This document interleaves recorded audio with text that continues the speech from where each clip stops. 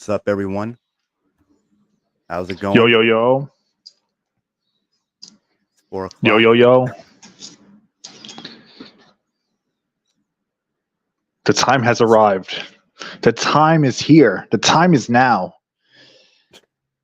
Yeah, it's been a while since we last did this, so Yeah, for sure. wasn't And it? there's a lot, a What? lot, a lot that's happened. Yeah, definitely. So that's one of the reasons why it was on hiatus for a few months. But yeah, I'm gonna be sending out the links in a few minutes, just so people who know that they'll definitely be joining.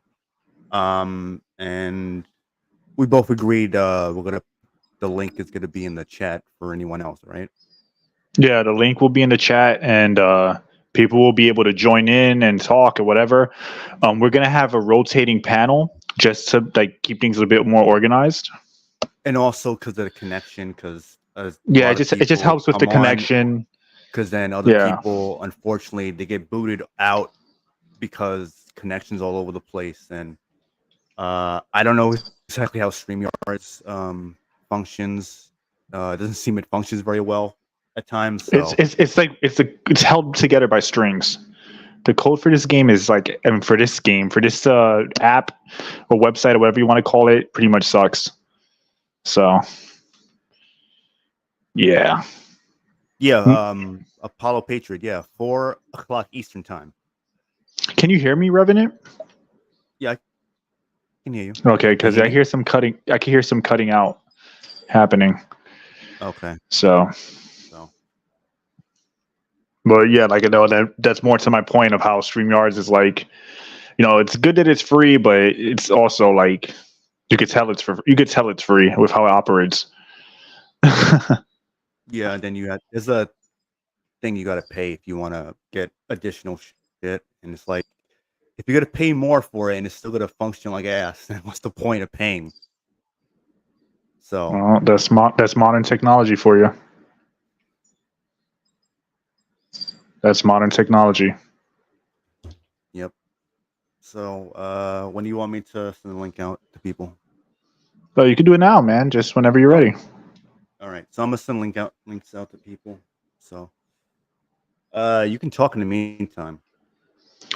Yeah. So how does everybody feel about what's been going on?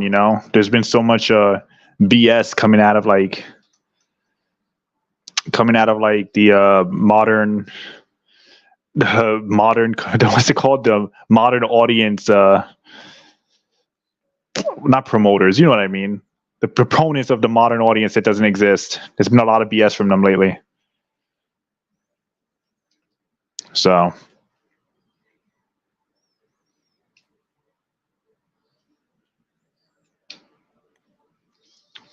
But yeah, I hope everyone's doing good. And yeah, it's been a minute.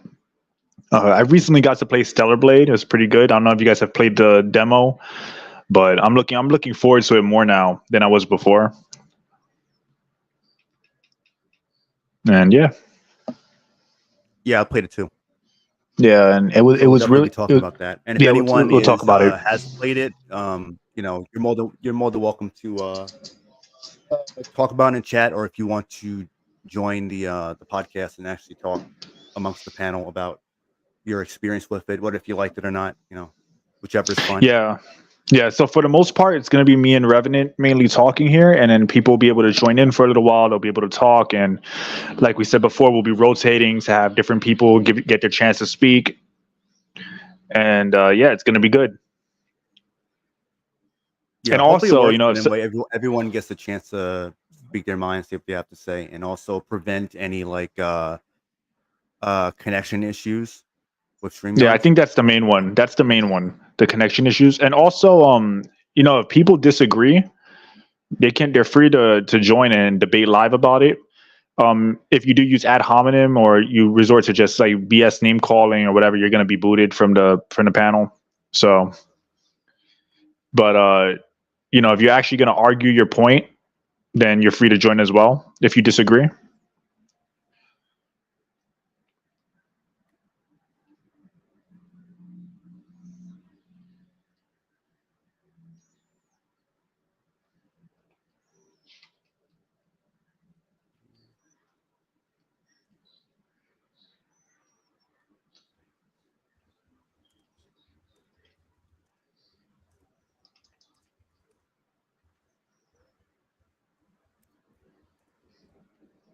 Is anyone waiting in the studio music? Or you can't see that, right? I can't see it. Only you could see it. Okay, I'll have to check. I can only see the people that are actually already in here.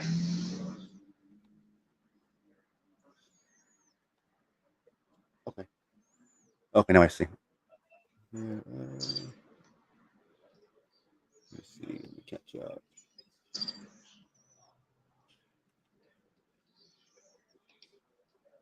What's up, Cassie Cage? Hope you're doing good. Thanks for stopping by. I appreciate it. The cult classic herself is here. The cult classic is here.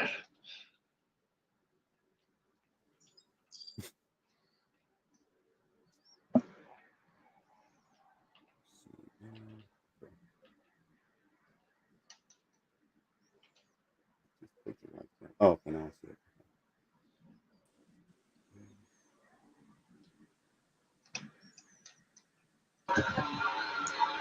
Yo, can you? There we go. Everyone should be here. Oh, sweet. Welcome. I just uploaded a gameplay clip of Rayman 3. Nice. Well, I like that game. In my opinion, Rayman 1 is the best. That's the best Rayman. Chris, his audio. Oh yeah, Christian, we can't hear you. You're muted. Is he muted? Neozoic, what's up, man? Yeah, what's up, Neozoic? How's it going? That was interesting. You know, the lack of audio. Yeah, it happens, man. But it's probably more on StreamYard's end than Christian's. StreamYard's is kind of ass, if you know what I'm saying. Oh yeah, I do. It's kind of big gay, if you get my drift. Oh my god! I was cracking up during Wars and the Revs, a discussion on Stellar Blade and how when you were talking about Tekken and when you and Zafina. Oh yeah, no. It was the one where like Rev likes playing as the male characters and how you joked with each other about the kinds of suits the swimwears you. Yeah. Because he likes that shit. He likes picking he likes picking the swimsuits and shit. And I'm like, look, that's how you know it's balanced because he can play as he can have whatever he likes. I can play as like my whatever waifu type character. And funny thing is, in Dead or Alive, I don't even use the waifu characters like that. I play as Bayman, but I'm glad that it's there. I'm just glad that it exists within the game, because this shit is out of control these days. You'll not believe this, but I met Steven Tyler back in 2008 on Easter when I was 11. So whenever I play Dead or Alive 2 on Xbox, I find it uncanny whenever I hear Dream On in the intro. Oh yeah. Definitely is uncanny. Yeah, that's great because Christian saw the protagonist for Star Wars Outlaws. Oh yeah, I mean, come on, man. No. Look, I hate this fucking argument that people act like you've never seen a woman before. I'm like, have you seen a woman? Have you actually seen what a real person looks like? Because I have not met a single woman in my life that has a fucking jaw like some of these men do. I mean, I'm sorry, women that they consider female characters. It's hard not to fucking call them men, but like. Exactly. But the crazy thing is, it's like I go to the gym. I've trained with female fighters, and even the masculine ass females that do MMA that I've met don't look like that, right? And even if you go to a gym and you see normal women that work out, they still look feminine. Like this whole made up shit that they have, where women have these Hulk Hogan jaws and shit, is insane. Nah, they got the Andre the Giant jaw. Yeah, holy crap. Jaw. Oh man, not the Great Khali, man. What's up, Jaybird? What's up? Jaybird in the house. That guy, he's here. And what's with them increasing the ages of the female characters, but having the male characters look like their sons or grandsons? It's bizarre, man. You know what really was like I feel like the catalyst for this shit getting out of control was with Uncharted 4. Uncharted 4 to me was like the blatancy of the shit that they put in Uncharted 4 was like to me the beginning of the end, because like, you know, you look like you think about a character like Nathan Drake and how experienced he is, and then all of a sudden he has Elena teaching him how to climb, and I'm thinking like, if Nathan Drake is rusty, there ain't no way in hell that not only are you not more rusty than he is, but are also able to teach him about something he's been doing his whole life. And then they got the terrible retcon of the grappling hook thing, like, you know, where in Uncharted 3, I think it was, you had like this, he already learned how to use it from the guy in Uncharted 3. It was 2 they explained it. All Okay, yeah, all because of a certain man that rhymes with Steel Stuckman. Yeah, I call him Neil. I call him Neil, like as in you're kneeling on the ground. Cuckman, Neil Cuckman. Donkey even called him that in the video. I mean, like, but think about it. Everyone knows about his little nickname now. But the thing that the reason I'm bringing it up is because like it shows you that they didn't even give a shit about. They didn't give one shit about the previous Uncharted games, because like if you played Uncharted 2. It's like Drake had never seen that grappling hook in his life before. Then all of a sudden, he's a young boy with his brother, like casually just throwing this grappling hook around. Like, there's so many inconsistencies. You got Drake fighting all these mercenaries over the years, and then all of a sudden, he's struggling with Nadine. Like, come on, man! Like, it just showed that they didn't care, and that was we're struggling. And it shows that was the beginning of them going into like this hardcore like feminist propaganda. Let's make shit up and pretend it is true and try to gaslight people into saying don't trust my own lying eyes and shit like that. Like that was the beginning of it for me, where it got really hardcore. Oh yeah, and you know they do two things. They hype up like characters like Nadine by having Nate say that she's all badass and shit, and yet this same badass bitch in Lost Legacy got her ass kicked by some guy, and it was her and another bitch, Chloe, fighting him, and she couldn't do shit. You mean the abomination version of Chloe? Mm-hmm. Oh yeah, but they went all Pakistani. Real quick, what's up, Spirit of Paradox? Spirit of Paradox. Yo, Spirit of Paradox, that's my guy right there. My man from the UK. Yeah, what's good, everyone? Yeah, what's good? Sorry that I haven't talked. I'm currently in my kitchen with my family, so I'm here. You're good. I'm gonna be a little bit quiet today. No, that's fine. Either way, all right. So, yeah, for sure. So, if anything, you know, for the sake of the bandwidth, like let's take him out of the chat for now, since he's not going to be able to talk much, and then once he's ready to, then have him come back on. That way, I'll like, you know. Yeah, because Spirit, you can comment in the private chat. It should be here somewhere. Yeah, and then as soon as you're ready, we'll let you on. That way, the connection isn't as spread out. Yeah, that's calm. Yeah, that's calm. Yeah, that's calm. I'll do that. Yeah, because they hired people on Fiverr to code StreamYards, so clearly. But how do I do that? Do I just leave and just join the middle chat button? You could just leave, but you'll be considered back. Revenant, put him backstage, so that way he's like not on the panel, but he's still on the thing. Cool. Thank you. Yeah, Thank you. Says removed, no problem. So maybe it's removed to backstage. So hopefully it doesn't boot them out. But either way, you can rejoin whenever. Just Yo, Emerald Torres, what's up, man? Always good to see you. Okay, good. Yeah, he's backstage. You know, I wanted Torres. Torres. I always say Torres, but it's Torres. That's like the Latin. The Latin part of my brain is like that's the word Torres, not Taurus. Taurus, Emerald Taurus. What's up, Emerald? Torres. Torres. I can't even say it. Emeraldo Torres. Okay, he's backstage again. Hey guys, I'm just so good at archiving like video game documentaries. So when people look back at them on IMDb, and they'll realize, oh, look at all this passion they put through. Yeah, I mean, it's good. It's good for people to like, what's the word?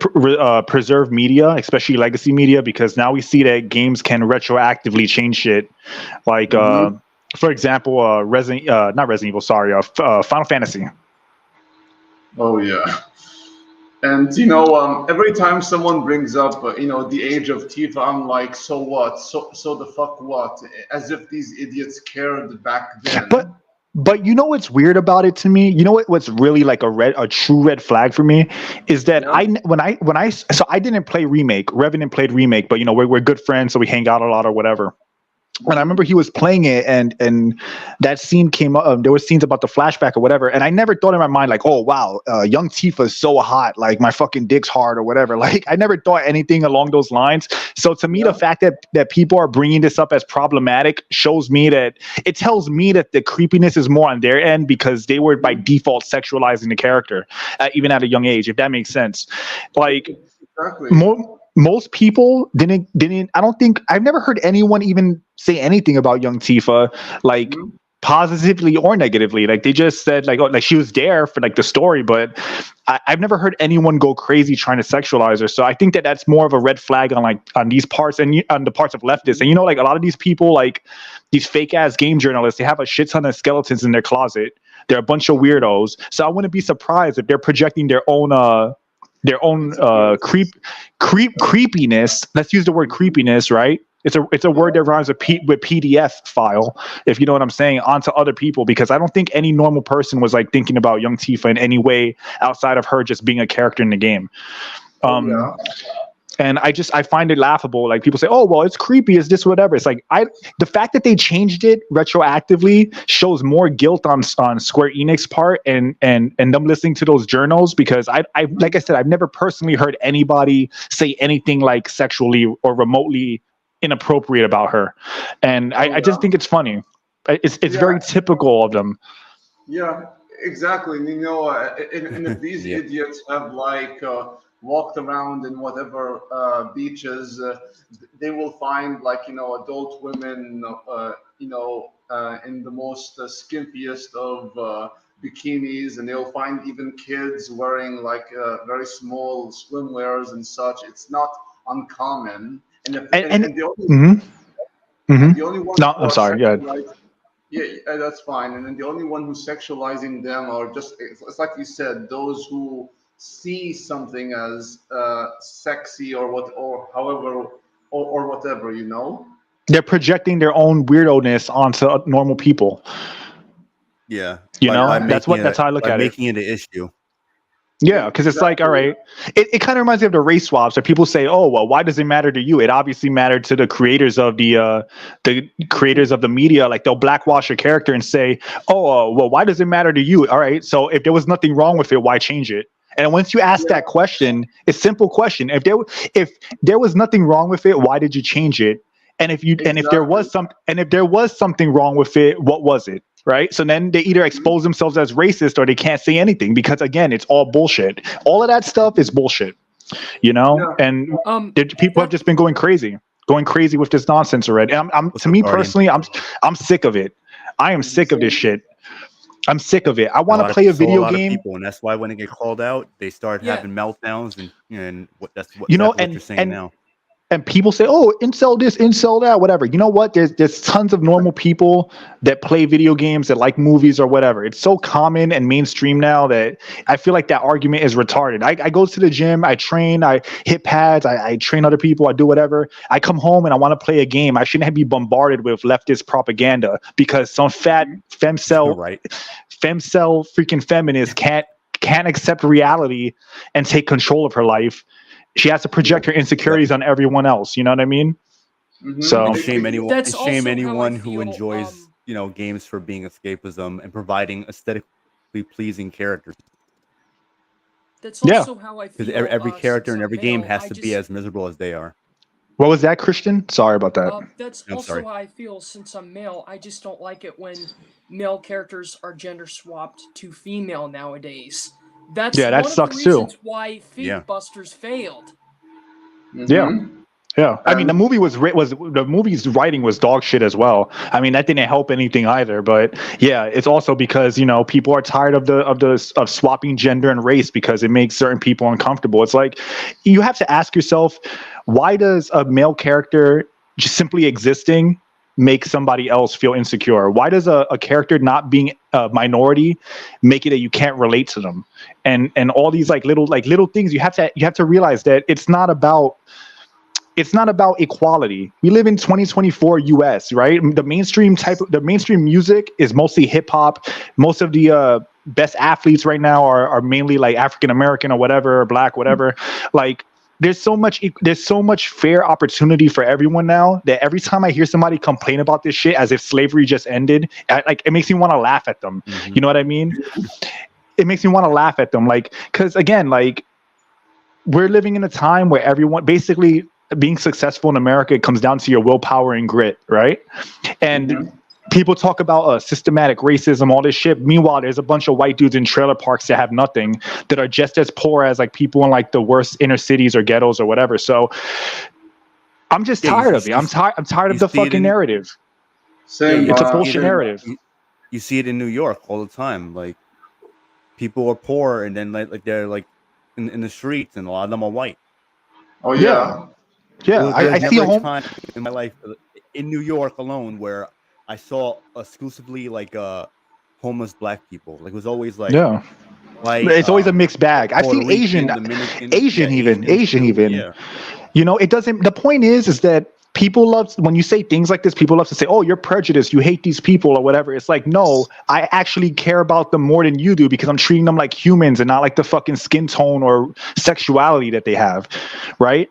You're treating them like an actual person and giving them the benefit of the doubt that they can fix their lives, or whoever can is just as equally capable as whatever other race, right? Yeah, so based on a character. And for me personally, I'm not I don't consider myself white. I'm Latin. I'm Latino, and I don't align with race or creed. I look at every human as their own individual person. I'm sorry. I just can't. I can't help but crack up at something like that. I get what you mean, and I agree with you, but it's some hippy dippy type shit, which I just can't, say with a straight face. Well, what hippy dippy? What's hippy dippy to you specifically? It's I don't see color. I just see the individual. Well, I mean, listen. I've grown up around people of all races, and I've seen dickheads of all races, and I've seen good people of all races. I've been helped by black people, whatever, and Hispanic people, white people, Asians. I've seen them also be antagonists in my life. So for me personally, it sounds like hippy dippy shit, but I've learned through experience that sometimes people are dickheads, and sometimes they aren't dickheads. It's not a hippy dippy thing. It's the reality of life, so some people are going to be more inclined to help you, some people aren't. But if you're looking at a specific race to do that, you might be disappointed, because you might find that white face might be somebody who's actually trying to cause you harm, and then you might, or vice versa, if you see an ethnic person, you might feel oh, this person's the same color as me or the same whatever as me, they're going to have my back, and you'll be shocked to see that they don't.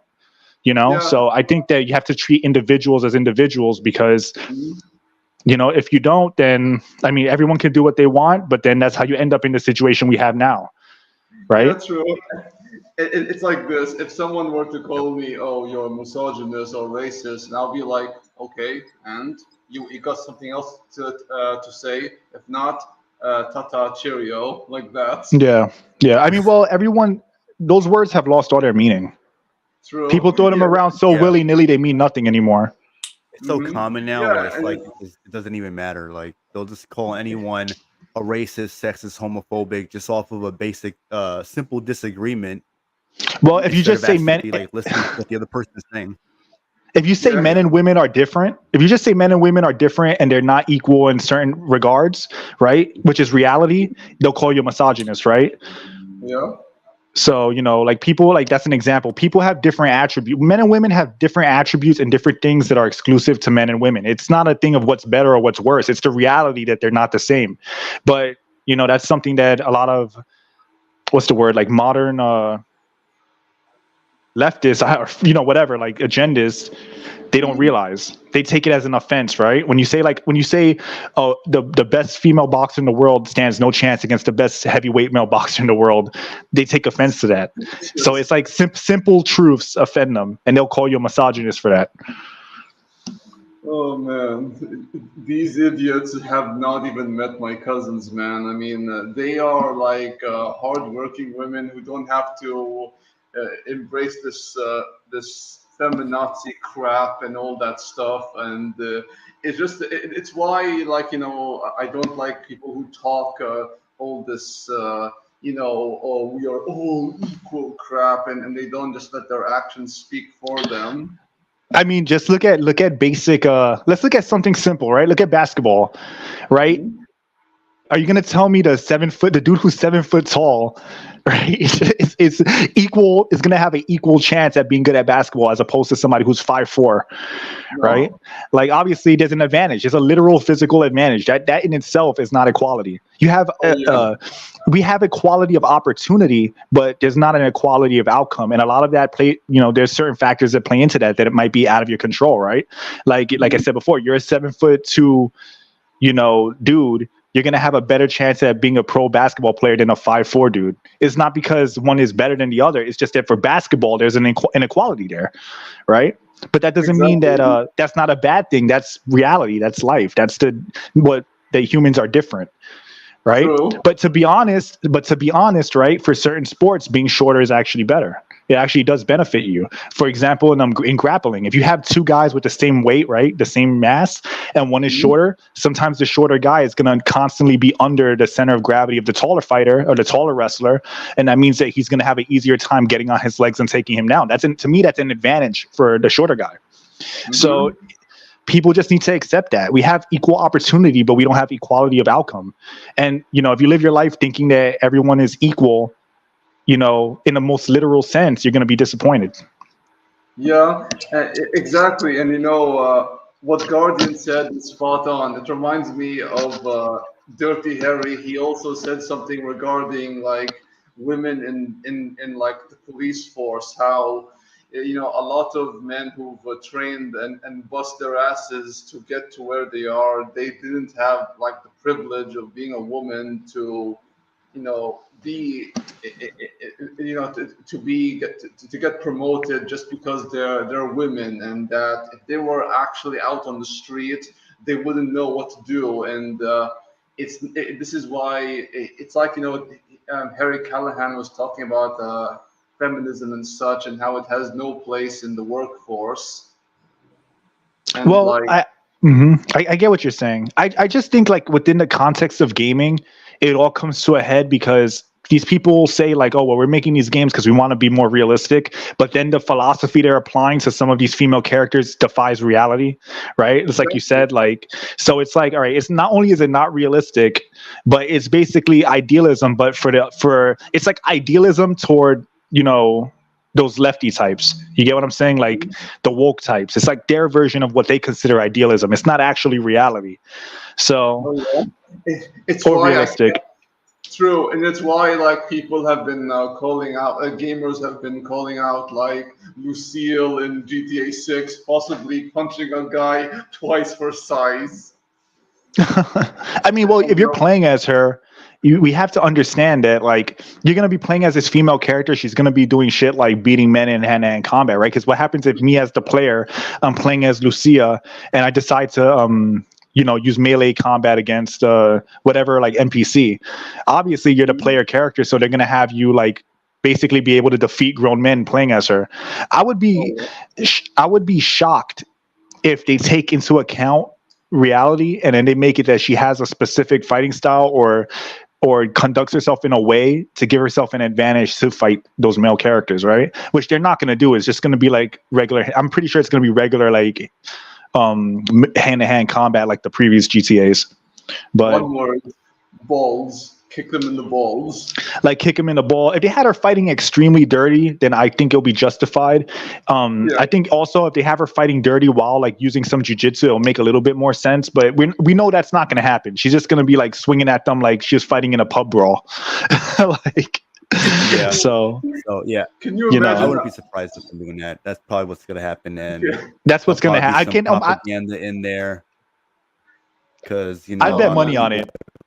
I'd be willing to bet money on that. I'm sure a lot of reports that were going on for years ends up being true, unfortunately. Yeah. So What? I'm kind of trying to expect the worst. Yeah. You know, one of the best highlights of the trailer, the GTA 6 trailer coming out, was how it turned on a few folks a tad bit much. You know how, I found a few tweets saying, "Oh, it's so hot" and shit like that. And I mean, I'm not denying that, but I'm like, whoa, this is a bit much. But it's like it's what you said, Jen, before. How I changed my mindset on this. Like, if people want to play games just for the booties, fine. I mean, all power to you. Yeah. I mean, there's gonna be people who every different strokes for different folks, right? But at the same time, it's like to me, we can't let people get away with trying to censor things because they don't like it, right? Mhm. Like that's to me, for me, look, don't get me wrong, like I was mentioning Dead or Alive before, I like sexy women and all, but like when I play that game, I play as Bayman because he uses a cool grappling style that I like, right? So to me, like sex appeal isn't the be all end all, but I think on principle alone, we have to support it because it's not really a fight for like just sexy or attractive female characters. It's a fight for freedom of artistic expression and not letting these idiots try to take over and control things that we enjoy, right? Because right now with sex appeal, what's next? Is it going to be violence, right? Is it going to be whatever other factor, right? So we have to defend it while we can. Exactly, and so the new normal won't infect every facet of our entertainment like it did Chris Redfield. I'm sorry. Oh yeah. I You just know what I felt think that. about? You know what I think about it as? You remember in Resident Evil 5 where you see that like girl running that like the blonde girl, she's running through like the thing and they first show you how they spread the thing and you see the mob, they grab like this disgusting parasite and shove it down her throat and then she becomes one of them. That to me is like the perfect allegory for how this woke shit works. It's like they mob on you and then they shove their bullshit down your throat until you become one of them. That to me is like the perfect visual of that. So, it's kind of funny you brought that up. Yeah, and Wait, you let know me what's funny is that quickly address Neozoic's comment because he had wrote earlier about where people would say that what the fuck was it that people play the games for like because they want to look at porn. Oh, like why do you want to play these games when doing it's porn? It's Well, funny because they'll say that, but then they'll have no problem praising Baldur's Gate 3 with the bare sex and all that, and almost Last of every Us 2. character, Last of Us 2, almost every character is bisexual in that game, trying to flirt with you, regardless of what their background is or whatever they tell you about themselves. It's the same with like Dragon Age, where characters are bisexual and shit like that. Yeah. I had the misfortune of watching certain scenes from Baldur's Gate 3. One of them involved fingering, and I'm talking about dudes specifically, and it was a bit much. And it's like this is what what they're trying to get me to play. I'm like, no, thank you, no, thank you. I prefer having like normal, not gratuitous sex in Dragon Age Inquisition over this shit. Yeah. Well, I think also like, all right, But, this is how example was with mods where people had showed Leon where it looks like he's in some fucking like fucking like leather Speedo thing? straps and shit like that, like speedos or like some dominatrix type of shit. Where that's fine, but then it's like they gotta they have to remove or ban mods when it comes to Ashley or Ada. Lady D and shit like that. Yeah, or Ada. Past Resident Evil games, or even Jill, and then the remake of 3. So look, a bunch of people being hypocrites, as we all know, and it's just because they're basically they're trying to condition everyone to accept what they consider the new normal, which we see with a lot of Western like games what they're now, into, and also what they're considered idealized. And other Eastern games or Eastern studios rather are trying to capitalize on that because of ESG, DEI, and other like companies. I forgot the guy's name who actually told me about another company that is very similar to ESG in BlackRock. It's called Bridge. Okay. And it does the same thing where you sounds very UK-ish games.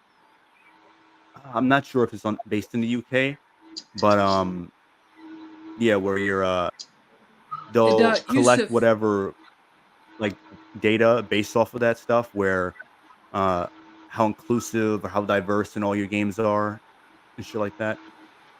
What were you saying, Christian? excuse me, Sorry. Yusuf. I just Hmm? want to let you know that I put the DEI consulting companies on IMDb so people will find Oh. those games.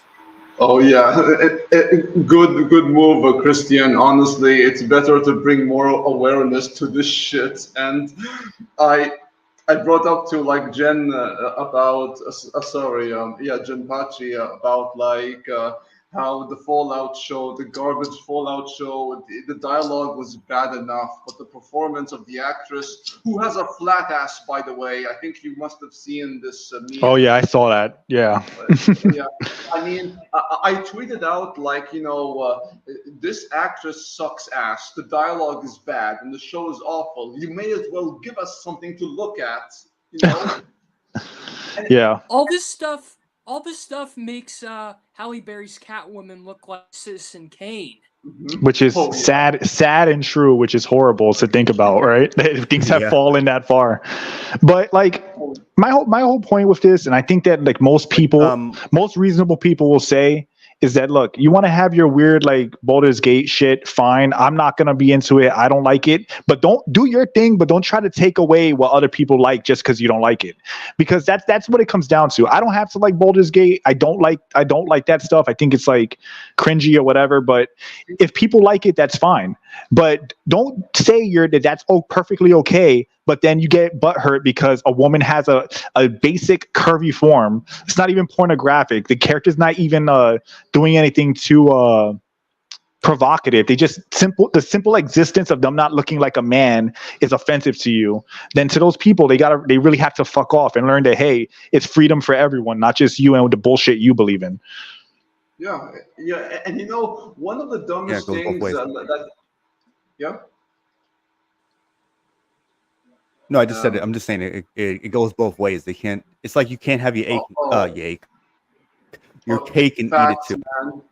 Yeah, Yeah. exactly. I mean, it can go both ways, with the males and females. And recently on Twitter, I blocked this one idiot because I think he was trying to get some kind of reaction out of me when it comes to discussing female characters and such. He tried to posting a picture of my face from my profile picture, and I was like, dude, how does this exactly take away from what is being discussed, like how we ask for attractive or appealing looking female characters. What exactly are you trying to do? Are you trying to get some kind of reaction? Then look elsewhere, bitch. At least I have my face on my profile. You got some he got the letter G on his profile pic, but man, it's like they have no argument, so they resort to these kinds of juvenile,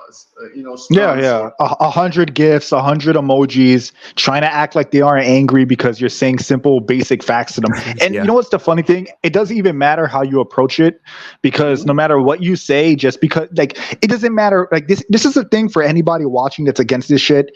You can only explain facts and reality to these people, and either they accept it or they don't. If you're nice about it, if you're aggressive about it, it's irrelevant. If they don't like what you're saying, they're gonna basically act like a bitch either way.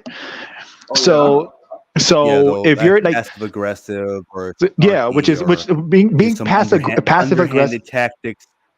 Yeah, Yeah, yeah, like doing the underhanded passive tactics. aggressive shit Yeah, is pathetic. It's it pathetic. is. You know, it's yeah. like you're They'll having a do that discussion with once their somebody.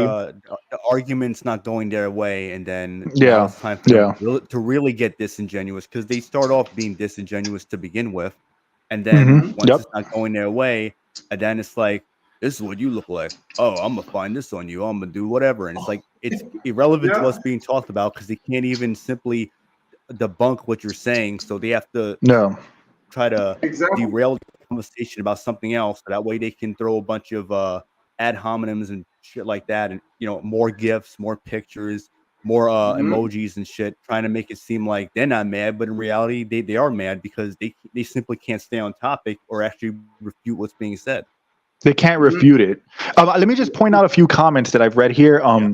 Somebody, because there's a few good ones. Just bear with me, guys. So Guardian says, "I wouldn't play Dead or Alive if the game wasn't fun. The ladies are definitely hot, but that alone wouldn't have gotten me to play the game." Yeah, exactly. If I played the Stellar Blade demo, if the demo sucked, that would not be enough. The hot women wouldn't be enough for me to play the game. Somebody else said, "Hold on, give me 1 sec. I like sexy characters, but I need more than that. Gotcha games bore me." Exactly. For me, I was actually discussing this with Revenant before. I don't know if you remember the conversation where we were talking about how Genshin Impact. So they got cute characters, but that's not enough for me to play the game because to me the gameplay is ass. So the game also does have to be good, right? Like Soul Calibur is great. Dead or Alive is a fun game. Tekken is fun. Whatever, you know. So that's a key. That's a key thing, and that's the key factor. Bayonetta is fun. I won't play a game just because a female character is hot in it either, and that's why these people their arguments fall on their face because most people don't think like that. Most people don't think like the invisible enemy that they made up in their minds. Most people aren't saying, "Oh, this character is sexy, so I'm gonna boot up this game and play it with one hand." You know, most people just don't want to look at dog shit, ugly, third wave feminist looking characters while they're trying to escape reality and enjoy a game, right? Yeah. I jokingly said that a good amount of the ugly female video game characters should take a guzzle of the happily ever after potion so that they'll look beautiful. Wow. It was starts and they can't just take the potion. You remember Stone Cold where he had like the 2 beer cans and it's just running down his face and body? That's what they need to do. oh man. Yeah, they really gotta do that. And for some of them they need the whole beer truck. Remember he used to come out with the fucking hose? Like that's what they need. Yeah, open their mouth and just spray the hose. You know, I was talking with a buddy of mine. We should get into. No, I was gonna. No, you can say what you gotta say because we should talk about get into Stellar Blade. But for sure. Yeah. So say what you gotta say. I uploaded demo of gameplay of the demo. Oh, nice. Did you enjoy it? Yeah. Oh, nice. I gotta check that out. Oh yeah. Yeah, it was really fun. Sure Yes. was. Yeah, but you know, I was talking with a buddy of mine about the number of times Kurt Angle botched the names on, especially during his run as GM on Raw. It's like Stephanie McCran. You remember Broken Matt Hardy? Oh yeah. It was SmackDown. It was SmackDown. Yeah. Hello. You remember Broken Matt Hardy? He would call Vince McMahon McMahon. What's up, Reborn? Oh my god. That shit was so funny. I was by the way. Or like Drew Welcome to Custom Freights. What's up, Reborn? What's up, man? How's it going? I'm cool. You? Yeah, I'm doing good, bro. I'm chilling, cooling down. I actually was in the gym right before this podcast, so nice relaxing session. Yeah, today I was in the gym too. You know, I'm not nice. Yeah. So some Stellar Blade time. It's time for Stellar Blade. Yes, definitely. Yeah. Yeah. So in case no one doesn't has forgotten, it comes out on the 26th of this month. So, you know, if you interested in getting it, you know, for the culture, and definitely consider getting it. The demo is out on PS5, and if anyone in the chat has played it, if wants to join, just let me know. Then I can put the link in the chat. Also, to join. Spirit of Paradox. If you're ready to join in, we'll make some space for you. If you want to join in and talk or have anything to say, as well, just leave a comment in the private chat, or you can write a comment in the regular chat, just so I know that you want to come on to continue talking. Yeah, he's ready. Let's go. But here's the thing that I wanted to mention with Stellar Blade, because this is the key thing. That game is going to piss off a lot of journalists, because from my experience with the demo, it has elements of like I would say Dark Souls, but it feels more like Sekiro, especially with like the mechanic where you can dash in and like do kind of like a pseudo like dodge parry kind of thing. It reminds me of Sekiro, where you would be able like to step on certain enemy spears and do like a specific kind of counter. It just feels like a better looking, obviously different environment version of Sekiro. Mostly, but the reason why I bring it up is because that gameplay is going to piss off a lot of journals because they're probably not going to excel at it, so they're going to bash the combat. And I don't think there's gonna be any like there's gonna be no genuine reviews coming out of any like popular gaming journalist site or whatever, like IGN or Kotaku or whatever other bullshit. They're frauds, bro. They're frauds, everyone. They're frauds. Whatever other frauds. What's the word for it? Echo chamber wants to make a review about that game. User reviews, I'm sure, are going to be really good. The game's really fun. It does have some issues that I did notice that I did not like. Some of them were specific animations. Real quick, I just want to point out that there will be user reviews from like individuals on YouTube or wherever where they're gonna have the exact same mindset as journalists will. Just so people that's true. Yeah. The YouTubers, a lot of people think and operate the same way as a journalist. So just be mindful of the verbiage that they use. And the things that they. I'm assuming people here watching are gonna choose the people that they actually trust to do reviews. Your average like Sphere Hunter kind of person or whatever is gonna be full of shit. So. Whatever. Oddly enough, I think he'll like the game. I think he'll actually enjoy the game. Well, regardless, I wouldn't go to that guy for anything. Dude, I would never trust that dude's reviews. I would say that Jim Sterling gonna hate that game. Because remember that this guy also lied about microtransactions and stuff. So yeah, he might like it, but is this a person that you trust to actually review games? A person who's a known Capcom show. Anyone who criticized his review or ethics is a hater, according to him. Yeah, exactly. I don't care what that guy thinks, because whatever that dude does means nothing to me. Just for reference, that's a man, baby. But if I haven't made it clear, that's a man. But anyway, so back to Stellar Blade, like it does have some issues. I just want to do is just ask people individually, like their thoughts, so that way, like interrupting. Okay. But anyway, all right. Pachi, you go. Well. Yeah, I kind of like jumped the gun. I started talking already. Might as well finish.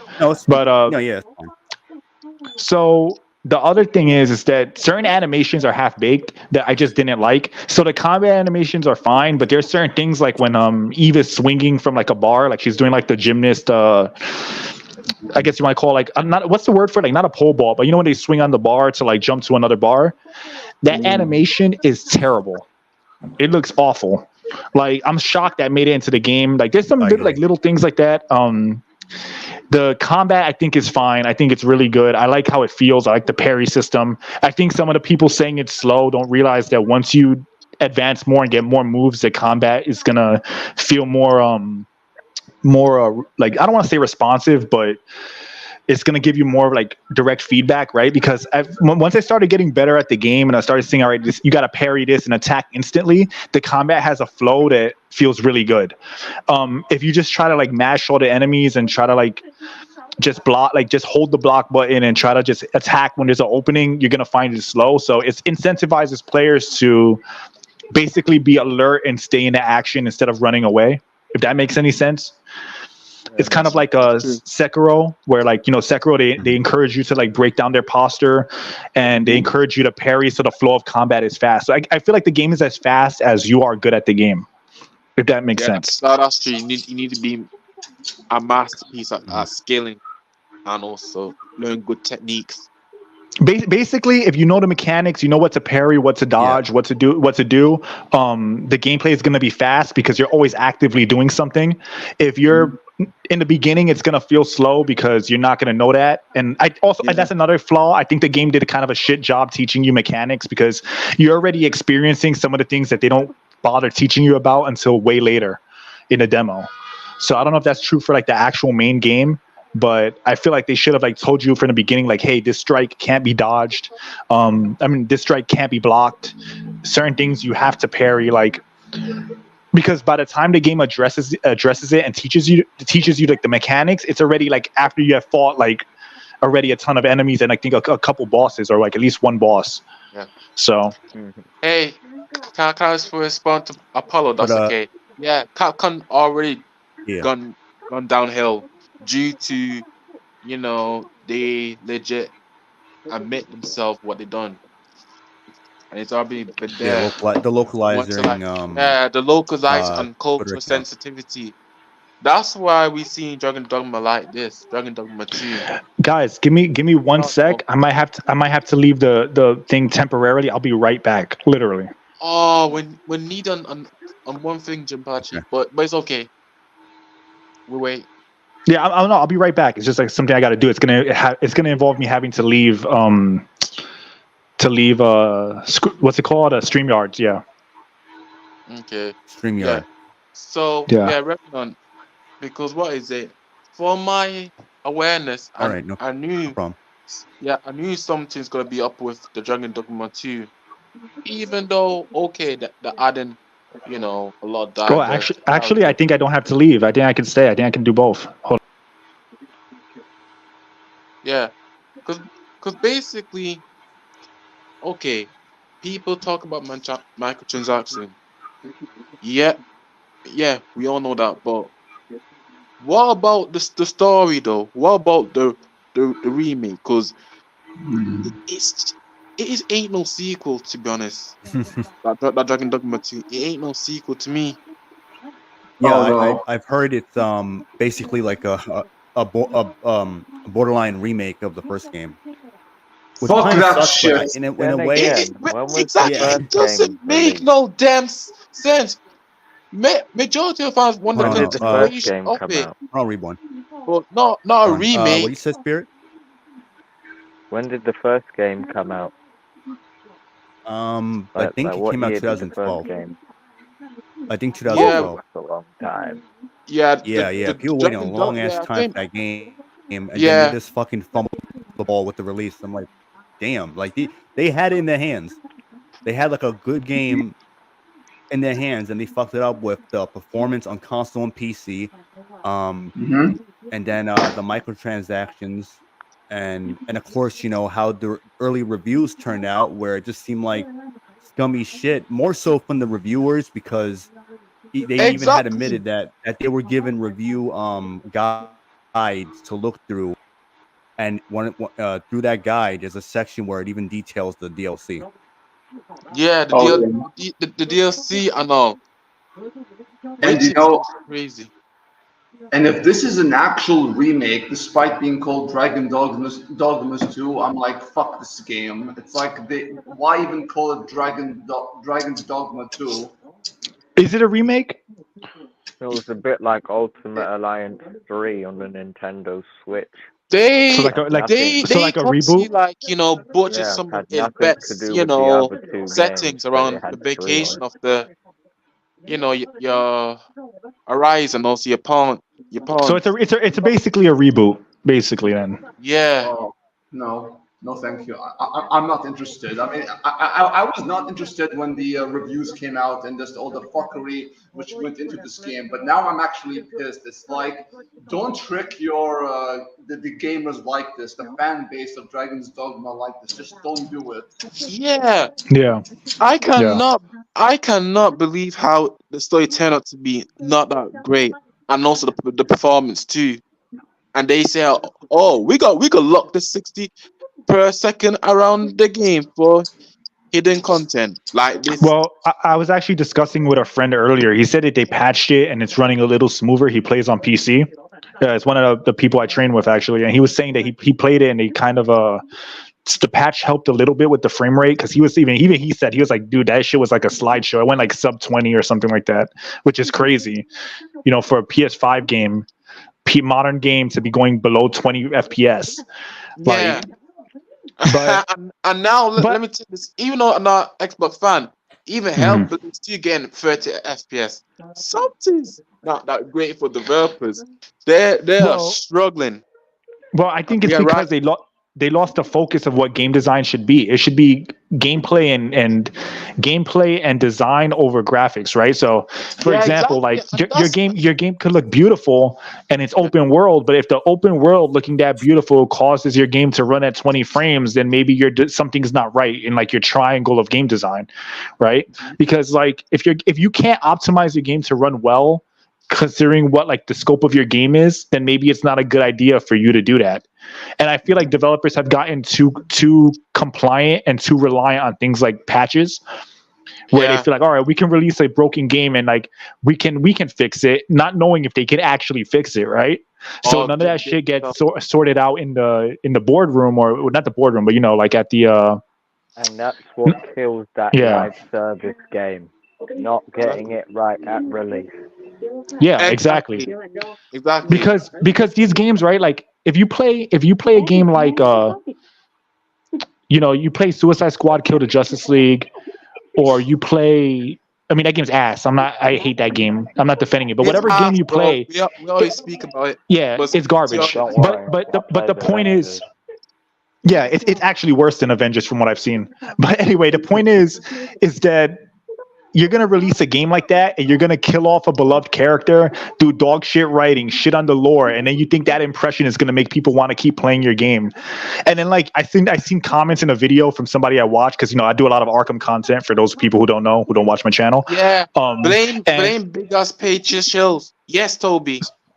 So some of the people that I watch that do Arkham content, they were talking about the game, and you read the comments like, oh, people are just mad, or people whining in the comments. It's like, yeah, you're saying that, but the game has sub 1,000 players and it's gonna die. So you could be like, you can like try to damage control and like laugh and act like, oh, you're gonna shame these people who are bashing the game. It's not gonna change the reality that people think it fucking sucks. And you know what I mean? So Neil's a good question. I think that maybe they will have a little try the retro game, wait things by their opinion. But if they like it, then that's tied to them to enjoy retro game. Right now, I see in the right now I see the whole damn media trying to like say, oh, majority gamers going about playing older game. What's your problem? Because what's wrong with that? Yeah. Trust. They're just so much into fasting.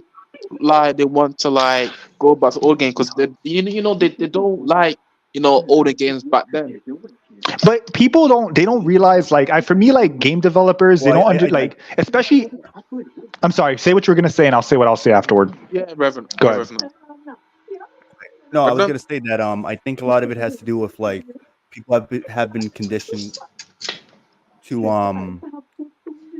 like look at detailed graphics and all these like voice actors and Hollywood celebrities coming into these games and thinking that it's so much better legitimacy than older games. Yeah, it's like they feel like it's like it validates like the game being what it is, but all that flashy shit doesn't matter when there's no passion behind it, or when you got a bunch of diversity hires don't know what they're doing, and then they charge you top dollar for these games, selling you collector's editions, commercials constantly being shown, ads everywhere during award shows and all sort of shit. Exactly, like this type of bullshit needs to go. And then you also have a bunch of propaganda shoved in like that no one asked for. Hold on, reborn. Let Revenant finish. Yeah. But yeah, like because on top of it being a broken game at launch, and some of these games are still a broken mess, even like a year or even years after it's already been out and patched, because they don't know what the fuck they're doing. There's a bunch of propaganda in there that no one asked for, and all this shit is shoehorned in. Yeah, it becomes a thing that like it's not like it's not so much what's bad about the game. It's like what's right about it. The game doesn't work. It needs a shit ton of patches. Bullshit that again have all those issues aged far well in comparison, and that's why a lot of people prefer playing these older games, because the difference in quality is like night and day. Yeah, exactly. For sure. Yeah. Well, I was playing Vanquish the other day, and like as that was a game that was considered fairly mid when it came out, and I was playing. I'm like, this game is really fun, and I wish a game like this would come out with next gen graphics and shit like that. You know, so it kind of shows you like you don't realize what you had until it's gone. Not so much that something bad. Not so much that bad is considered good now because things have gotten so bad. It's more so that back then you had such a high standard because you expected like things were so good that even the worst of the good was what is better than what we have today. You look at that like with like an example of wrestling where a lot of wrestlers now have zero charisma, but then you look at like Billy Gunn, who was like a mid-carder in the 90s, but a guy like that would be world champion today because people are terrible now. So it's kind of like funny. Jim Pachi, can I say something? Exactly. Jim Pachi, because though I would say in the eras back then where content and also quality is because be joy and that's their livelihood. But why do we need to like reverse our time to 2000 and to straight up to 50,000 like these DI executives things like everything around the 15,000 is all problematic, but that's been a race. But even though there is still problematic, but don't be like say that for example, 200 million views don't want to go back to this type of rewrite timeline like we reverse back to like 50,000. No, but that's communist shit though. That's what it is. That's what communists do. They destroy statues, they destroy history, they destroy and burn books because they need to destroy the truth to push their narrative. That's basically all it is. All this revisionist shit is for communism, and for people asking like, oh, why would these companies play ball with that? Because it makes people more easier to control. They don't want us to be free thinkers. They don't want us to enjoy anything. To them, they see us as tax cattle. Literally, that's all we are to them, tax cattle. Exactly, bro. That's one good reason why popularize obscure media and references. Yeah. I mean, look, and there's a lot of good obscure media. I consider like my own creation where it stands right now as obscure media, but I feel like there's so much quality in obscure media that's just overlooked because it doesn't have the legitimacy that a corporation behind it does. And that's why I think that gamers are also somewhat responsible for that, condition of things, the way things are now. Because like, all right, let's say you take a game, right? Like I told this to Revenant before too, like think about game design. You have a $300 million game that needs to have all this shit in it because it's getting invested in by a company and they want their return. So the company's like, all right, well, we're investing in this. We want to get our return on it. So try to make your game appeal to everybody, even people who don't buy your games, which is basically most of those people on X and YouTube commenting that, they don't actually buy these products, which is why they always do bad. But anyway, so you have these people making these multi-million-dollar games. They want a return on their investment. So of course they're going to do things like, all right, add a gay character. We want gay people to buy it. Add a trans character. We want trans people to buy it. Loud people on the internet are making it clear that patriarchy bad. So make sure the characters, whatever. Then you have like the writers themselves convincing these people that know nothing about games that this is what people want, right? And it puts us in this weird situation now where you have all these games coming out and they're just corporate products. They're not actually even games. They're just empty services. Like even a single player game just feels like an empty service, like just content, like meaningless content, like a flanderization of like any kind of like actual plot with any substance, right? Like Spider-Man 2 is a perfect example of that. Like you look at what the characters say, the way they're acting, their relationships, and all of it just feels like shallow, repetitive shit you've seen before, now with a leftist slant, just meant to sell a Spider-Man game to collect money past go, like you're playing Monopoly. Like DI. And that's like the case with so many feel games now where it's like and I just feel like for me a game. Go on, Pachi. Well, game developers, they don't understand that like you're an indie dev or you're a smaller company, your game could look like a 360 game even, as long as it has like you can actually make a budgeted game that can do more than what these modern games can do because you're using that RAM speed and that actual power for things that matter, like the gameplay, for making bigger worlds that run stably. So I'll take a 360 looking game that can run at 60 frames and be an open world with actual substance because of like the power of something like a modern PC or PS5, if it means that the gameplay will actually be good. Does that make any sense to you guys? Yep. Yeah, true. And Jim Pachi. So- Oh yeah, No, Jim yeah. Pachi. No, that was it. That was it. Yeah. That's all I was gonna say. I want Guys. to get Alright, back you go. onto Stellar Blade real quick because I know we kind of derailed a bit.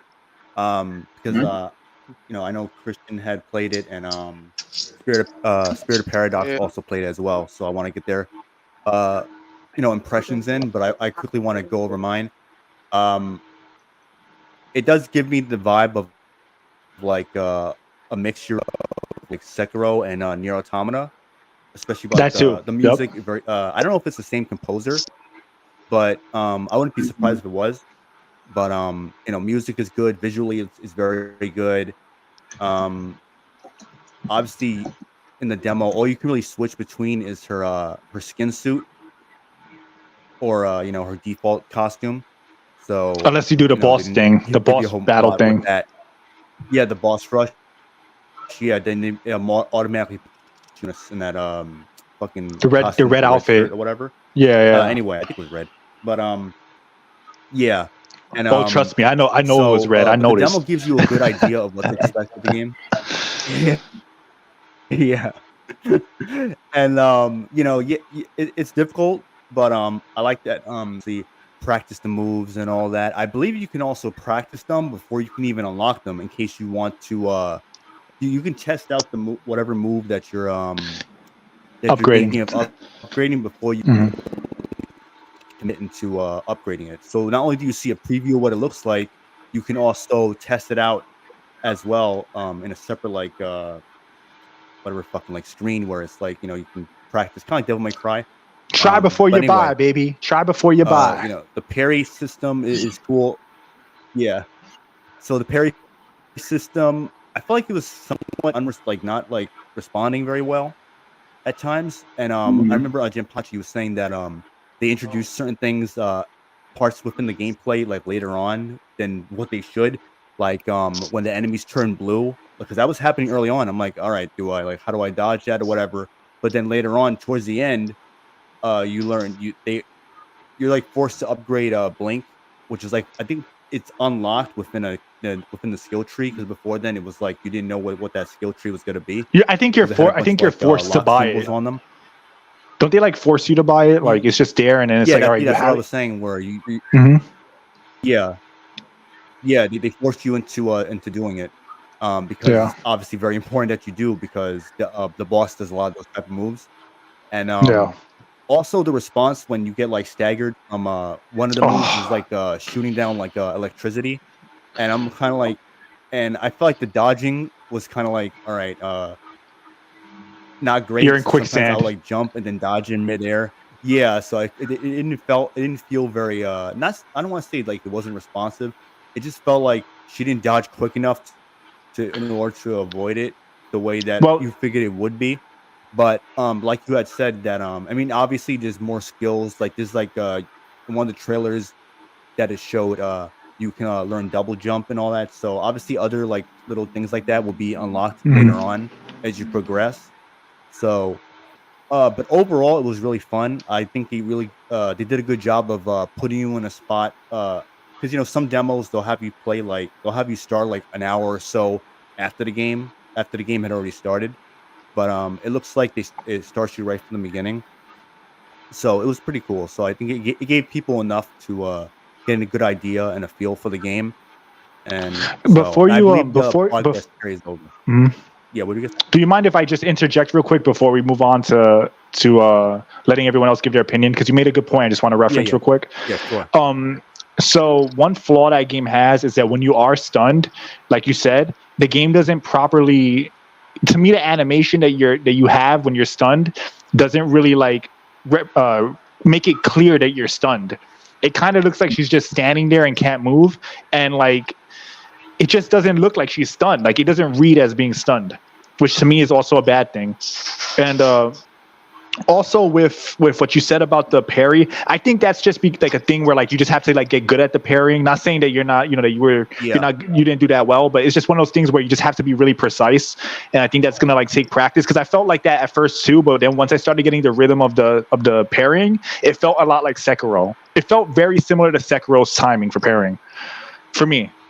So Yeah. So I don't know if that's like I like I said, Kind of like remind me it of could like what was it? Metal Gear Rising. kind of, yeah. I mean, Metal Gear Rising's parry is a little liberal.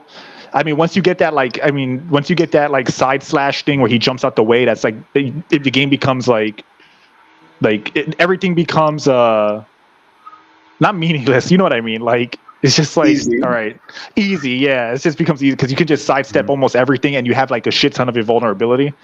But yeah, with Stellar Blade, I get what you're saying because the timing does take practice, and I think that like for a lot of people, they're gonna struggle hard with that.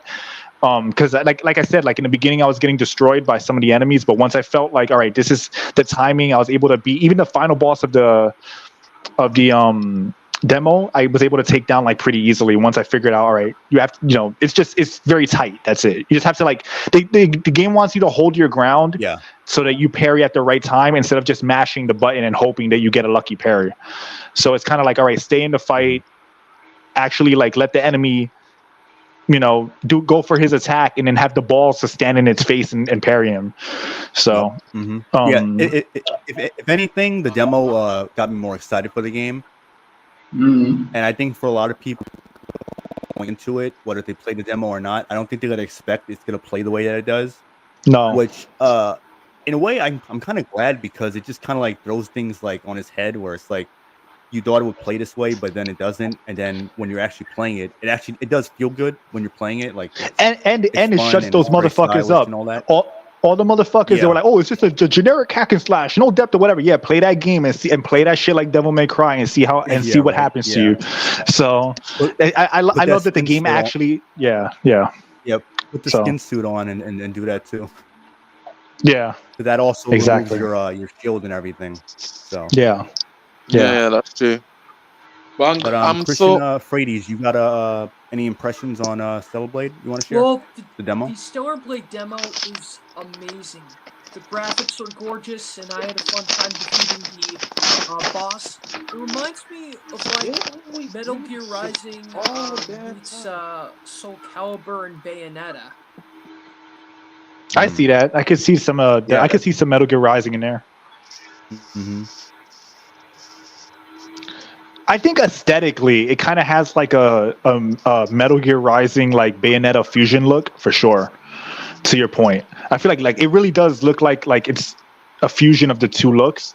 I didn't mention before, but the music kind of reminds me of K-pop.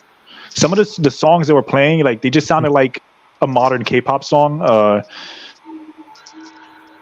I don't know. Like, I mean, it was good music. Don't get me wrong. Like, it did have that near automata sound to some of the music when you're traversing the world. But there were a couple of tracks that I could have sworn just straight up sounded like K-pop. Like, so that was interesting. Mm-hmm. My buddy, a close buddy of mine, is a huge fan of K-pop. Her and her mom, and I got back into K-pop thanks to them. So it's right up my alley. Oh, for sure. Yeah. If you like K-pop, like it sounds like K-pop. You know when the singers they start singing like in English. Oh yeah. And like they have like those segments in like K-pop songs where they speak English, like for like the whatever like verse or whatever like little part of the song. Mm-hmm. It sounds like the whole song is comprised of like a girl singing K-pop, but the whole song is English. Like, yeah, that sounds so weird, but like if you've heard it before, like you said, you know exactly what I mean. Oh yeah, I get what you mean, and I'm gonna get to that point when I start sharing my thoughts on Stellar Blade. Well, Christian Frades, you have anything else to add about Stellar Blade, or that's about it? Well, the demo is so amazing, and I had the whole gameplay footage of me playing the demo on my YouTube channel. Also, everyone check that out when they get a chance. Mm-hmm. And I can't wait So, for Mr. Gamer, the you release. In fact, I pre-ordered the deluxe edition. oh, nice, man. Oh yeah, with additional outfit and stuff. That's good. So I have three things to discuss regarding Stellar Blade. First off is the music, and to answer your question, Rev, it's not made by anyone who worked on like near Automata, or like any games you might think of. The composer is South Korean, Oh. and Oh, regarding the okay. music, yeah, and regarding the music, it's one of the three things I want to talk about. One of the things that worked so well for me in Metal Gear Rising wasn't just how cool the music sounded. It was the way the music was used. Right now, it's the best in gaming for me. It's the way it was used. And My how man, it Yusef. Yeah. Facts. Yusef, facts. I don't mean to cut you Yeah. off. I know what you mean. It's like dynamic music where It's dynamic like music, yeah. where you can kind of like you can lightly hear like the vocals, but once you get into combat, then like the vocals is like very clear, or the vocals just like come onto the song. I know what you yeah. Oh man. I think As an aside, before I forget, Cry reboot did that as well. before I forget, Devil May Cry 5 also does it at times too. It actually does it a bit. But remember in Metal Gear Rising, when the blade gets knocked out of Raiden's hand when he's fighting Armstrong, and then the music changes.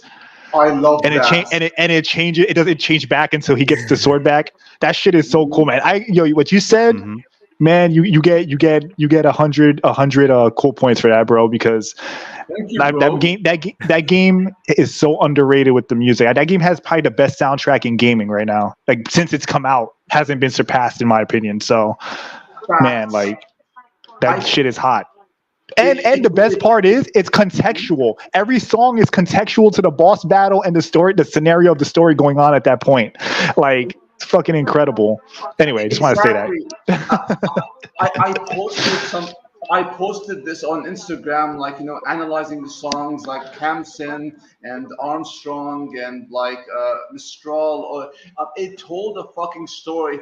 For example, I hope it's the same case in Stellar Blade, even if just by half. But Camson, we did not know anything about him. But when you really listen to the song, you get an idea of who his character, and he's kind of sad in a way. Like, a lot of soldiers are like him, with who despite their sacrifices, they've been spat out by their nation, and yet all he knows is war. And it gives him a lot more depth, in that regard, despite the fact that he is an antagonist. And, I'm sorry. I'll let you finish. I apologize for interrupting you. Go ahead. Oh no, it's okay. And my high hopes for Stellar Blade is that it's able to use the music in a way that tells a story and doesn't just sound cool, like what Metal Gear Rising did with its use of music. Especially like, remember Blade Wolf? Blade Wolf's music tells you everything you need to know about that character. That he's an AI questioning his if he has a soul or not. Like incredible, man, incredible. That's it's funny that that's so early on, and that's one of the best songs in the game. And that is the song which I can identify with the most as one. Obviously, I have an affinity for wolves, and also because the lyrics, "I'm my own master now," especially when Blade Wolf interacted with Samuel Rodriguez prior to Raiden, and then when encountering Raiden, he's slowly learning what individuality means, and it's something. And Raiden teaches him this through fighting him, not through just dialogue, Yep, because even the boss battle is like even during the boss battle, there's like a subtext where he's doing a specific routine that he does because he's an AI, and Raiden's able to beat him because he has like the creativity and free will, free thought. So exactly. I think it's really cool stuff, man. I'm glad you said that. But moving back on to Stellar Blade, I didn't mean to interrupt you, but I just love that fucking game. Oh my god, same, man. And, I can't wait to talk more about it with you on Instagram. But my second point I want to bring up is the themes and ideas of Stellar Blade, which is what got me hooked, because I wanted to bring this up in regards to retro games. One of the best games I ever played is Deus Ex. That game, man, it has some very heavy themes and ideas for a game made in the early 2000s. And when I think of Stellar Blade, what got me hooked on it for the same reason of Nier Automata was apparently it's tackling of existentialism as a theme, as well as Christian allegory, and using theology in its narrative. Like, you have the natives who are pretty much like fallen angels, and you have Eve, Adam, and Lilith, and or Lily, and the old man who's this like giant machine. He's in the beard. He's supposed to represent God, the idea of God. And it's this game, it already had me hooked with the reasons you, Rev, and Christian had described, but the themes is just adding an extra layer to it. And finally the gameplay. All right, I was going to mention. Oh yeah, the gameplay. I agree with you, Jen, from before. You mentioned that about how the game it could and how the game it could have had a bit of guide, like how you can play it and such. Well, even though I agree, I prefer it to be more like Eco, because one of the inspirations behind the Souls games is Eco. How Eco gave no instructions at all. It's like it just introduced you to the world, your character, and you figure out the mechanics totally on your own. Yeah, I actually agree with you there. I just kind of wish that, like, when a game is fine when games do that, but I feel like if there's a specific mechanic that's like an unblockable attack or something that can kill you instantly, they should teach you a little bit about it, especially if it's going to be a thing where you need to have a specific skill or something to avoid. Because unless you have that skill, that move, you have to like literally just get entirely out of the way, right? So yeah. I would have rather, like with that scene, I would have rather that they introduced they gave you the skill early on, and then just let you use it yourself. Like, all right, I read the skill in the menu, and now I'm gonna apply it real time. So even if they wanted to go the route of not teaching you it, I'm fine with that. I play a ton of games that do that, and I like them as well.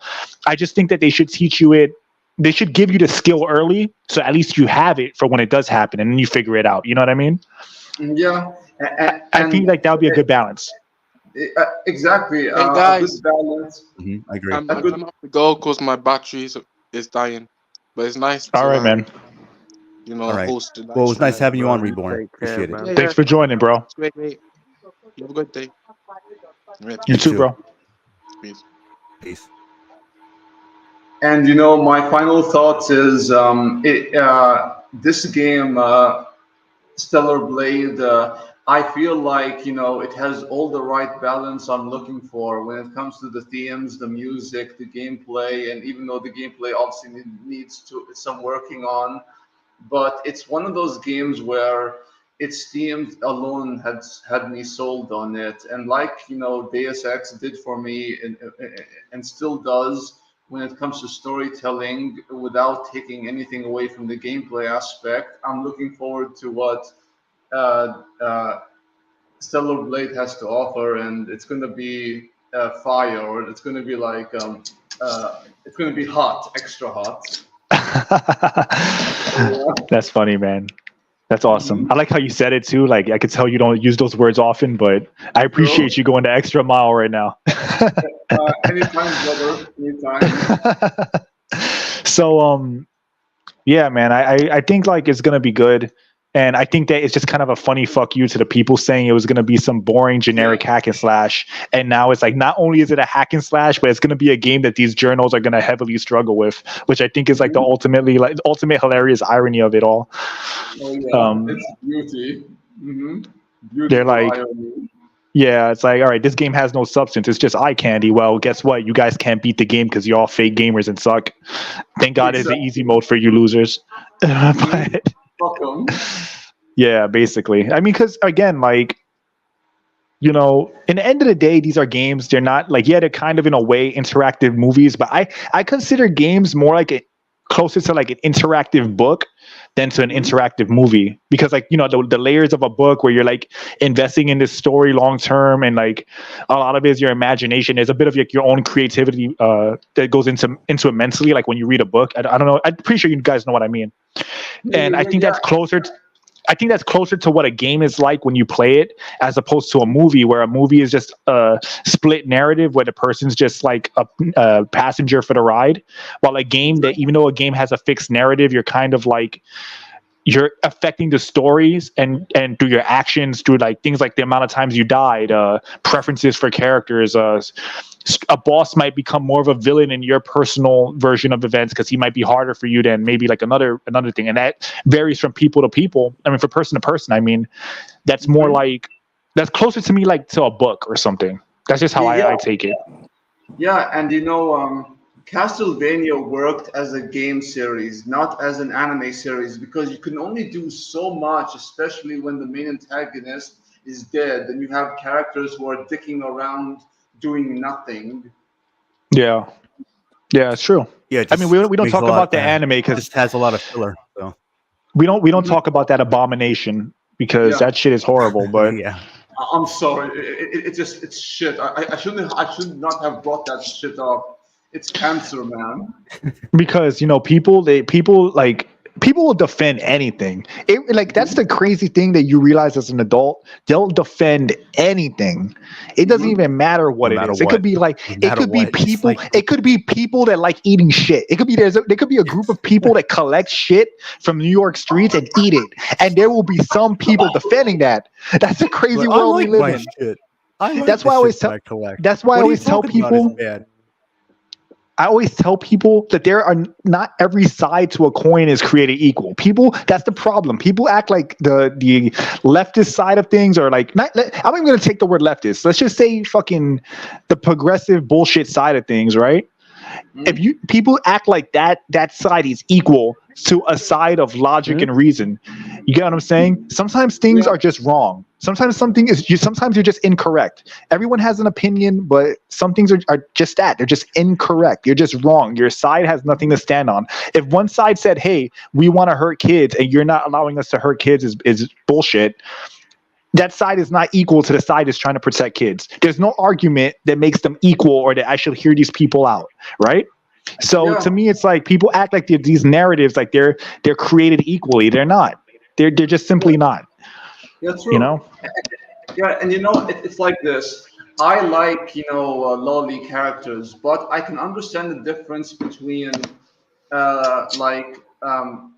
looking at a character. A lolly, by the way, is a body type. It's nothing to do with the kids, but these idiots are more focused on defending, quote unquote, defending made up fictional characters over actual children. It goes to show exactly. It's pathetic, man. It just goes to show where their focus lies, and it's why I can't take them seriously whenever they bring up consent regarding the actress for Fallout. I'm like, fuck the actress on Fallout whose acting sucks ass, and so this.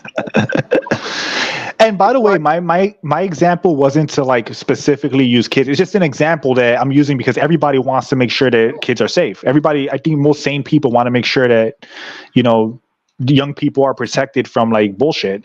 And like there are people that are like actively saying like, no, let us do this horrific shit, no matter whatever the situation may be. And it's like, no, we don't want you to do it. There is no side to be heard. No, the answer is no. Like, you know, like, yeah, right. It's crazy. Yeah, it is. And you know, Toby, he brought up a good point. It's like it's in regards to like Eve in Stellar Blade and how she compares to Bayonetta and Toby, but people calling Eve her looking like a kid is fucking ridiculous. It's because it's like that is some serious projection. It's that like is. it's like they haven't seen any characters that look somewhat like her in anime or like in Dude, in game. real life, if you look at like Asian models that are like, obviously of legal age, they look like, a lot of them have that look to them. Obviously the game is stylized, so they have like this kind of like, the game has like this kind of like weird and not weird in a bad way, it kind of has like this like anime but with like real human textures look to it. But it's still if you look Yeah. at like Korean But models the and thing stuff, is that it's like they're the actually same slender, people they that actually says look that. youthful. Sorry. They actually look youthful. They could be Yeah. in their 30s. They look In their good 30s. too. Yeah, but And they look like they're in it's their, they based look on young, Korean model. Like Eve is based on a Korean model, and Oh yeah. that's why fucking IGN France had to backpedal because they were fucking idiots. And the same people that says like, I can tell you never met a girl in real life. You never talked to real women. It's like, but then they're trying to defend fucking lame characters like fucking Abby or characters like Oh. that, trying to And paint isn't that that it's also realistic when it's not realistic at all. If you go to an actual gym or just go outside in general, you see so many women that I'll see look they very look similar to nice. Eve, or even have more like hips, more legs, more Better. ass, Or more even tits and or even everything. better or even better. I'll use an example, a wrestling example. Just go watch NXT. You see the women on that roster. Strong strong. They look like Eve, or even they got more of a body than Eve. They got more of a body than 2B or Bayonetta. And a lot of the ones that are tough, they look tough, but they're also still very feminine and very beautiful. A lot of them. Tell people right now, go look up Nikita Lyons. Yeah. And tell me that body type's not real. You know what's funny? You can go into Manhattan right now, walk around, and you'll see a woman that will be in her 40s and have a body and look like she's like Eve from Stellar Blade. I'm not even joking. I'm serious. Yeah, I'm serious. You'll find real quick to Neil Zoic's question, because it's been up for a while, and I want to answer real quick. To compare the two, design wise, it's kind of hard to say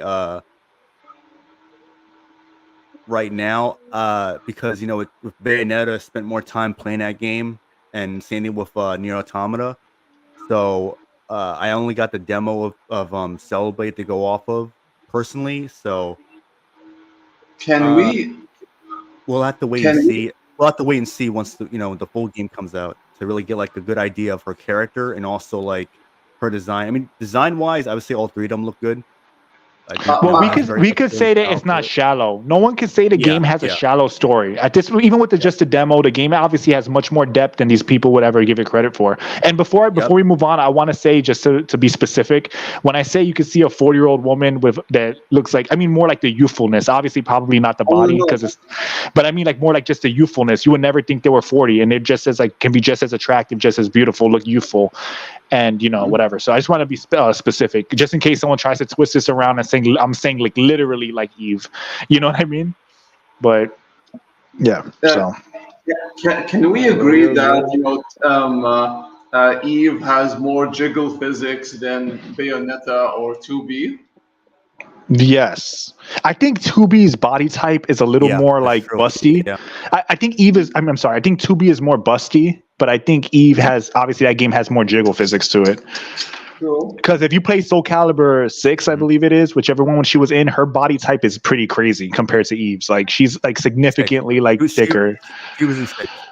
Yeah, she's significantly thicker than Eve, but the jiggle physics obviously in Stellar Blade are pretty crazy compared to that game. So. Oh yeah, and before we Oh, we gonna say, Mr. Gamer?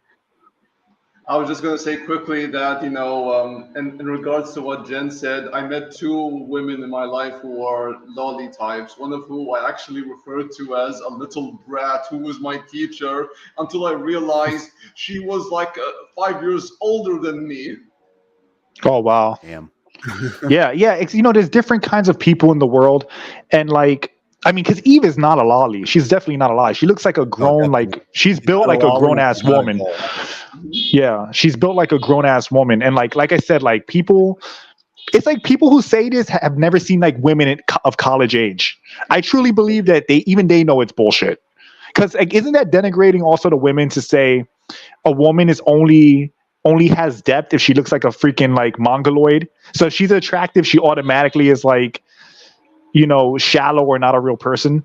You know what I mean? So isn't it kind of like hypocritical and on their ends that they're all about equality and talking about women's rights and shit? But if God forbid a woman's attractive and she's automatically considered a dumb bimbo or shallow or whatever bullshit they want to come up with, or doesn't exist, isn't real?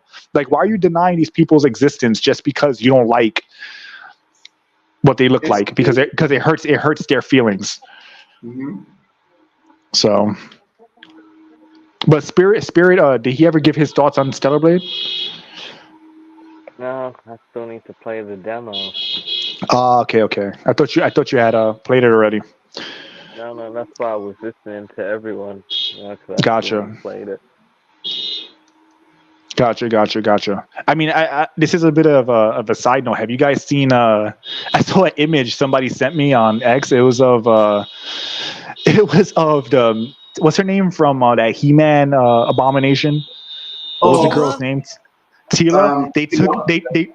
They removed her hair and gave her a buzz cut, and she looked like Randy Orton.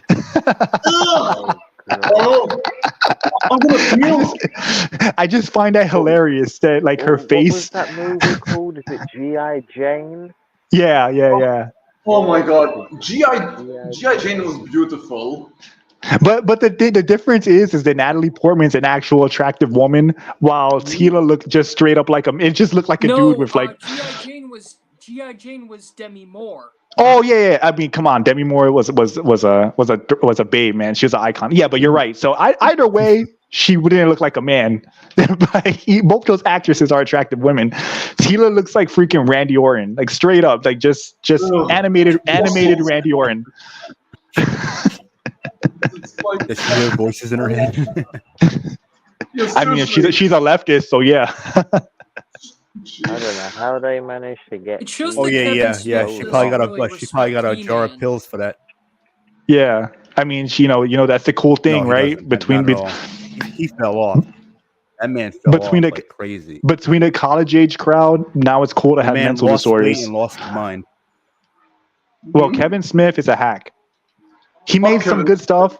He made good things that I like. I'll admit it. Right? There are things that I like that he made, but he's a hack and he fell off.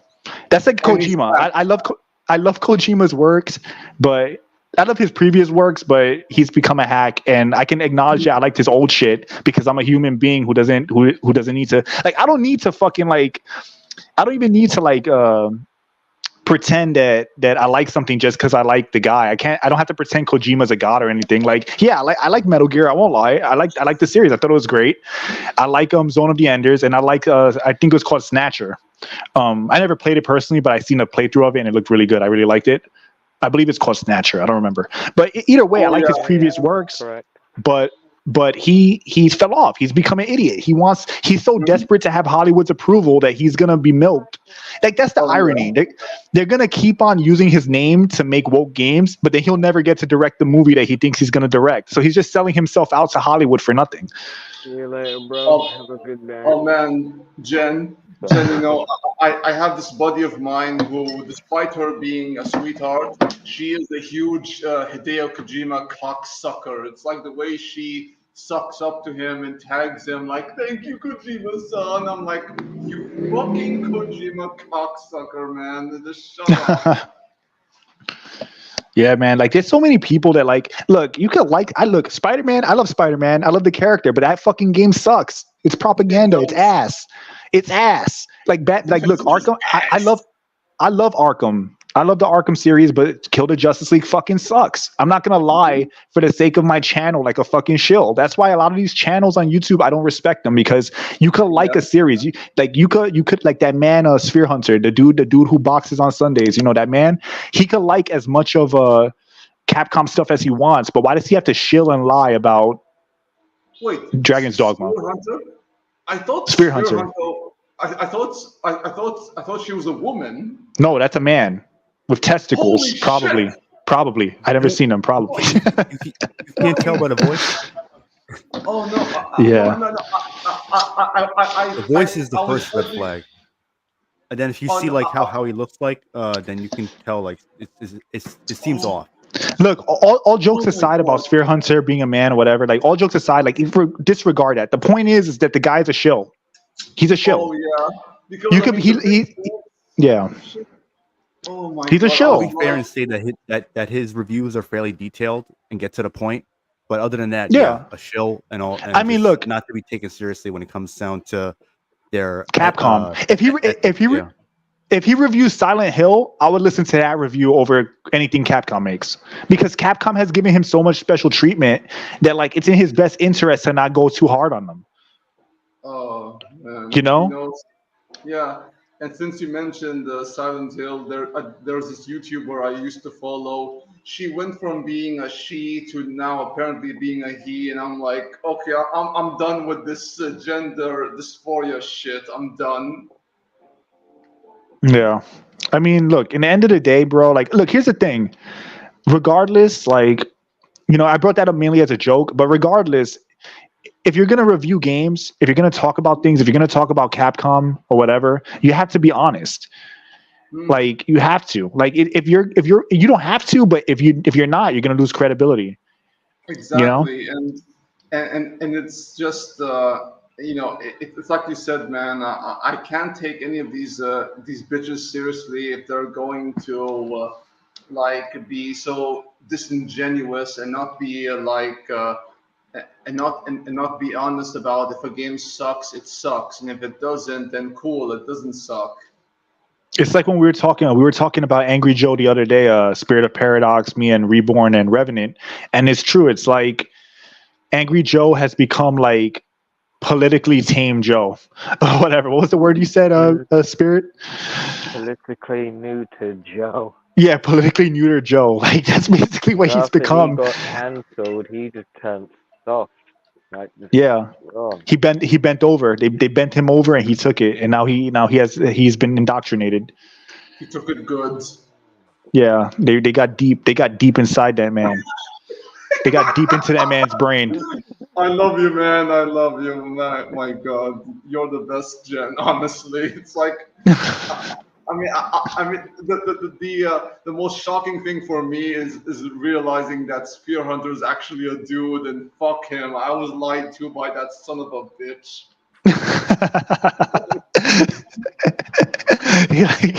You could imagine, you said you meet Spear Hunter and you're like, oh yeah, nice to meet you. Things are going well.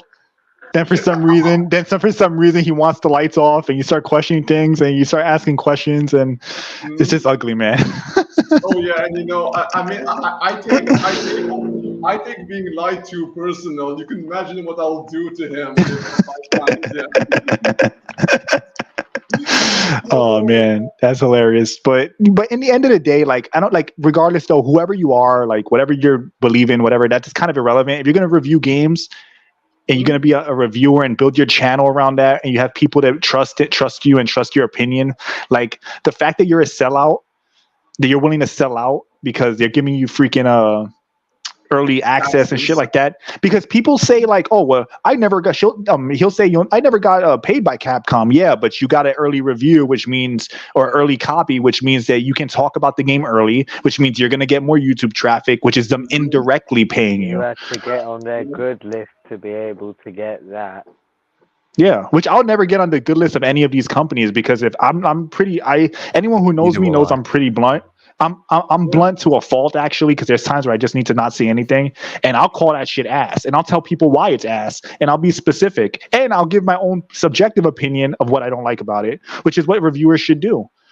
You know? They suck each other's asses. They should. A lot of them don't want That's to. graphic, Because, I know. Yeah, because they got to be in a clique and get all the perks that they can. You know, that's why, like, there are a lot of YouTube channels there's a lot of YouTube channels that they talk about like the woke shit or whatever, and like all the stuff that's going on. And I'm often like really disappointed, because like they'll try to take a centralized stance sometimes. And it's like, all right, so how can you be against this game, but this game is doing the same thing and you're giving it a pass? Or you have people that, I'm not going to name names just for the sake of just for the sake of being polite right now. I'm gonna choose to do that. But like people will say things like, well, I know every other game from this company is ass, but let's hope this company this time it's good. You know, I'm actually excited for this. Let's hope the new Star Wars thing doesn't suck. And I'm like, dude, you're a channel dedicated to this. You constantly talk about this. You can't tell that this is gonna be garbage. Wouldn't your platform be better used revealing what's really going on instead of pretending that everything is going to be, that all these things have a chance of being good when they don't? Where you see the people involved, you see the company, or you see that it's a sequel made by like EA or something. You're like, come on, man. Yes. Like, and then you're gonna, I'm not gonna say who it is, but then you're gonna be talking about consumers and all this shit. Then you have AI art in your thumbnails. Like, what the fuck's going on? It's a like, Yu-Gi-Oh card. Like, come on, like you're gonna have a thumbnail of AI art, and then you're supposed to be pro-consumer. It's like these people are all over the place. Yeah, with Tifa with abs on her back and shit. And I'm like thinking like, all right, so you have basically this is a grift for you because you're talking about, you need it to continue going so that you can keep making money, right? Because in the end of the day, if you say this is going to be ass, I don't want to play it, those are views you're not going to get for making 6 videos about it, getting people's hopes up and then saying, all right, this game fucking sucks, right? So if it becomes a grift like that, at that point, how can I trust you? I can't trust you, which is why I don't trust any of these YouTubers. It never fails. They'll say some shit to defend their corporate slavery, and it never fails every single time. Doesn't matter who it is. And, you know, the people that aren't willing to do that, unfortunately, they're going to sacrifice some revenue because they're not going to get the viewership because they're not creating like this story and narrative like, it could have been good, but this happened or whatever. It's like, it's just farming content. And it's a shame because these people might kind of care about wokeness being there, but they don't really care. You know what I mean? It's just yeah. So I think you guys get what I'm trying to say. It's like they care. They might not like it, but they don't really hate it. It's like they're just a channel that got lucky on the algorithm and has blown up for that specific content. It's like people playing freaking I was gonna say Resident Evil Rebirth. That's a whole other thing. Final Fantasy Rebirth. They're playing Final Fantasy Rebirth. Talk about how ass it is, how they botched the story, but then you got 200 hours in the game. Come on, what the fuck's going on here? Like, you know, it's definitely.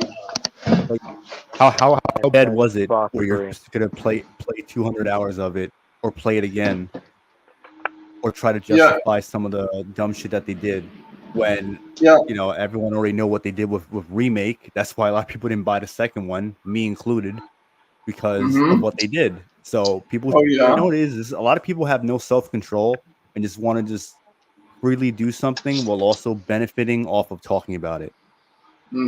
Yeah, exactly. And they want to enjoy the product. It's like, all right, on one hand, I get reviewing it. Like, honestly, like to me, all right, if you're playing Spider-Man, all right, let's say you're a channel that you're against woke BS, right? Like your channel, let me not even say woke BS. Let me say propaganda in general, right?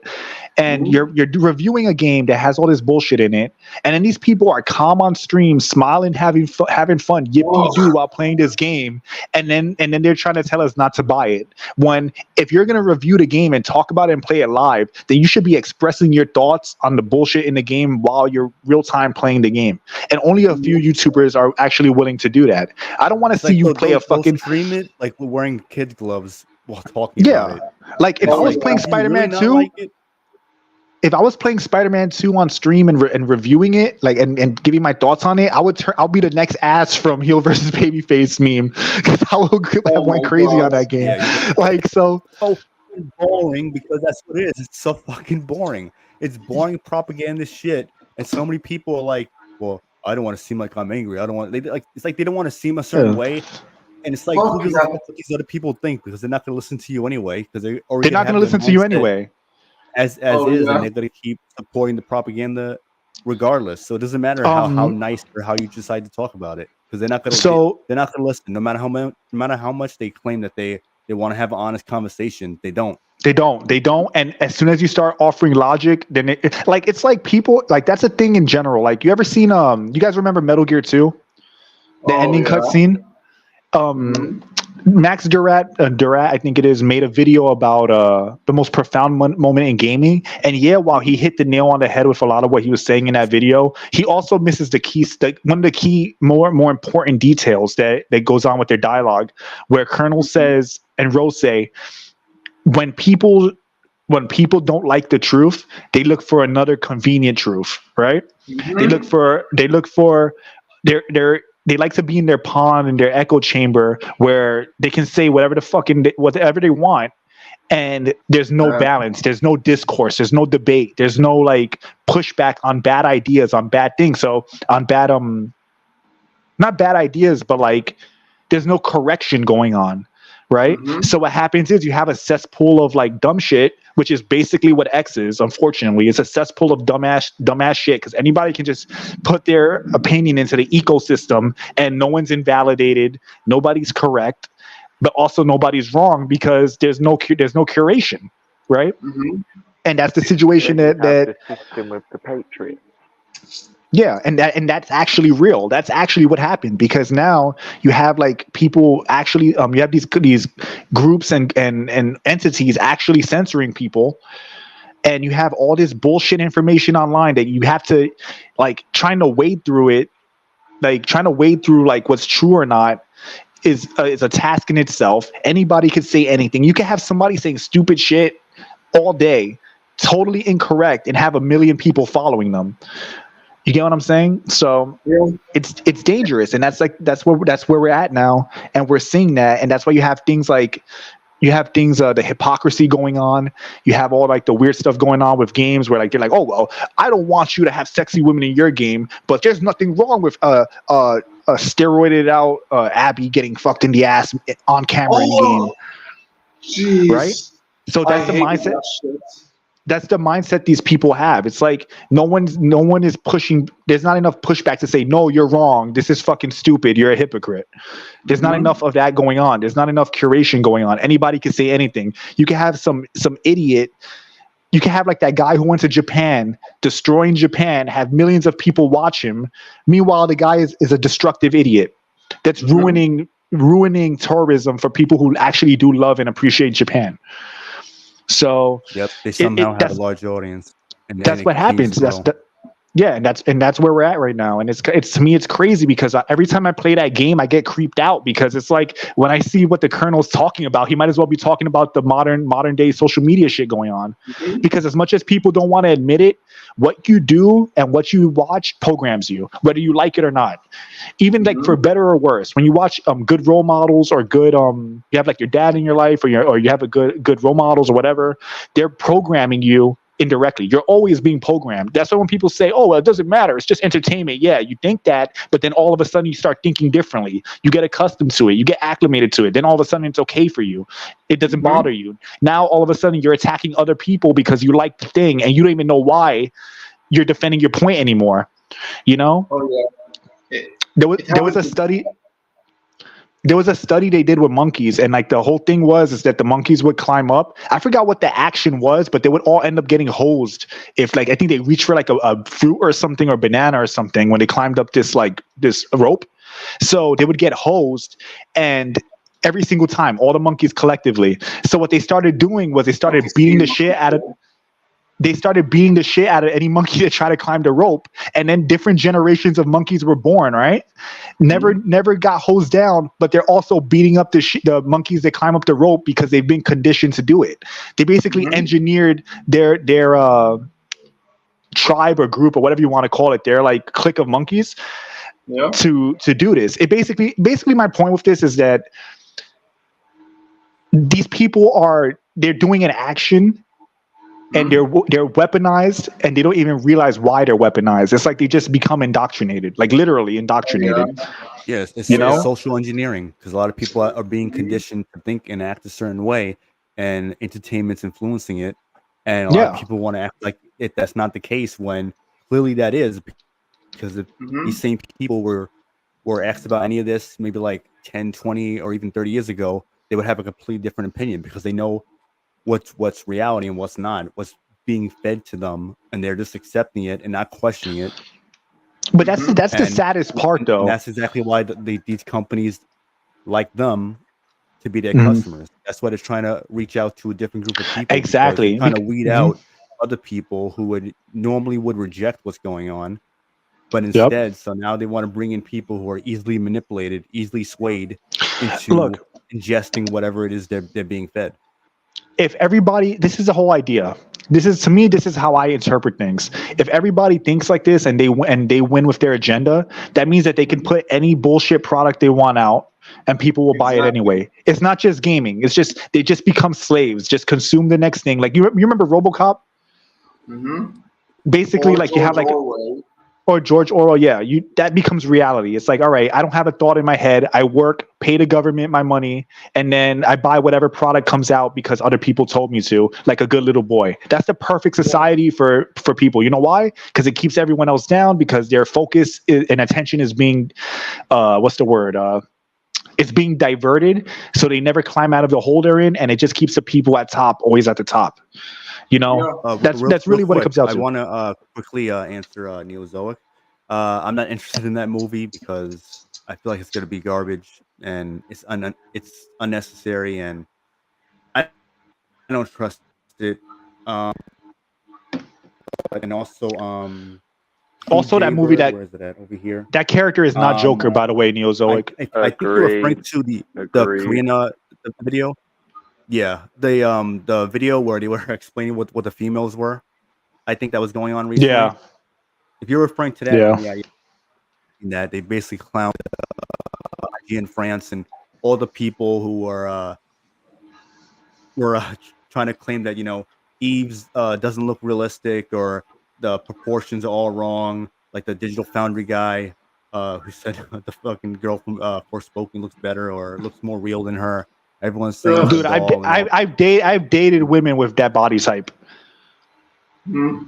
Yeah, you Like, like you go outside and you see women who look just like that, or even have like uh different body types. Their shape is just different. There's a Yeah. lot more going well, on. look, So what's like they think what's like, easier? a realistic woman is your typical gaming journalist, female gaming journalist, Which is not true. Which is not true. It's just simply not just one true. of the several whales at Insomniac Studios that But that the huddle up irony on a chair. is, the irony is this though. Here's the well, I don't know if it's irony. It's just like the hilarious part. I'll say that.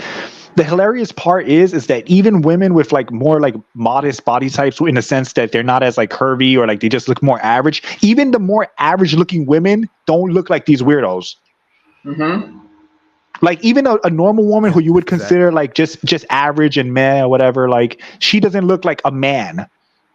Exactly. And So yeah. and I just want to say that it's a form of like, so I was saying this before with Spirit of Paradox and privately during a chat. It's a form of they know, like they're not. It's like not trying to be better to win. It's trying to say that being a loser is good. Let's collectively be losers because then I can win without actually having to work toward being better. So like these women will they're in competition. Everyone's in a way kind of in competition with each other because look, you like some girl, there's going to be other dudes that want her, right?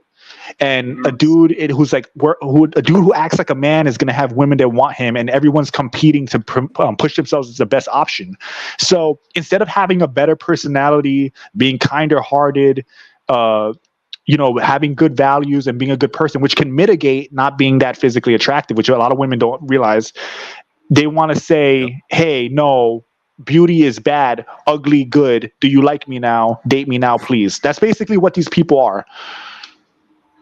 Oh my God, jeez. But then It's like, the other issue they run into is that they have a shitty personality. So not only do they refuse to strive to look good or just hate on people who do look good or take care of themselves, or sometimes people just don't have great genetics or they're not dealt with the best cards to look, you know, uh,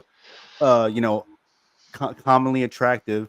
It is what it is, but it doesn't mean you got to project your hatred onto others and try to have something or basically everything try to cater to your insecurities, because it's not how the real world works. And exactly. again, a I lot had of them this they have I had built-in this fat hatred and jealousy, and it seeps out of their personality, and that's why a lot of these people don't even want to be around them. Not only they look like fucking weirdos, but they act like weirdos as well. So it's like all these people just want to avoid them, and the only people who want to be around them is people who think exactly like them, and they're just equally as weird as them. There was a girl that me and Revenant knew because we've known each other for a long time, and she's like this fat, obese woman or whatever. She tried to say my beard is unhealthy, while she's 300 plus pounds or whatever. Like she's big. So I'm unhealthy for having you're I'm not criticizing. trying to make fun of her, but she also has screw her. some mental issues She's too. fat. Yeah, well, I she mean, tried to obviously. kill herself and all that. Projection. Yeah, it's a projection. So I'm unhealthy for being in shape, taking care of my body, And, eating right she just because has, I have a issues. beard. But I actually have, so I don't, who knows? yeah, but the point is, Yeah, I it's kind of just don't give a a fuck shallow because thing to say. It's like you would say mental something about health is her no excuse weight, to be a prick. Yeah. Mhm. Yeah, so you're Exactly. saying mental health is not an excuse to be a prick. It's no excuse at all. Because like people will be like, oh, in the end of the day, I have this issue, I have that issue. That doesn't mean you got to be an asshole about it, and that doesn't mean that it's a shield for people to not dare criticize you or respond with the same energy, because you got to act like an asshole, and someone responds back as an asshole like you were, then that's what they got to deal with. If they want to, if they don't want that, then maybe they should consider approaching someone in a more, I don't want to say polite manner, but in a manner where you're going to actually have a genuine conversation and not a back and forth of like insults or whatever. Because again, these people expect everyone to talk nicely to them, no matter how hateful or vicious or just like disrespectful they are. Like they just think like, I noticed they want everyone. Well, I noticed that certain women, a tactic that a lot of them use, especially like shitty feminists or whatever, they'll try to devalue men because they see them as above them. You know what I mean? Whether it be true or not, they see like, oh, this person's doing well. They look good. They take care of themselves. So they'll say stupid shit because they want to devalue them. They want you to be like dragged down to their level. You know what I mean? And that's a common thing that I've seen women do. They'll try to drag your confidence down, like because they want you to like. I don't know how to explain it. It's kind of difficult to explain, but basically, if they lower your value, it creates an opportunity for them. You know what I'm saying? Yeah. They feel like, oh, this guy, like, oh, if I say this about him, he's gonna try to seek my approval, and that's gonna give me like the leeway to create a situation where I have a chance of like either being with this person or like having some kind of power over them or whatever. Because it's but you get what I'm saying? It's a projection. So real quick, thanks for checking out the stream, Guardian. You take it easy, and I appreciate take it easy, Guardian. Always good to see you, man. He's a good writer too. He sent me some of his writing. Really? He's pretty cool. Yeah, he's pretty good. Very creative guy. Is he writing like a comic or something? I think he's writing a story or whatever, but the dude is really cool. I always appreciate seeing his comments and like, his stuff is really interesting. Wow. But when I saw Chris Redfield, how built he was, it's how crazy I was then and now. I was like, I'm gonna get in shape and I'm gonna look like Chris. A few months later, I look just like him at such a young age. I mean, it's insane. It's insane what like hard work and dedication can do to a man or anyone, Yeah, I agree. I had a similar thing where I was playing. I was watching Captain America, the first one. The first Avenger, and he came out the chamber as like, all right, I gotta get in shape. I gotta look like that. I mean, I was already in shape, but like that really like made me like go like pretty hard. And then after I had like gotten in better shape, I'm like, all right, I gotta be built like Arkham Batman. That's my next goal. Like, it's possible. I mean, nah, man. I'm not trying to be cocky, but like I was pretty built, man. Like. I had gotten like pretty close. I remember my friend he used to say that I'm Batman's bat suit. You know, he has like, you can see the muscles through the suit. He used to like say, oh, he's his bat suit or whatever. It was like a stupid like inside joke, but it was pretty funny. Yeah. But and it's why like I don't believe in this the idealistic like beauty or whatever, because it's possible to gain that kind of physique. You just need to work even harder than how you're working now. Yep. Yeah. Yeah, true. you just have to work out. Just start. Just do it. You know, like literally Yeah, just do it. pretty much. Yeah, just do it. Yeah, do it and commit to it, and you'll start seeing results, and you'll feel a lot better. But Exactly. Yeah. we should probably move on to the next topic, which is Yeah. Dead Space 2 remake being canceled. It's not Yeah. surprising. No, Oh, it's yeah. not. No, it's not. It's definitely not. I mean, a lot of people are surprised and very upset. Jim Pachi and Mr. Gamer know, and Oh, yeah. so a lot of people are upset and having meltdowns and going after people and shit because You see you know this? the game Actually, that they wanted to sim for I'm disappointed. turned out to I be ain't even complete ass. gonna lie. Yeah, world's smallest violin, like Crimea Yeah. River, those bitches. let me just say something real quick because somebody Yeah. commented on this before and I actually didn't respond to it. Metro Exodus has a perfect example of a modern game with a female character that's not like purely sexualized. It's a good wife, feminine, and a badass. Can I And Made marry by her? Russians. and it's made by Russians. Her name's Anna. It's from Metro Exodus. So I think it's funny that like you need to that it's like you have to rely on Russians to make women actually act like women. You know what I mean? Because like she's a supportive wife. She like supports Artyom, who's the main character, right? And Yeah. and she's badass. Like she's a badass sniper and a badass soldier. And I kind of like it that her specialty is sniping because yeah, she can fight hand to hand, but it makes sense that like her skill as a soldier is more of a sharpshooter, which is more congruent with reality. You know what I mean? Mm-hmm. And it's just funny how well executed it is, and yet that character is rarely talked about. You know what I mean? And that's a perfect example of like the best of both worlds, where she's not like a Eve or like a character that's like super sexualized, but she's beautiful and just well written. So Yeah, and the whole sexual, and I get what you mean, but the whole sexualized shit, it doesn't exist. It's just like folks' perception of what beauty is. But yeah. like, Mhm. yeah, and to quote a Russian MMA fighter, Khabib, he has Yes. it's a simple phrase. It's like there's only man and woman, no one else. Yeah. No one else. Yeah. Oh my God. Khabib is awesome, bro. I love the shit Khabib says. He's so cool. He's a great example of a role model, actually. But awesome. that being said, I bring it up because like that's the argument that like me and you both know that that should be the norm. There's nothing wrong with it. But I'm talking more toward their argument where like sexualized characters and shit. It's like no, they're not sexualized. They just don't look like dog shit. And if you realism, but then you look at Metro Exodus, for example, which looks realistic, especially the enhanced edition. It looks fucking great, highly detailed and everything. It's funny because even the first Metro game on 360 and PS3, and Guardians back, bro. Also very good. Let's go. Oh, what's up? Yeah, cool. Yeah, they're all good. I think, they're realistic. About realism that now the women have to look like they're 60 years old. They got nasal folds and everything. They got the eyebrow ridge like crazy. They got the Triple H forehead. Yeah, the forehead. Yeah, they got that Triple H. They look like it's time. They look like it's time to play the game and shit. You know what I mean? Yeah. It's like all these wrinkles and shit. It's like they do everything they can to make them unappealing. You play those games. You boot. It's realistic. You boot them up. It's like, are you ready? Oh my God! Fucking Triple H. Oh, you damn. That's what happened with Dead Space. Isaac took off the helmet and he's like, "Are you ready?" And then Nicole turned around and is like, "I said, are you ready?"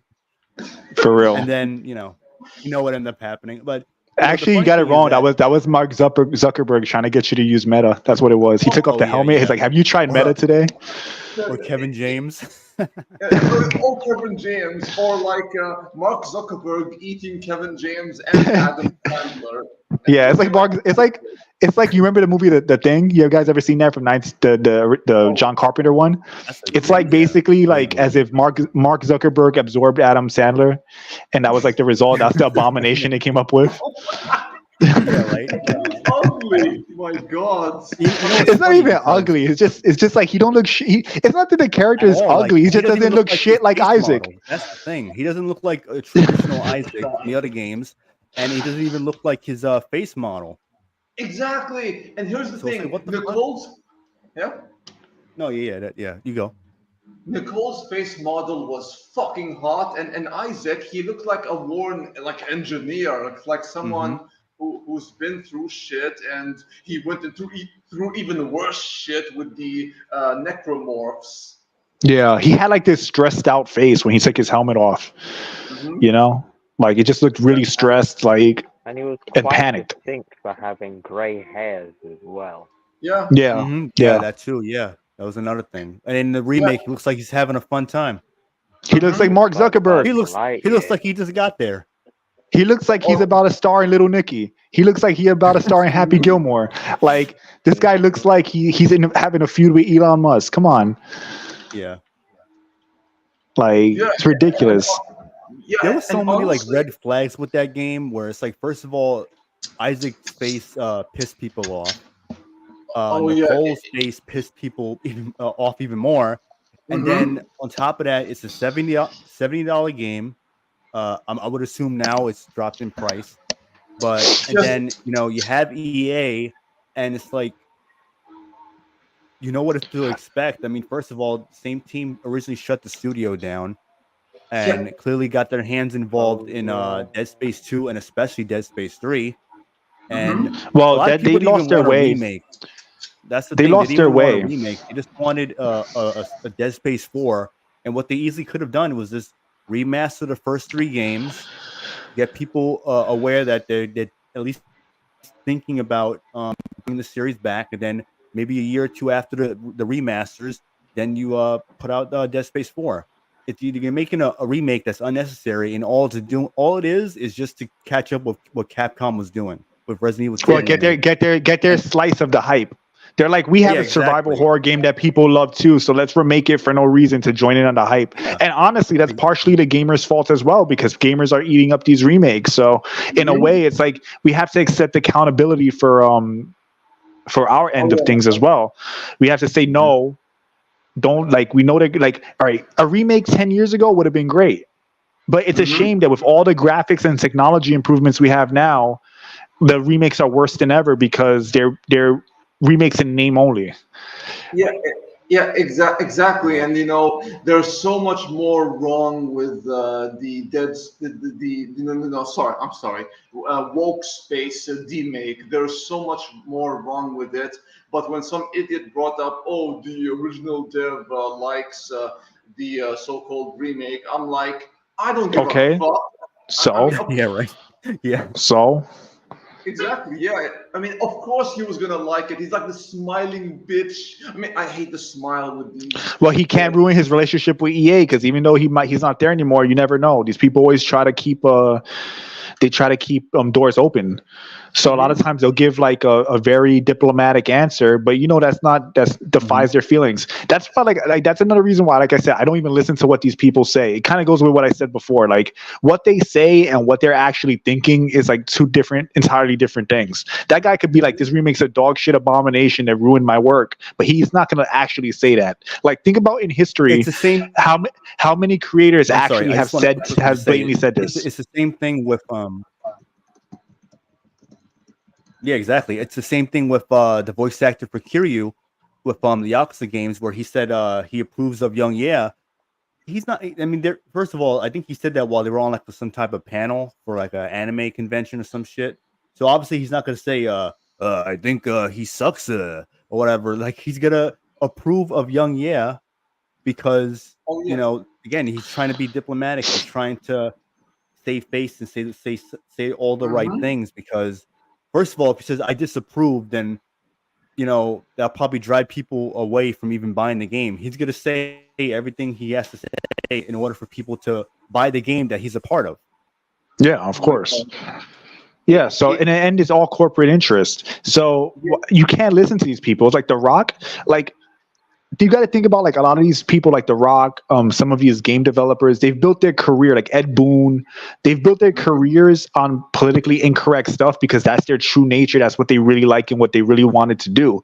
Once you have investors involved, David Jaffe, once they get popular, they're like, oh wait, there's $1 million person that might invest in my next project, so let me be very diplomatic. I don't want to alienate people. I don't want to have like some guy on Twitter be like, oh, he was phobic to me, whatever random phobe he is today. And they then just want to be in the good graces of consumers or even people within the industry, no matter who it is. So basically, if you say something like to one of these guys, like not all of them, but like there are a lot of times where you say, well, how do you feel about don't you wish there were more characters like Eves in Even Games? They'll tell that fan, yeah, I do wish there was more characters like Eves in Even Games because they don't want to alienate that fan. But to somebody else, they'll ask the opposite question. Don't you feel she's a little sexualized? And they'll say, yeah, I agree. I wish there were more, whatever. They're going to go with whatever the narrative is. Oh my God. Real quick, with give me 1 second. Hold on. What I would do is simply just make the Dead Space remake as faithful to the original as possible. But it's EA; they couldn't do that. Yeah. And we see what ended up happening because not only the shit with the character designs, another person to point out is also Kendra with how she ended up looking. They race swapped the posters from Asian to black. We know why. And then what else they did? The bathroom. Oh yeah, the all gender bathrooms, which was not in the original. And again, they can't. Oh yeah, the capitalism. But actually, one of the people who had responded to me in the video responses that was going on about that, like about a year ago, he did point out that the original did have that same thing. What, gender neutral bathrooms? No, the fuck this capitalist ship. Oh, okay. Here's the difference. It wasn't as blatant or conspicuous as it was in the remake and in the demake. That's true. Yeah. And also the context is different. The context before was these people lost their minds. They're like, degenerate like lowlives or like people that have like snapped. So when they say fuck capitalism, it's more like to say that these people have lost it. When you see fuck capitalism in a remake, it's because the people developing the game actually think that. So, but if I were to remake the game, I wouldn't even remake the game. I would just do like a remaster and just retexture the remaster. That's it. Yeah, that's because that game doesn't need a remake. Oh yeah, it doesn't. And there's one line I really hold on. I'll be right back, guys. I'll be right back. I have to take a phone call real quick. Somebody's calling me. No, it's cool. It's cool, bro. And Rev, I hate this one line in the game. It's one of many lines, especially with the excessive amount of cussings. But I hate when, like, I don't know who it was. It's like there's so many characters, but I just hate like where Isaac is talking to some bitch, and said bitch was like, to bring up how, if she was my wife, Nicole, like, and such, and the people were like saying, it's just like her talking about as an example, if Nicole was my wife, I would treat her this way. I'm like, why even say specifically Nicole? It could have been like, if I was dating a guy who, like, if I was dating a guy who said something who didn't say much to me, I would ask him if, what's bugging you or something like that. But the fact that she said specifically Nicole, it was like to imply that she was like into women, and I'm like, what was the point of that? Yeah, I remember that. Yeah, I just hate dialogue. I don't like that either, especially nowadays, because it's like, you're kind of questioning whether or not, if like, all right, is this for modern day reasons, or is it for like more of a genuine reason? And a lot of times, like for it's EA, so it's like I'm more inclined to believe it's for modern day reasons than anything else. Even though the possibility is there, it could be for another reason, but still, it's hard to trust. And then with this remake, they have the nerve to charge you $70 for it, and then and here's parts of the atmosphere is like changed up where some of the detail is not there. It kind of reminds me to a lesser extent of what they showed so far of the Silent Hill 2 remake. Oh yeah. Oh my So God. yeah, Jeez, it's like it's another shit show. oh yeah, and I spotted it, but thankfully you will find a lot more videos critiquing the Silent Hill 2, Yep. especially when Yeah, like a one lot more guy. people with that are actually being more realistic and honest about it. Oh yeah, and especially the moment that James starts like yelling and crying and shit, that's when you butchered the character instantly. Hmm. We don't need to play the game. Yep. And it's and also if when it comes to the woke space demake, it's like it has a lot more missions, and I'm like okay, and how does that enhance the game? It just makes the game longer, and Hmm. they couldn't. And then here's the thing: the necromorphs felt like demons from hell. I Yep. mentioned this before. They weren't cliche monsters. The sounds they made, especially like in the original game, which I still own, I can't even describe it to you in words, brother. It's just like when you play that game, you feel like Isaac, as if you're taken into a hell world akin to Alien, the first Yeah, Alien exactly. film. Yeah, that's a good comparison. 'Cause that's Oh yeah, really what it's like in a way. exactly. And I swear, I was playing this game nonstop from beginning to end, and by the end, I felt like I was sweating and I was just worn down. And that ending, Yeah, it it's left me. tense. Oh yeah, it left me petrified. It's still the most haunting ending of any horror games I played. Dead Space 1. Oh yeah, You know what ending freaked me out Um, really? which one? Dead Space 3, despite the game being more of an action game, I found the existential terror of the ramifications of what was being told to be like probably the scariest ending for me. Not because it was What in the shocking, Awakening DLC? you know, Because it No. was what was two that? ending. Oh yeah, the Brother Moons. The Brother Moons. I find that to be such a freaky concept, and like it's Oh like it really? makes everything come together. It's like, all right, why is the game called Dead Space? Well, thank the Brother Moons for that. Literally, like the cause of Dead Space. You know what I mean? It's so stupid, but that whole thing freaked me out.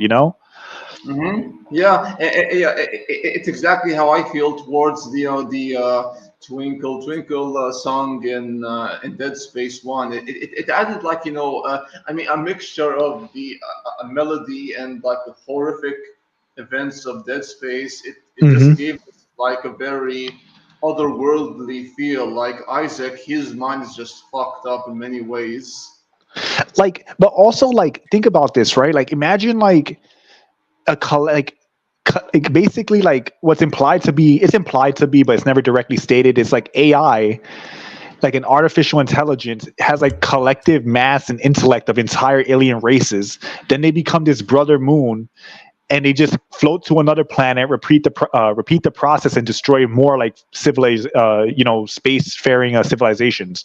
Like I find Mhm. that to be like such a freaky and like Oh yeah. nihilistic creepy Eh, ending, oh yeah. because it's like I'm sorry, what were you It's like saying? cosmic horror. Cosmic horror. Yeah, it was like very Lovecraftian. I just found that to be creepier because it's something that when you sit and think about, it just makes you feel like so helpless. And you realize that Oh, the The whole situation. concept for that, it's called the Great Filter. It's Yeah. it's a theory on why we can't find extraterrestrials in space. Isn't Because there they another say one there like is potentially a filter that stops civilizations from advancing. yeah, exactly. And it wasn't there like another one, the Fermi paradox or something like that? Isn't that like a similar like thing? Yep, we're all the aliens. Yep, Yeah. and people come So up with their theories. Yeah, I found that to be that's so actually creepy why I though. made the name Paradox. that's Oh, really? That's exactly. really cool. That's cool. Yeah, Way to and tie things together. oh yeah, and that's Mhm. exactly what I think scared me most about the Dead Space series in general, but especially the first one. It's the fear of helplessness. It's actually my worst fear. It's the feeling of not being able to do anything and just being Being hopeless, yeah. Yeah. Exactly. It's a common theme in the works of Junji Ito, the horror mangaka. Mm-hmm. Yeah, I'm familiar. He makes some cool stuff. Oh yeah, and he's Yeah, I inspired have. by Lovecraft. Yeah, well, I mean, like that kind of like existential horror is insane because like I hate to say it, but like it's like I mean, obviously there's like the supernatural aspects to it, but like it's probably true. Like there's probably like some crazy thing that is just like this endless gatekeep of like life passing a certain point that is just insurmountable, and like it's just like the doom of like any like sentient race, right?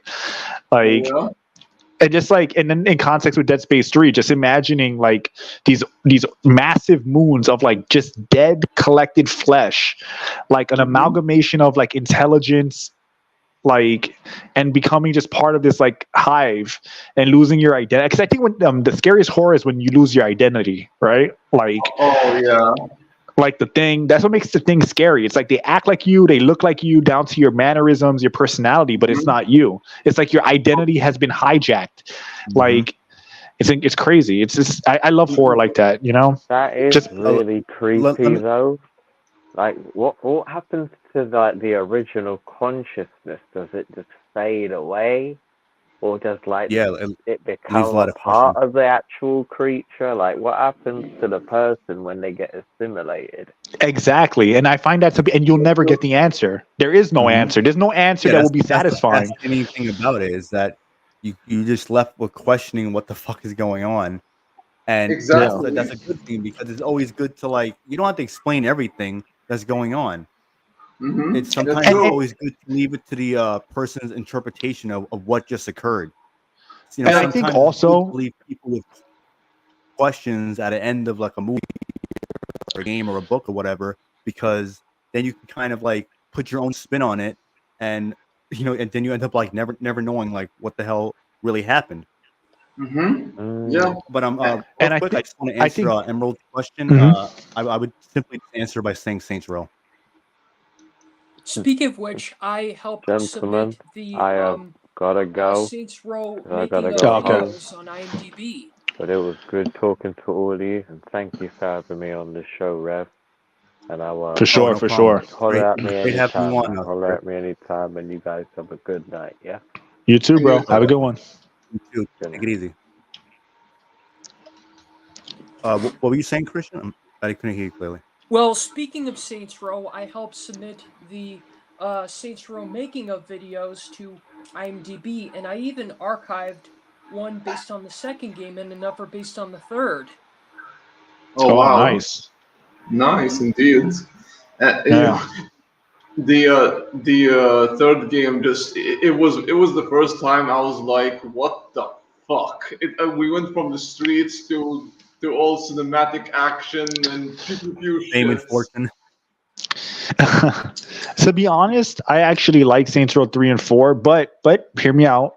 I don't like them as Saints Row games. I feel like if there was if there were new IPs, I think that would be great because I actually like the over the top like nature of like the comedy and gameplay. I found it to be like I actually like enjoy those games. I just think that they should have been their own thing. Because Saints Row 4, if you just let remove the fact that it's a Saints Row game from your mind, it's actually a really good game. It's actually really fun, a lot of variety. It's wacky and it's very entertaining. I like how it doesn't take itself seriously at all. The character creation is great, so it's a good game. It's just not a good Saints Row game, and I agree. It's something that I think it's something that most of us actually didn't want, but would have been okay with if it was something new. Oh, yeah, I would have named Saints Row 4 Attack of the Zin. Okay. I love Zinyak. Zinyak was hilarious. He was a great character. Real quick, because Neil Zoic asked about the voice acting for the Dead Space remake compared to the original. And he said that in the original they sound like they were stressed and scared, and I agree. 'Cause, you know, I feel like a lot of that was lost. A lot of the nuance and like subtleties and detail were lost, not just within the atmosphere and also the character designs, but also how they were portrayed within the voice acting and all that. You know, it's funny because someone who was actually who was talking about the Dead Space remake before and after it came out. His name is Lucky Strike. You can find him on YouTube. It's Lucky Strike with a couple of numbers, I don't remember, but if you look up Lucky Strike Dead Space remake, you'll probably find it where he actually goes into detail about that, and also explains like how certain things within like the sound effects are like not as good. Like he actually really does dissect it, and he does a really good job. And of course, a lot of people were upset about it, about his take on the game before and after the game was already out. And, Well, it hurts their narrative. Exactly. Yeah. That's exactly why. And I'm glad he was proven right, and along with a lot of other people such as myself or Synthetic Man, people like that, or even Melanie Mack, who had made a few videos about it. More so with the whole thing, because we all knew what was up once we saw like how these characters were looking, and the reasonings. Yeah, and again, I go back to. And again, I go back to the ending of the original Dead Space. If you're going to end the game, you have to use the sound effect to the fullest. Like when Nicole or this Isaac's vision, his PTSD vision of a necromorphed Nicole was lunged at him screaming. It has to really sound really demonic, and just stick with you long after the credits roll, and it didn't in the remake, in the demake. That was definitely shocking. Oh yeah, it was. And the fact that it came out of nowhere, especially when I was relaxed, and then out of nowhere, and I was silent. I didn't I didn't make an exaggerated reaction to what you see with a lot of these Let's streamers or Let's players.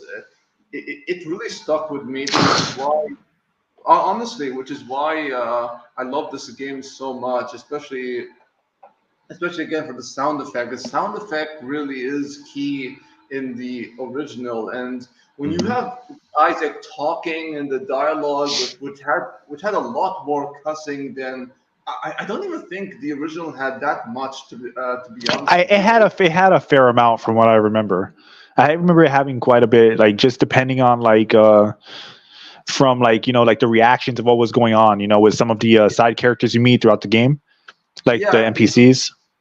Yeah, except you did not have characters saying fuck about 4 times in a row, or God knows how many times. Yeah. That's more of like a modern thing where they think that's it's like Saints Row reboot, where they think saying fuck 60 times makes it like mature or edgy. Yeah, right. It shows you how little they know, because they think like, oh, the Gen Z audience is gonna love this because all these cursing. So it's definitely a mature game. Have they not heard of Scarface? Oh my God! In Scarface, at least Elvira called out Tony Montana for it. Like, can you stop saying "fuck" all the time? Yeah. It's just that it's hard that I'm very knowledgeable about a lot of things, whereas most people my generation aren't. And I want to mention this to you, Christian. I know that you and I are huge fans of Elijah Dushku, and I miss Fun Shandi, as I call her, and not Johnny Gat obsessed Shandi, who I swear, what else was there to her other than being mad and obsessed that Johnny is dead? Not much. Yeah. I kind of like the hippie version from Saints Row 2, because she kind of was like more. She was unpredictable. That's what made her funny. She's kind of like, one of those characters that they just have like this kind of almost. What's the word? It's kind of like Urkel from Family Matters. Like they almost become like I don't want to say like a higher entity, but like it's like the way they're written is so outrageous that they like. Damn, what's the word? You know what I mean? Like they're like they become inhuman. Oh yeah. Like they become like they're inhuman. Like they do things that like are just impossible. Like they almost become like godlike. Like Urkel being like inexplicably good at basketball and like other shit. Like it's just like impossible, and his character almost becomes like like some like mystical entity. The way they're written, I kind of felt like, and they're able to like, do shit that just doesn't make sense, but eventually it does. Kind of like Shandi. Like Shandi does stuff like that, where she's like this hippie, but she just happens to know somebody who can do whatever menial thing they need to do. You know, like she has an ex-boyfriend that did everything, that anything that you need her to do, she has an ex-boyfriend that did it. It's like one of those like weird things. I kind of like that about her before. Oh yeah, and you know she provided a lot of heart to the character of Shandi in regards to Eliza Dushku, because and plus she's fucking hot, man. I mean, I don't say this about anyone because I'm not the biggest Sweeney fan, Sweeney whatever her name is, Sydney Sweeney fan, but Eliza Dushku, I'm sorry, she is not sorry, she's hot. Sweeney is attractive, but like I won't go crazy for her. But she is beautiful. She's a beautiful girl. But I'm not like some of these people like that are like going crazy for her. Like she, you know, she's good looking. Yeah. She's no Kelly Bundy. You know what I'm saying? You get my drift. Yeah. But I want to answer Toby's question. I don't remember the name of the team, but whoever did the game Tormented Souls, I would trust them to do a Dead Space remake. Good point, Rev. I just don't think it needs a remake. I just think it's too modern to need a remake. And that's just like it's hard for me. It's like it's hard for me to like even think of a team that should do it. Okay, preferably, I rather it doesn't need a remake. I agree. The original age is fine. Even now, it's kind of similar to the Resident Evil 4 remake. Like it doesn't need to. It was unnecessary. End up being like, you know, in ways inferior to the original, and that's kind of same thing with the Dead Space remake, where again it's unnecessary, and I think that's one of the reasons why a lot of people didn't bother getting it, because I think a lot of people just saw that, you know, they were just trying to capitalize on the bandwagon of remakes, and it just and also that really the game genuine. was. And the game was it's just too modern. It feels like, even if you go back and play the game, I was playing it maybe a year or two ago, I don't remember, but I was playing it and it felt like any modern game. It didn't feel like it aged enough where I was like, oh, this desperately needs a remake, because even the mechanics feel like modern game mechanics. In ways I kind of feel like real quick, I don't mean to cut you off, but I just want to say this. I don't think games that were on 360 or PS3 need a remake anytime soon. Unless it was horribly like bad, where it's like they would feel the need to redeem themselves, then I can understand. But I don't think any of these games have aged enough where it's really warranted. Like a game from PS1 or PS2, Genesis, or a Super Nintendo, or even like the Famicom or whatever, like that I can understand. But other than that, it's like, it just comes across as unnecessary. Well, look at Resident Evil 2 remake, right? When they remade Resident Evil 2 and 3, even though 3's remake is like, I don't think it's like, some people say it's dog shit. I don't think it's dog shit. I just think I think it's just mediocre, the Resident Evil 3 remake. But I think the 2 remake was pretty good. My whole point is that those games were like really old and justified being remade. Code Veronica, I think, falls under that category as well. But when you look at like Resident Evil 4, 5, like, they didn't need to be remade. Dead Space doesn't need to be remade. Like, in a way, Dead Space feels more fluid. I mean, fluid.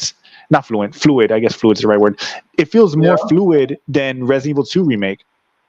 In a way, that's how well it's aged. So I don't think it needed to be remade. I think the best thing they could have done was do a remaster, and do like a true remaster, not a lazy one like a port, but like a true remaster where they redo all the textures that need to be done. They could make Isaac look better, like redo his face entirely, redo the lighting, but it's more of like a remaster than an actual remake.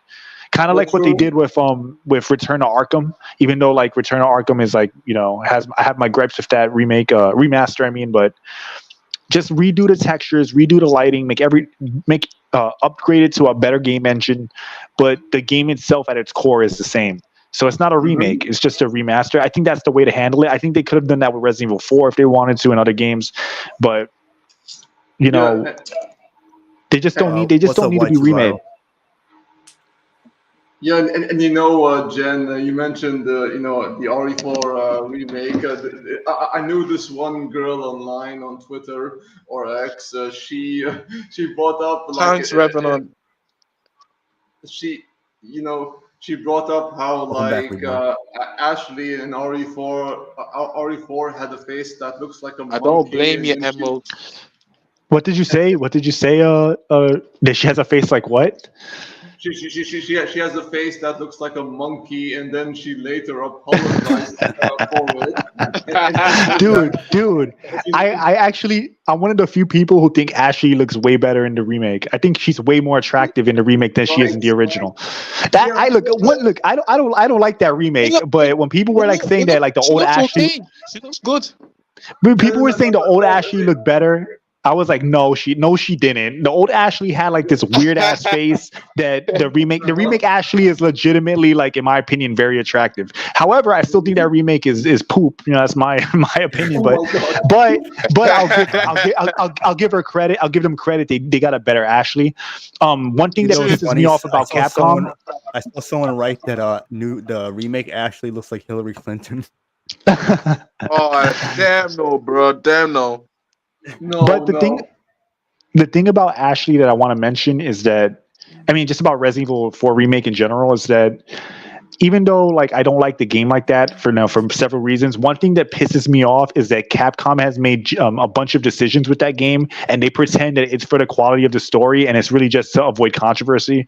One of them being that like they removed Ashley's skirt, they gave her a different costume. Resident Evil 3 remake, they put Jill in like combat pants, even though the whole point of her in the other one was that she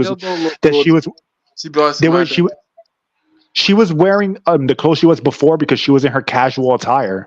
So of course she's not going to be dressed wearing military fatigues, and it was just a cheap excuse written in to like desexualize her, as they would say, or to avoid controversy of people complaining. So it's hard for me to respect them with these remakes because they're cowards. To me, Capcom are total cowards of a company.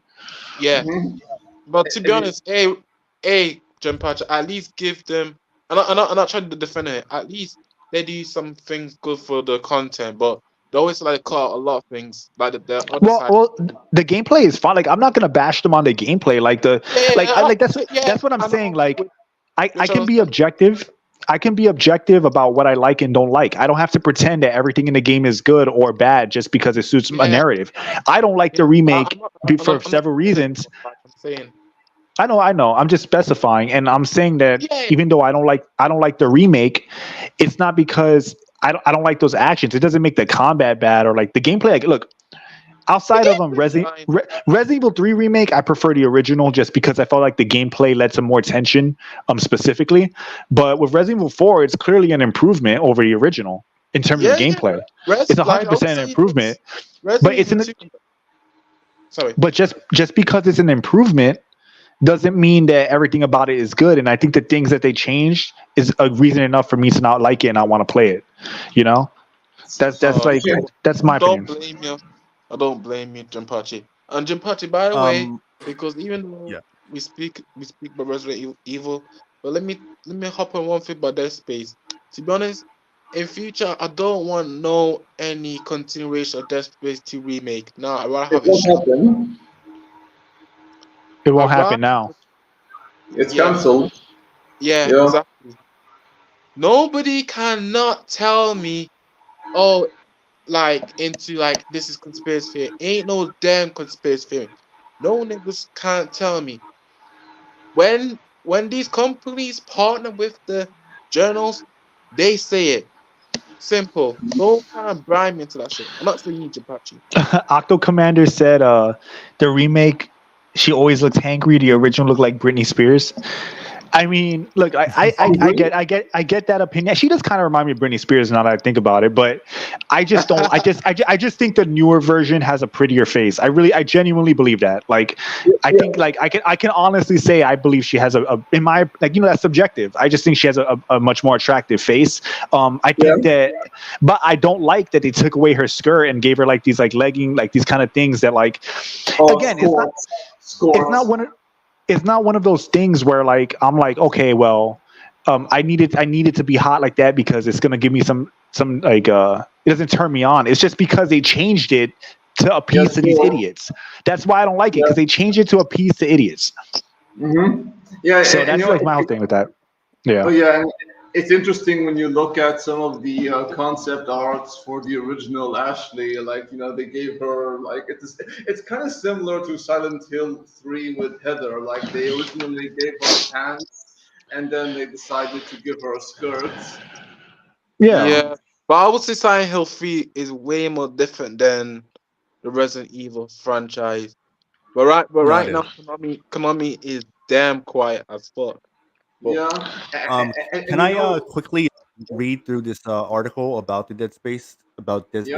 Well, before you do that, there was actually somebody who commented. They said, I think Neozoic asked the question, "What's worse, Capcom or Ubisoft?" Ubisoft by far. Oh yeah, hell Ubisoft, bro. Ubisoft. Goddamn by a Ubisoft. mile. Ubisoft by far. destroyed that bitch ass career. Ubisoft by far. Star Wars, and also what and Jim Party, because I wish I could send him picture around here. What them niggas trying hold the hands, like every developers like is holding the hands around the Twitter post like something for diversity and whatnot. What is that? I think Ubisoft will do whatever it takes to make sure that they get that investment money. And you got to remember that you got Canada and France, and you're not going to get it's Canada and France. What can you say, bro? Like, it's literally should be expected from them at this point. Really? Just I could go on and on about that, but I think everyone knows. It's France and Canada. They're highly leftist, highly quote unquote progressive, even though I don't like using that word because these people are anything but progressive, to be honest. But exactly, bro. For fake DEI, exactly. Communist. Yeah, I mean, they're great communists basically, and you were seeing the result. I mean, there was a thing where I think a Canadian or French activist got beat up by North African men right next to her home after lobbying for all this stuff. So I just think it's kind of crazy that happened to her, considering that she's an activist, and then all of a sudden she's an activist and for all this bullshit, left-wing bullshit, and then she gets jumped by Northern African immigrants and viciously beaten close to her home. Yeah, so this kind of shows you that these people are brain dead. I think it's freaking cannibalism, basically. That's how I look at that. That's a mean trying to explain society is fluent degenerate. I was saying not y'all, but fluent degenerate. I think the problem is not only degeneracy. I think the real problem is that no one can leave other people alone. I think that really is just what it comes down to. You can go be a degenerate over there, but why do I need to be involved in that? Look, everyone has. I respect people's freedom. I think people should have the freedom to do what they believe. But when your freedom infringes on other people's freedoms, that's when you start having problems. And to me, it's these people can't leave you alone. They can't just let you enjoy your Stellar Blades. They can't just let you enjoy your Dead or Alive. They have to try to tear down what you're doing and then try to force what they want to do on you. So I think if they just shut up and made their own shit on the side and kept us out of it, I think that people wouldn't have this issue. I think it's the fact that they're constantly attacking people that don't think like them that's the problem. Personally, thanks for stopping by, Mr. Wifey Taker. Mr. Wifey Taker, the real MVP. Yeah, the real MVP. So you were going to read an article, well? Oh yeah. So this is from IGN. So EA has denied reports that a Dead Space 2 remake was in development before being canceled, with a spokesperson telling IGN, "We don't normally comment on rumors, but there is no validity to the story." EA's comments follow reports from Jeff Grubb, who claimed that EA Motive was working on concepts for Dead Space 2, but that it was ultimately shelved due to lackluster sales of the previous release. However, IGN understands that EA Motive never considered a Dead Space 2 remake, allegedly. Update: in an article on Bloomberg, reporter Jason Schreier confirmed EA's statement while adding that EA Motive did spend a few months conceiving ideas for a new entry in the series, but that none were greenlit and fizzled before they. Oh, fucking shit! Fucking. What the fuck? Hold on, I gotta get back to it because it wanted me to reload the page. Where am I at? A few months for a new entry in the series, but that none were greenlit and fizzled before they could get very far.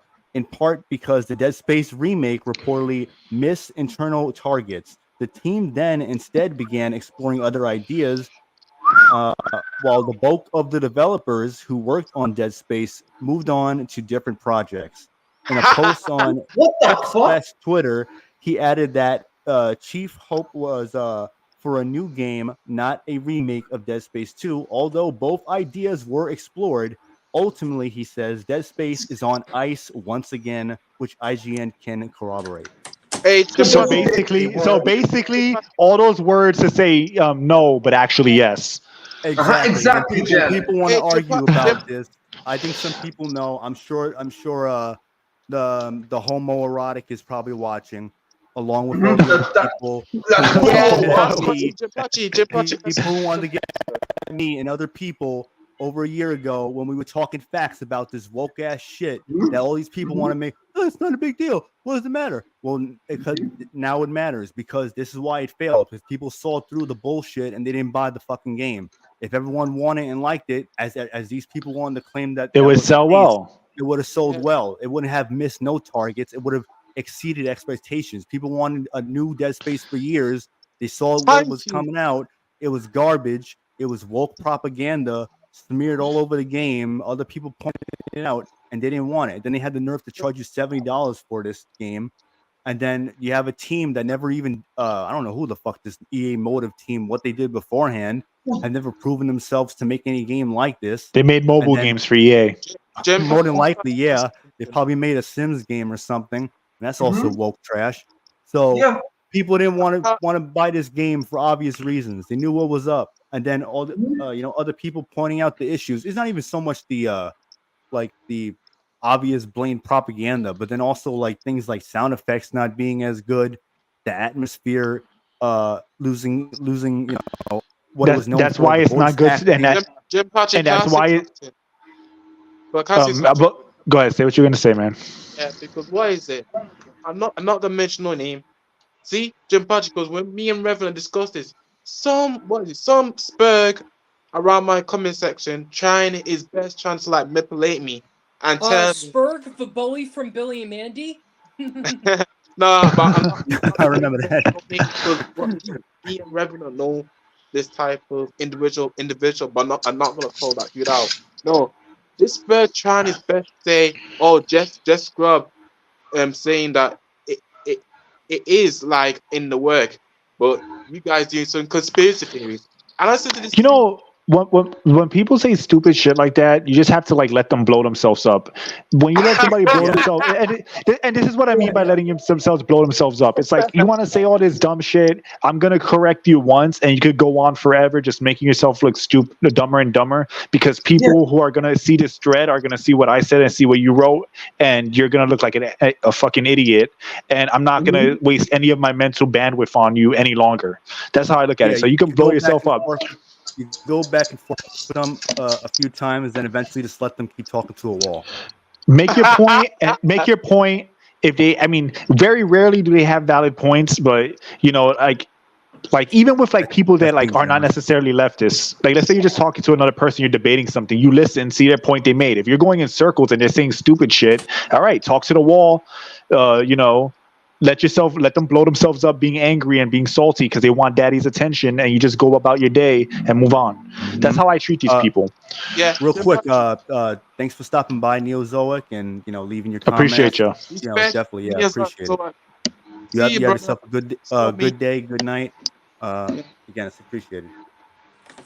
So I mean, anyway, I'll say this, Jim Patrick, because why is Good day, Neozoic. Yeah. But basically, this guy is not bringing up no argument. He trying to like mention up what is it, Silent 2 remake, or apparently Hexadrive Studio just cancel a project. I said to him, this got nothing to do with Silent Hill. It's about Dead Space Unit. Trying to like discuss about, and he trying to bring up random things because he wants to try to insult me.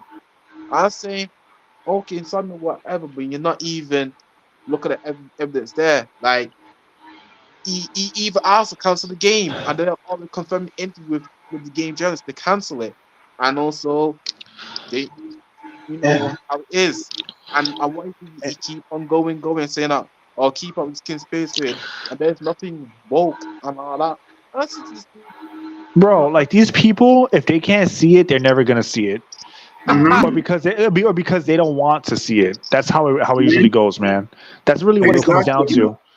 And if people want to chime in the chat, or just let me know, and I'll put the link in the chat if they want to debate it or add their 2 cents to it, or even if you played it yourself, just write in the chat. Yeah, because in the end of the day, bro, like these people can say whatever they want, but they don't like the way you say it. They don't like when you say, well, the game failed because people didn't want it and didn't sell well, no sequel, remake, or whatever. They want you to say, well, the game just wasn't for everyone, or the game just didn't hit unrealistic expectations. You never know. There might be a game. You're right. There might be a game. We don't know for sure, but no, we do know for sure. We know why it failed. Deal with it. Live in reality with the rest of us. Move on. Exactly. Like they can't read between the lines of what that article even said. Basically, the article said no, these people are wrong, but then proved how they were right. No, but actually yes. That's literally what the article is. Yeah, exactly. and Rev, see, what the fuck I did not know what the hell you just read, man. It's like it was so fucking bizarre. It was just dancing around the whole thing. I was sent that article, so I'm reading what was sent to me, and I read through it. I'm like, where does this prove anything that was being reported prior wrong? Exactly. Yeah, it's just like yeah. Yep. It's like these people look for anything for a glimmer of hope to be correct when they're not. Exactly, just accept it. Accept you're wrong. Move on. Accept you're wrong. Being an adult, being a man, is accepting you're wrong and moving on. Yeah, moving on. And don't try and like cry to me saying that. Oh, you just being delusional. It's like people saying like to me about Suicide Squad, Kill the Justice League. They're like, no, but the game has less than 800 players. Like, what the hell you want me to say? Obviously, it's not going well. People don't like it. It's garbage. Oh, well, you're not calling it. They'll say like, oh, you're not calling it out for the writing, and the real problem is like the writing is bad because it's political. The reason why is because it's written to be bullshit politics. If it wasn't bullshit, written with like actual genuine care for the story, it would be good. But they wanted to focus on bullshit, and that's what was the prize. They played a goofy game, got a goofy prize. Yeah, and to the opposite can I say something? All right. Hold on, Christian, what were you saying? As the opposite on the cherry on the top, it's how not good Batman's death was handled. Yes, that was just the cherry on top. You could you could kill off Batman, but like you have to do it with, first off, you should do it with respect and logic, because even like the way things played out was illogical. But my whole point with it is that people say like, oh, well, like what I was saying before, like, oh, the game's doing bad because it was written, it was you're not talking about the bad writing, you're just saying it's woke. Well, guess what? The reason why the writing is bad is because it's woke, because they put woke bullshit in there instead of focusing on the story being good. And if the story was written well, it would be good. It wouldn't, if they didn't focus on gender identity politics and lefty communist bullshit and their own self projections. The game could have been succeeded and would have done well.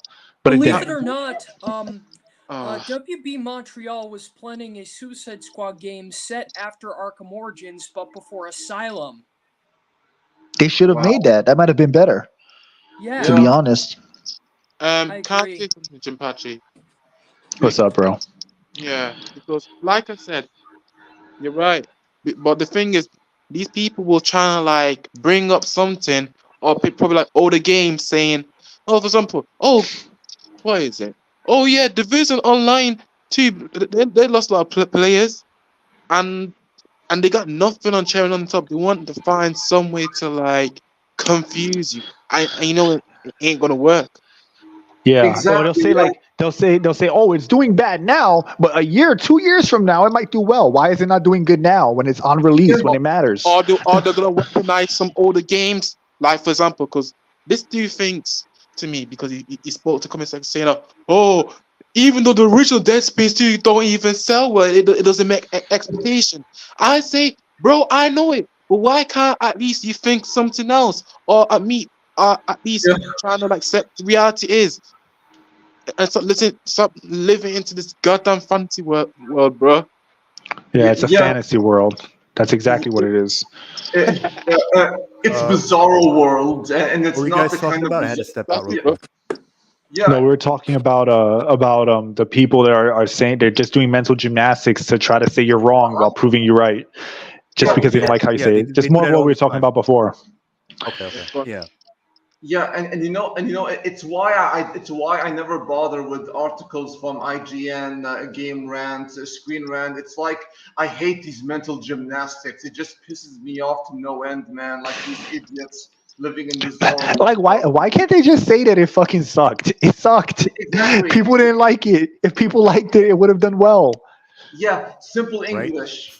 People see production value and it'd be like, well, the production is just like any AAA game. Yeah, that doesn't mean that it's good. It can look like it can have the best graphics the world has ever seen. If the game is shit, it's shit. Or if it's not what people want, it's not what people want. That's why when people talk about Final Fantasy Rebirth and Remake and shit, I'm like, people didn't want this. Yes, there's gonna be people that like the game because they'll like it no matter what or whatever. Or even if they genuinely do like it, but there's gonna be a large amount of people that respect the original, like the original, and think that this game's dog shit. So people just have to accept it. There are going to be people that didn't want this. They wanted a true remake. And I'm using this as an example. They wanted a true remake. They didn't get it, and they're pissed off. They don't care if the graphics are good. They don't care if the gameplay is fun. If it's not a true remake, it's going to piss them off. Exactly. Mm-hmm. Yeah, I mean, like you could, like, it doesn't mean that technically something could be technically sound but still be dog shit. Yeah, true. And it's just like if they wanted to try to defend the game, they can try to do so without making up shit that aren't actually pros or like actual good points for the game. It's like Dead Space all of a sudden right now it has more. Isaac has more. What agency because he can run his mouth. No. These fuckers don't get that. A main character does not have to speak in order for him to act. Or exactly. Like, agency, Link, and Samus. Samus, yes, yep. And oh my God, Corvo from Dishonored. Fuck yeah. Dishonored 2. Dishonored 2 is dog. I remember I came home from work one day and I was trying to play it and I was falling asleep at the seat and the dog, our dog was just staring at me like while I was passed out because of how bored I was with that shit. The dog, I'm sitting in the chair and the dog is with his head on my lap just looking up at me and I'm like, nah, I'm not asleep. I'm fine. I'm playing. I'm awake. It was fucking funny. It was hilarious. Yeah, it's people, it's they think now it's the character can't be silent or at least barely say anything. Now it's they gotta always talk and talk. They're always doing a monologue and shit like fucking Aloy or as I like to call it, A-Boy and Horizon. You know what I love about in the bushes and fucking if I can take him out by doing this. I gotta be careful. It's no shit. We know all this shit. Why are you trying to tell us what we already know? We're not idiots. That's why you got all these fucking yellow paint or tape on walls now to indicate that you can climb with arrows. They'll put a giant arrows. X on the floor, spray paints it on. The God of War Ragnarok, where they're fucking trying to tell you how to solve puzzles within seconds, and it's let me figure it out. If I'm stupid. All right, I gotta deal. Let me be stupid, damn it. Let me be a retard if I choose to be a retard. No, but otherwise I'll figure it out. But it's they just cater to the lowest common denominator. That's why I like the Arkham games because Batman will only talk when it's relevant. He only even during combat, he doesn't make quips. He doesn't talk. When you're doing the Predators, he doesn't tell you everything unless it's relevant. He won't actually say anything. So We can agree and disagree at the same time regarding Batman because he does tend to repeat himself like I have to do this or I have to do that and blah, blah, blah. Well, the difference is that when he tells you what to do, he's also not telling you how to defeat enemies or what to do in combat or how to take care of like any predator segments. He's not giving you the specific details on how to solve the puzzle. He's just telling you what he has to do. So, and he'll only repeating the objective to the player. And he'll only say it if you've been standing there for a while. So he'll say something, for example, because I played those games to death. He'll say something like, I have to get through this maze or whatever. And then then if you fuck up or you're doing something like dumb, he'll say like, oh, I can't do that yet or something. He doesn't tell you, maybe I should climb on top of this thing and use this gadget to do whatever, unless you've been there for a set amount of time. You know what I mean? And even then the game itself will usually chastise you for this. Like the game will literally mock you for it. So it's kind of like crazy, like the difference, right? Because like he does tell you what to do sometimes, but it's not as egregious. It's not like paint on walls everywhere. Like he just gives you. What I'm trying to say is he gives you the objective, but then you have to figure it out until a certain amount of time has passed, as opposed to like telling you how to beat every enemy, how to do every little thing. So I do get what you're saying. I'm just saying that there's a bit of nuance to it. Yeah, true. And you know, I love Shadow of the Colossus because there's none of that yellow paint shit, and that game was challenging in a satisfying way. Yeah. I mean, like I love games like that. Like I like it's one of the main reasons I like Dark Souls, and even though I'm one of those people that actually prefer Sekiro to Dark Souls, to be honest, because I like it. Like I don't blame you, Jinpachi. I like both games, but I like Sekiro more. Yeah. Oh yeah, and Jen, you know, you will love Phantom Zero Blade, I bet, because it has. I cannot wait to get that game. Oh yeah, it looks pretty cool. Yeah, it looks pretty sick. Damn great. It's very anime. I mean, it's definitely a lot faster than Stellar Blade. It's a lot faster, especially when you look at the running animation, and it's so anime in the way. If you watch the anime series Fate Zero or like Fate, it has got that same feel, the action, and it's like Sekiro. Yeah, I'll check it out. I seen gameplay though. It looked pretty. From what I remember, it looked really good. Oh yeah, and the protagonist himself has a cool design. The long white hair and like the black. I just want to let you know that I'm done. Same than me. Well, all right, Christian, you're out. See ya, man. Yep, have a good one. Yeah. Thanks for stopping by, Christian. Thanks for you guys to Reverend Rowan Jinpachi. Amazing stream, and it's great to keep up with your audience. We appreciate it. And thanks for everybody for supporting the stream too. Thanks for Reverend Remnant Views, and thanks for a lot of them for inviting me here. Oh yeah, man, no problem. Thanks for no problem, bro. Speaking the truth and cleaning Revenant about the impact of modern gaming. Mm-hmm. Oh yeah. I want to give this final word. Right. Maybe in 3 years, 4 years time, we might gonna see change, because they can put all they want, but we all know once when the clock hit alarm, then it's time for a change. Mm-hmm. Yeah, guys, great stream. We do enjoy it, appreciate it. Can't wait for the next one. Yeah, for sure. Oh yeah, definitely. DM me, I can get up as usual. Yeah. Take care. Revenant, there was any See You Reborn. Was there anything else you wanted to talk about? Was there any other subjects? Yeah, there's one last one. Yeah, Star Wars. The Star Wars Outlaws. Mm-hmm. Yeah. Oh man. I'm gonna try to pull up the requirements to even play the fucking thing, because it's like insane, like how ridiculous it is. Oh yeah. But in the meantime, while I look for it, you guys can talk about it from what you know and what you've seen. Well, I don't know much about it. I've only seen the female character that was involved. I know that I did hear about some insane stuff with like the specs and whatnot, but I don't really know the details, so I won't comment on it. Shoulders. I think they just man jaw, man body. Like, I mean, like, what else is there really to say? But like, Yeah.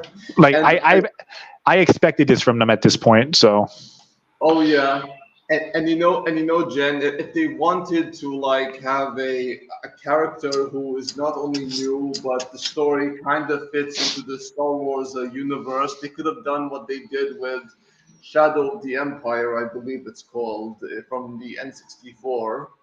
Have you played it? I did play. Is that the one where you fight Darth Vader at the end with like his first person with the lightsaber? No, it's the. I think that one is the. It's the arcade Star Wars. That's arcade. Yeah, that's arcade. Yeah. I like that game a lot. The N64. Was that the one where like it was third person and you could like take cover on walls and stuff? It was like had some stealth elements to it as well. Oh yeah. I think it was, and yeah, amen. G, I can't say your full name, but yeah, G is right. Outlaws it does look terrible, and honestly, the stupid Kotaku article did not help at all, and them them getting ratioed on Twitter, and the trailer getting ratioed with the dislikes, it speaks volumes of how they have alienated their fans. To be honest, I just don't care about Star Wars at all anymore. They've messed it up so bad that they removed any interest I could possibly have in the series. Mm-hmm. Yeah, and the last great Star Wars game I played, at least as far before Lucas sold it, was Star Wars Unleashed 2. I like that game a lot. That was really fun. I like both of them. Oh, yeah. Both Star Wars, Force Unleashed, and Star Wars. Both the first and second one. I also liked some of the older ones like Jedi Outcast. Oh yeah. Obviously, Knights of the Old Republic. Obi-Wan. Oh yeah, Knights of the Republic. Obi-Wan. Great. Obi-Wan. As primitive as that game is, it was pretty fun. It was like a fun little platformer. That was a PS1 game, right? Oh yeah. Actually, I played on the Xbox. Okay. Yeah, there were like a lot of like really good Star Wars games in the past. I think that they just killed the brand so badly that I just can't bother to care. And then like they show characters like this. It's like this is a perfect example of what I was talking about before, where it's like, all right, people be like, well, they'll have like those fake YouTuber the grifters. They'll say, oh well, it might be good, or let's see how it turns out, or whatever. It's like, dude, you see the character. It's modern Star Wars. The main character is female. That should tell you all you need to know. Not because having a female main character is bad, but it's because it's a female Star Wars main character made by who was it that makes it again? This one in particular. Yeah, it was. Ubisoft is doing this game. Then it's Ubisoft. So it's like, come on. Like, come on. Am I gonna pretend this is gonna be good? Like, we all know it's gonna be dog shit. Like, we all know it's gonna be dog shit. Thank you, because that's what I was looking for. I knew it was something. You need an internet connection to play the game, and keep in mind it's single player. Yeah, because they want to monitor your activity. This is the future we're living in. This is what happened when people were rejecting physical media because digital was easier. Yeah, digital's so easy that they can go back and change it because it's so fucking easy. They can put shit like this where you have to be online to play. I'm reading through it now because I found it. Ubisoft did confirm that you don't need an internet connection to play the game. You just need it to install it and for updates, which I mean we already knew about that. So. I guess that was something that got mixed up or whatever, but or maybe they made a last minute course correction, adjustment where they said, all right, we this is gonna be the bad press. They probably saw what it was gonna be early, but I mean, even without that, even if it's just a normal game, you download, install the update or whatever, it's still the same shit. And remember, they think you need to an update to install the game, so that basically means that the game is not fully on disk and it's probably gonna need a shit ton of patches day one. Mm-hmm. So again, it's like, why can't the game just be on the disc when I buy it? Yeah. Again, it's also $70 too, and it has all these special editions and shit. Like, come on, man! Like we all know what's up. Like let's actually pretend like we're playing with a full deck. You know, like we know it's probably not gonna be good. It's obviously gonna have some feminist shit. She has modern. She has what's it called? She has modern man jaw syndrome. Like, yep. Come on, man. It's gonna be another Ubisoft game.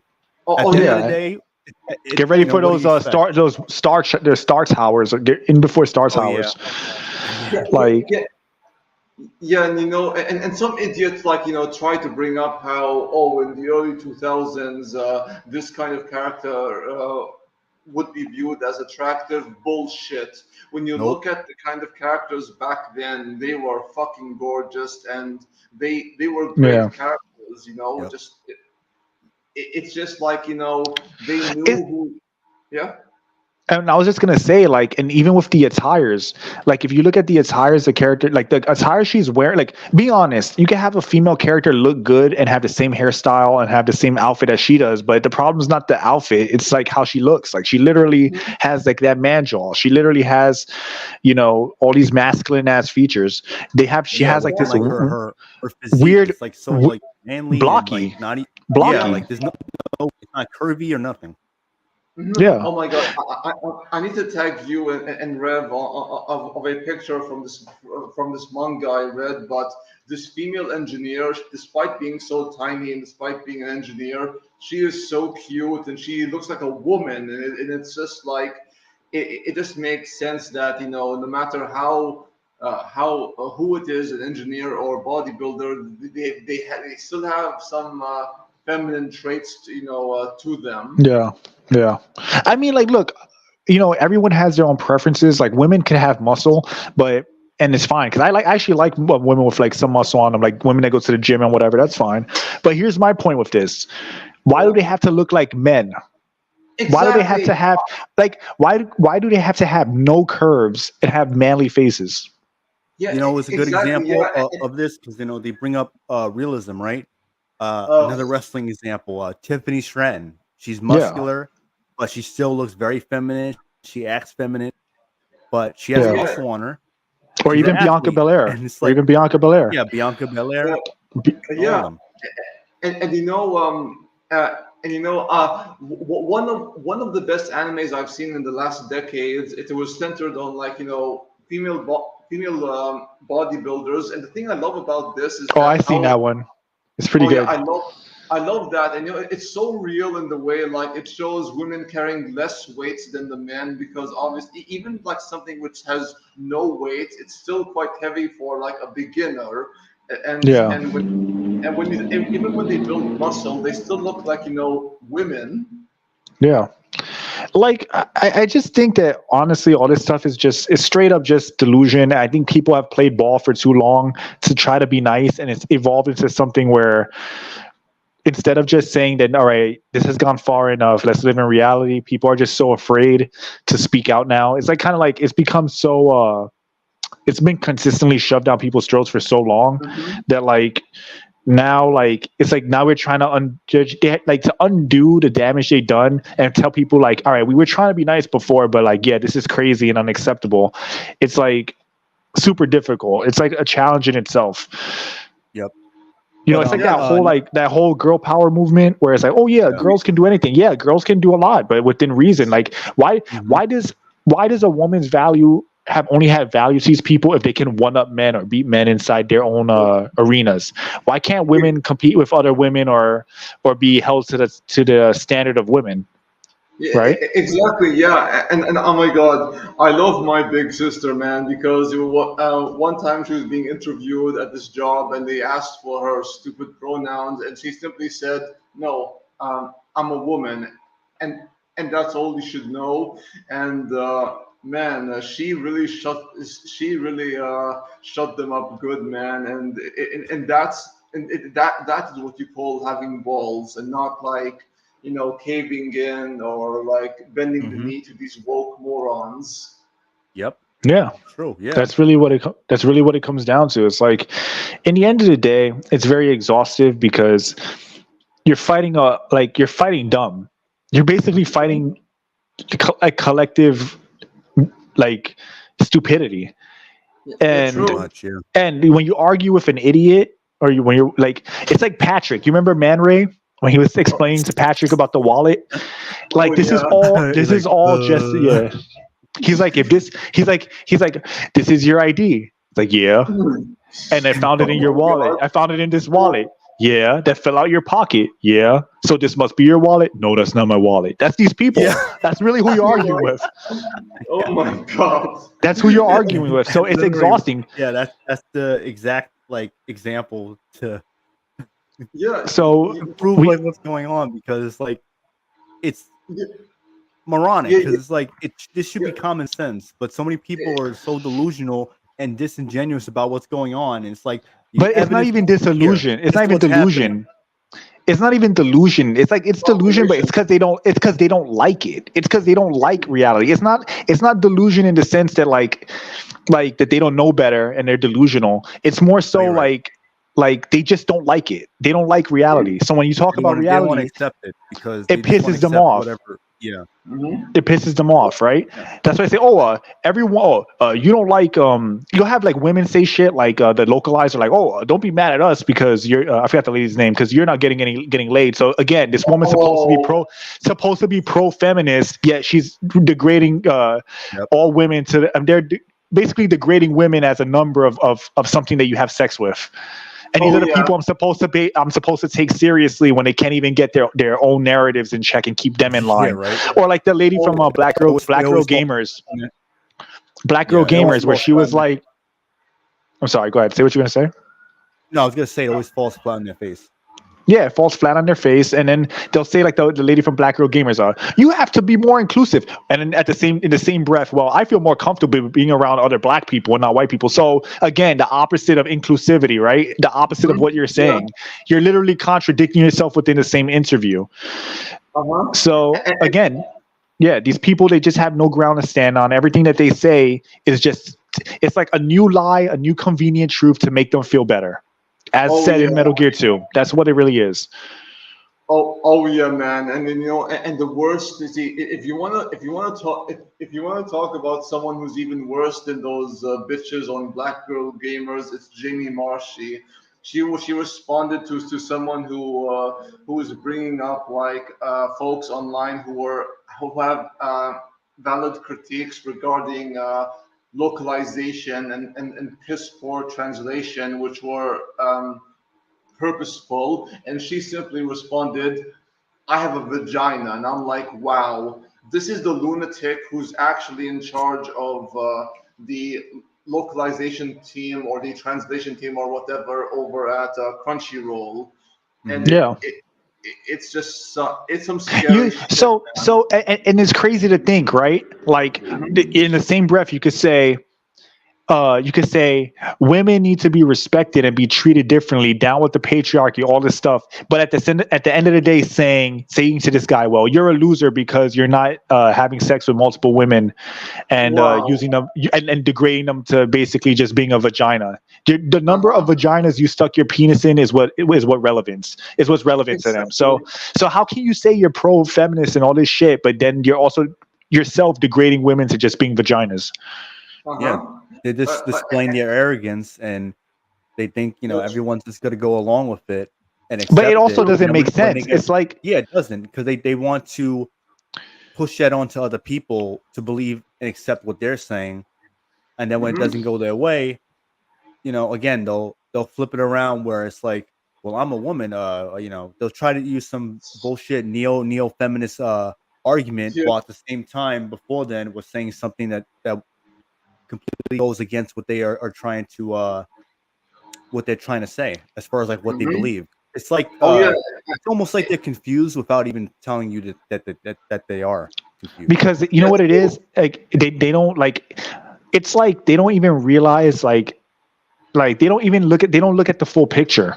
So to them, like from their perspective, from their glance of things, their angle, it's like, this person is bad because they're saying whatever, and not even like questioning to themselves, wait, maybe this is true, maybe this isn't good, maybe I should rethink this. You know what I mean? There's no introspective thought going on with them. Yeah, and if they were to accept the reality of things and just accept accountability, it would mean that everything they were taught in college or like by their woke far left leaning parents was a lie, and it would break their worldview. Yeah, it shatters their reality. It shatters the reality of things. They spread lies, and they, in many ways, they're indoctrinated to believe a certain ideology that they never had a chance. They never had a chance to really decide whether if they really believed it or not. Exactly. And the thing is, I know this because I grew up with this kind of indoctrination. It doesn't matter if it's towards like, which side I'm on, Palestine or Israel, or like, regarding, people like, for example, I hate like most folks who don't agree with everything I say until I realize, I'm being a dick about this, Yeah. I mean, I always look at it like this, right? If somebody could provide evidence and prove me wrong in a way that's like logical and not based in emotion, right? Like then I'll accept it as reality if it is reality. So I'm not one of those people where like I'm adamantly in a way like I'm adamant about things that I can't and it's unchangeable. If evidence comes and proves me wrong, I'll accept that and accept that evidence. The problem is that these people can never prove it because it's wrong. So people will be like, all right, well, like I've had conversations where I'll listen to these people's arguments and I'm like, all right, let me give them a chance to talk their side.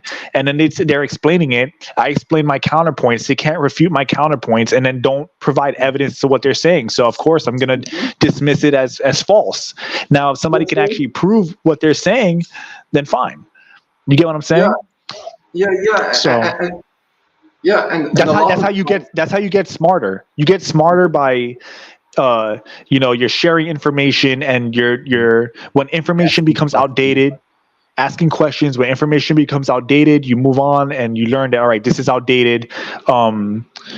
Maybe we shouldn't be afraid to clean ourselves. Maybe the river isn't what's making us sick. And then you move on to like a better tomorrow, but it has to be proven. It has to be curated. It can't just be like, I feel like a woman today, so you should call me a woman. That's bullshit, or stuff like that, Or like with Star Wars, enjoy ugly women because we don't like that you like sexy women, which is just retarded. It's dumb. Yeah, and on top of that, what the game has going for it. You're never going to convince men to not like booty. You're never going to convince a guy to not like. You're never going to convince men collectively to not be attracted to women that are curvy. It's not going to happen. Yeah. And the thing that the game has. Oh, I'm sorry, Mr. Gamer, you can go. Oh no! You can say it. What you want to say, Rev? Oh, okay. No, I was gonna say like the game is open world, so we know what it's gonna be, and the protagonist looks the way that she does on purpose. Because if you see the face model, it's like night and day. She don't look like that. It usually is, and then people still want to argue about it, even when you're showing side by side comparisons. Like are they partially blind or something, or they blindfolded or something? It's insane. They're like. Do you expect me to listen to my lying eyes? Yeah, exactly. And then I don't know if you guys know the community manager for this game at Ubisoft. They have a long history. I think going back 2019 or 17 of saying like racist shit about white men, basically wanting to off white men. Mm-hmm. Well, they created that narrative where they have this narrative now like, you can only be racist if it's a system of power, which is bullshit. That's not the definition of racism. They could they can try to change the definition in the dictionary. They can try to like convince people of this, but no, racism is when you hate another person because of their race, and sexism is when you hate or mistreat others based on their sex. Sounds like a lot of these leftists who hate white men. And it's not just white men. It's not even just white men. It's just like men in general for these people. Like they have like a hierarchy of their hate. And it goes back to what actor Morgan Freeman said when it came to racism, and that's to not talk about it. If you want it to end, just don't talk about it.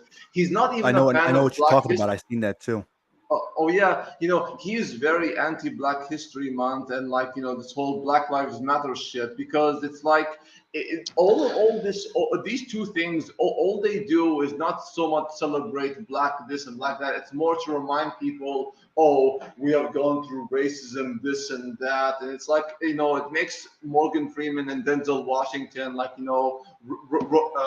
roll their eyes.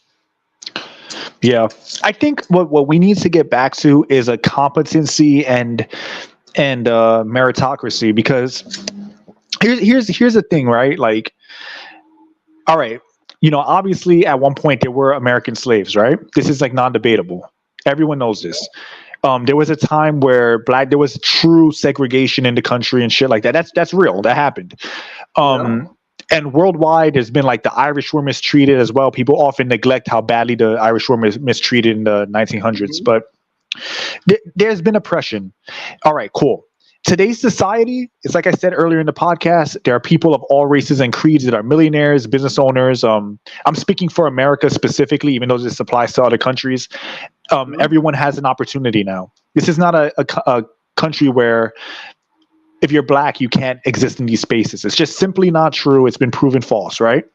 Oh, A lot of rich Black celebrities, Black business owners, or whatever. Like, I don't even have to look it up. You can just go on Google and search it, and you'll find it, right? Except you probably have less. And you'll see it. You'll have smaller amounts of it if you go to a state that's primarily like consisting of like white people or a specific ethnicity or something. But that's not because there's a lack of it. It's because the demographics of that state. So that's also a false bit of statistic people often cite. Like, well, in Minnesota, business owners or whatever. It's like, yeah, but what's the population of actual Black people in Minnesota? Or whatever. So my point in bringing this up is more so of the fact that, like, all right, things are better now and people have opportunity now. So now we have to get back to meritocracy, not giving people, not showing favoritism in hiring practices and DEI practices, because we don't need to do it anymore. Now we have, you have people that can go to a school about coding or whatever, regardless of what race they are. You don't need special programs for these people anymore. Like it's an outdated philosophy that's unnecessary. And honestly, all this shit and by continuously promoting this stuff, all they're doing is creating divide, because it's creating resentment now. Because now the same dude in the neighborhood that grew up in the nice suburbs with you is getting special treatment now because of his ethnicity, instead of it. Yeah, so now you're creating resentment, and then meanwhile, this dude ain't struggling because he's not struggling like you are, or vice versa, or whatever. You're growing up in like the same spaces now, right?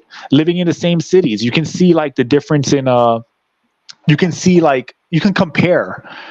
You get what I'm saying? So I think they need to do away with a lot of this stuff and just let people let merit and credentials and proven skill and competency be the thing that dictates who gets hired, right? I don't care if my doctor is Black, white, Asian, Hispanic, or whatever, as long as they're a good enough doctor to prevent me from dying. So the best guy should get the job. If it's entertainment, then and depending on the context, right, then the most attractive female should be on there, for example, not the one that hits the most boxes. We have to learn to understand nuance, right? Because again, no one is saying that every character has to look like a supermodel, right? Like if you have a character that's an old lady that's 90, of course she's not going to look like Eve from Stellar Blade. And that's another disingenuous argument. Well, all characters should look like Eve or whatever. It's like, no one said that. So we have to start using logic. But until these people understand that they're not victims and that all this shit is bullshit, it's actually racist. Because to me, telling somebody like, all right, you're getting this position because of your skin tone. Meanwhile, me and this guy have the same grades, the same accolades, but because of affirmative action or whatever DEI, they get the job and I don't. That's literal discrimination. Yeah, remember, they didn't earn it. I like that. Last thing I want to say is that we're in 2024. We're in 2024. Slavery did not just end. People it's by law, people are legally forced to go to public schools in a lot of states, right? So unless obviously unless you have like a special what's it called, homeschooling or whatever other factors, but basically if you have a kid and you're not, if you're a kid in New York, or for example, and you're not put in public school and you're not getting schooled, it's considered abuse to not be educated. So there's no excuse for anyone to enter these spaces, excel, and get push in the careers they want to be in. We don't need to include people specifically because of their race or skin. And to me, that's fucked up. In itself, it's racist and discriminatory, and we just have to move on from it. We do, because all it's going to do is divide us further, and it's not going to make create resentment. And create resentment. It's going to create a generation of disgruntled people because of what's going on. Because all you're doing is trying to give people special treatment or special privileges for something that another group of people had no say-so or any involvement in. And you're trying to teach these people, and a lot of it's also promoting hatred towards one group over the other. And you're basically punishing people who, again, had nothing to do with what was going on. And you're trying to keep something still relevant that should be, yes, it should be remembered and acknowledged that it happened, but it shouldn't be something that you're trying to loom over someone's head based on their skin complexion when they didn't do jack shit to anyone.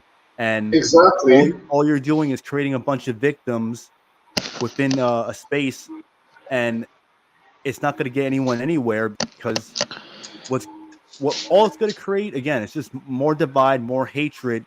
And again, you see other countries thinking about going to war and all that. I mean, they ain't going to bother even going after us, because like we're already getting rid of dwindling the population of people anyway, because all the crime rates and everything going on. And then fucking, at least in New York, I mean, fucking system is all fucked up. Someone can beat someone half to death, but then they're out of jail within the next morning, if anything. Within the day, bro, depending on when the crime was done. People have a criminal record, all these different offenses and shit, and they're constantly being brought back into the streets. And what do you think is going to happen?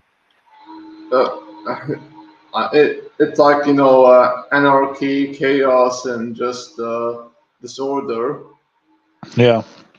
And when you mentioned like New York, I couldn't help but think of this one lady who got punched randomly, and I was like, wow. Dude, that's not uncommon, bro. You know how much stuff doesn't get reported that you could just walk through the streets and see? They're just not penalized because no one ever sees it, or it's not like the police don't get involved or whatever. Because I know, the thing is, why I find that funny is that what did he do? What did she do to him which provoked that kind of reaction? Nothing. Sometimes nothing. If you live in New York City, or if you walk through New York, you'll see there's people that are like drug addicts, or they are mentally ill or whatever, and they just roam the streets. And they're just people that they're like that. It's just too many people. You know that song, Too Many Men, Land of Confusion? Yeah.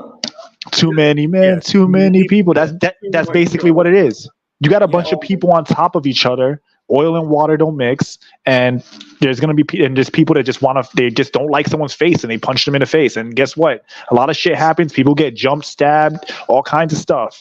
Guns pulled on them, and a lot of times there's no cop around to like even take these people in. I mean, don't get me wrong. This isn't every day, but it's common enough where like most people that live in like certain boroughs of New York will have stories like this. Mm-hmm. Oh man! So I can see now why Paul Heyman was like, "I come from New York. I'll whoop your ass," like that. Dude, it'll toughen you up, because like people don't understand that like. A lot of times it's like any place, like whenever you go to like poor areas of like Brazil, Russia, or like New York, or like Chicago, anytime you're in a poor area, it's pretty lawless, man, because some people like you end up in a situation where you have laws like this where like they basically allow this shit to happen, like what Revenant was talking about. They incentivize it. Or you'll have a situation where the cops don't get involved fast enough for there to be any real consequences, right? And then you have laws where people have like they don't have they're not able to defend themselves. They don't have weapons. They don't have whatever. Yeah. So what happens is that they're in a situation where they're helpless to criminals, and they gotta hope the police get there in time to save them. So a lot of times people know that they're like, oh, there's nobody around, no cops around. Let's jump that. We're gonna jump that ass. And ain't nothing you could do about it. You know. While at the same time wanting to defund the police. Sorry about that. Yeah, but then say defund the police. Then the activists say defund the police. These same activists live in these cities, or these are the same people that I'm supposed to believe is a victim because they're showing pictures of them when they're 5 years old, not when they're a grown ass man committing crimes, like or holding up pregnant women. Yeah, or like holding up, holding up pregnant women and shit at gunpoint. I'm supposed to feel bad on this guy because he overdosed on pills. George Floyd, the saint, that everyone wanted to make out of, and it's like, this is the fucking lie. You're just saying this to create more of a divide. And so election think season about it. was coming up that year too. You got a virus going on that was purposely pushed out, and think about this though. Sell a narrative that is really built on a lie, and then so many people fall for it and just want to go along with it because, again, they want to make it seem like, if you are all for this, then you're rebellious. You're right out of history when they're not, because they're the same people who want to destroy everything that they find offensive instead of actually learning from history itself and be a better person. Or learning what these actual things mean and stop blaming themselves and blaming others and being a victim. Being taught to become victims, and then at the same time be revolutionaries. Before you say this, I just want to make a quick point, and that's that you have people like this guy, like George Floyd, where people make these excuses for him, right, or whatever. Like on a human perspective, it's unfortunate to hear someone died, because it's just people dying in general. I wish in a perfect world, like, people wouldn't have to die and whatever. But here's the thing, though, about this. This guy has had a criminal record in the past, robbing a pregnant woman at gunpoint, rolling with gangs and shit. You expect me to believe that no, the cops bothered this guy for no reason? He's not what's more likely? He's a criminal with a criminal past he's becoming a repeat criminal, or that the cops are bothering him for this innocent man for no reason, like no reason. What's more likely? Exactly, and you want to know who the real victim was of this year? It's Laken Riley. Her death actually pissed me off. It's especially because no one made a big deal about her compared to like George Floyd. And I left a post about this on Twitter and on Facebook, and it got many likes because of the attention regarding like what happened to her. And it just especially when you learn that her record was not only clean, but she was like a very young woman who was a medical student, and she had her future ahead of her. And unlike George Floyd, when she died because of illegal immigrant, no one talked about it or tried to call out that scumbag president who couldn't even pronounce her name right. But you could see the bias, the clear bias. Well, it's tribalism. It's tribalism. But it's tribalism. It's like the crimes don't count unless it's the people that I like, or unless it's the group of people that I identify with. That's what I'm not saying that's how I think. That's how a lot of people think. So they don't care about the facts. They just I have to stick to people that are part of my community, whatever that means, even if they're wrong, right? Or part of my or there are similar culture and shit, or whatever they want to say, whatever wording they want to use. It's not about what's right and wrong anymore. It's about I don't like, and you know what? I'm just gonna blatantly say it. These people can say, well, I don't like people. I don't like white people. I don't give a fuck that this person got killed. There's people that sympathize with O.J. Simpson because he killed a white woman and got away with it, and they're happy that a black man got off with a crime like that. So for a lot of people, it's tribalism. It's not about true justice. You know what I mean? It doesn't matter if it really doesn't matter. Like, they will idolize a villain over everything. You know what I mean? It's just despite how that make their community look bad. So it's crazy.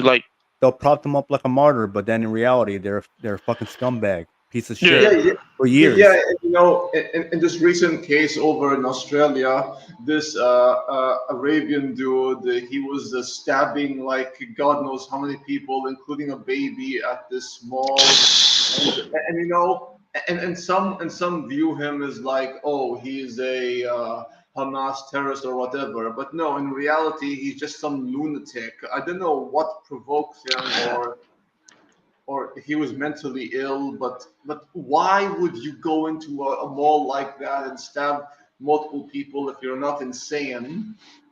They're mentally ill only when it benefits them. In the narrative, sometimes it's not mental illness, man. Sometimes it's just that people are evil and want to do something evil to someone else. That's it. Sometimes they'll take somebody's actions, say, "Oh, he was mentally ill." No, maybe the guy is just fucking evil and just had an evil intention. Or have like an urge to kill somebody, you know. Which is evil, which is an evil intention. If you want to kill, pure fucking evil. Say like it's like people who look at other people and they say, you know what, I'm gonna stab that guy because I don't like them. I just don't like the way they look. Like you could argue it's mental illness, but a lot of times they use the word mental illness interchangeably for somebody who's fucking just a person with a tainted soul. You know, because sometimes you could say, people say, oh, well, they were born this way and this happened to them, so they became like this. Like, no, I'm not going to let that be an excuse. You had a hard life, but ultimately the person that you become is an evil person. It doesn't matter if it doesn't matter what the background was of that person. It's like you can choose to not be evil. You could choose to not do an evil act. It's not excusable. Yeah, exactly. And you know the funny thing is, when folks brought up like, oh, he's Arabian and shit, it didn't mean anything to me, but especially me myself being Arabian. But it's more like, you know, and when I say mental illness, I'm like trying to find an explanation. How does someone just walk into a mall? I mean, obviously he's an evil prick, but it's like what went on in his head? Oh, I'm gonna go to a mall and stab random people I don't know. That's where most of the casualties take place at. That's where they're always trying to like kill the most people, so that's where the most people is at. It's a fairly assumed place of a population, about a high enough population that it can be killed. But there's something I want to add to this, right? There's a concept. So this is a bit of a conceptual thing, but I'll explain it anyway. Hopefully, you guys get what I mean. There are people that like, so your level of attention and awareness changes depending on the state in life that you are, right? So for example, like if you're a drug addict, right? The next thing you're thinking about is getting drugs, right? Yeah. Your attention, your paradigm, let's use the word paradigm, right? Your paradigm and your mind is like in a completely different world than that of a rational or sane person. It's like being homeless. When you're homeless, your paradigm is entirely different from somebody who's rich or somebody who's middle class. And if you're rich, your paradigm is entirely different from someone who's, you know, middle class or poor or whatever. So like it's why you see like these celebrities say things like, oh, well, I don't think people should have guns. I'm against the guns or whatever. But these are people that they live in a reality where they don't have to interact with normal people. They can afford special commodities and they don't have to be around people they don't want to be around. And on top of that, a lot of times they have armed security. So to them, of course, something gated communities and all that. Yeah. So of course, it's somebody. They really don't care about like, you know, like regular people like me, you know, everybody else. They just care about themselves. And the reason why is because they're operating in a different paradigm. When I say paradigms, it's not that one's better or worse. It's just I'm just talking about like their focus, like they're like, I don't know how to explain it. Like their focus, you know, like it's like when me, like if me and you go to work or whatever, we do whatever, we're thinking about our job, or I have to avoid these cars or whatever. I have to like, you know, make sure I do these things for my boss or whatever, like, you know, if you're at work. But your boss's paradigm of what he's thinking about is totally different. And then there's different like versions of that. So basically like the rung of life you're on, whatever that rung of ladder is, it changes your outlook. Obviously, this is common knowledge. The reason why I bring this up is because you could say like, oh, how can somebody walk into a mall and just stab people? Or you could say like, oh, why did this guy just kill this prostitute or whatever the crazy shit they do might be, right? It's because their attention, their focus, where their mind is at, is like they're thinking like in terms of like these people all deserve this because whatever arbitrary thing that they assigned to. People didn't respect me. They don't pay attention to me. I'm whatever. I'm overlooked or they don't like me because I'm Arab or whatever. Like whatever victim of society. Or a victim of society. So whatever paradigm, whatever they put in their head. In their head, and a lot of that has to do with where your attention and where your paradigm is. I'm using paradigm. There's probably a better word, but and there's like a general way to look at it, right? Like, all right, it's like a person who you ever heard that saying that you look at the most beautiful in the world woman in the world, and there's a guy who's tired of fucking her. You ever heard that? Yeah, it's mostly so it's like a guy who's always getting ass. Right? Excuse my French. He doesn't care about that girl that like, he doesn't give a shit. It's like his paradigm is like, all right, this is easy for me. So his level of what he thinks about women is entirely different from a guy who just wants to have a girlfriend because he feels lonely or somebody like that. You get what I mean? Like your paradigm in life greatly dictates how you react to things and how you interpret things. And it takes a very strong mind, which is like the people like the visionaries and like the people that were like, true altruistic people, you know what I mean? Like they're so rare because they can think about these things on different paradigms. That's what makes them special. That's what makes people like true visionaries and people that like Gandhi and shit. That's what makes them like true visionaries because they can operate and think of things on different levels, like different levels of thought. Like, all right, like, you know what I'm trying to say?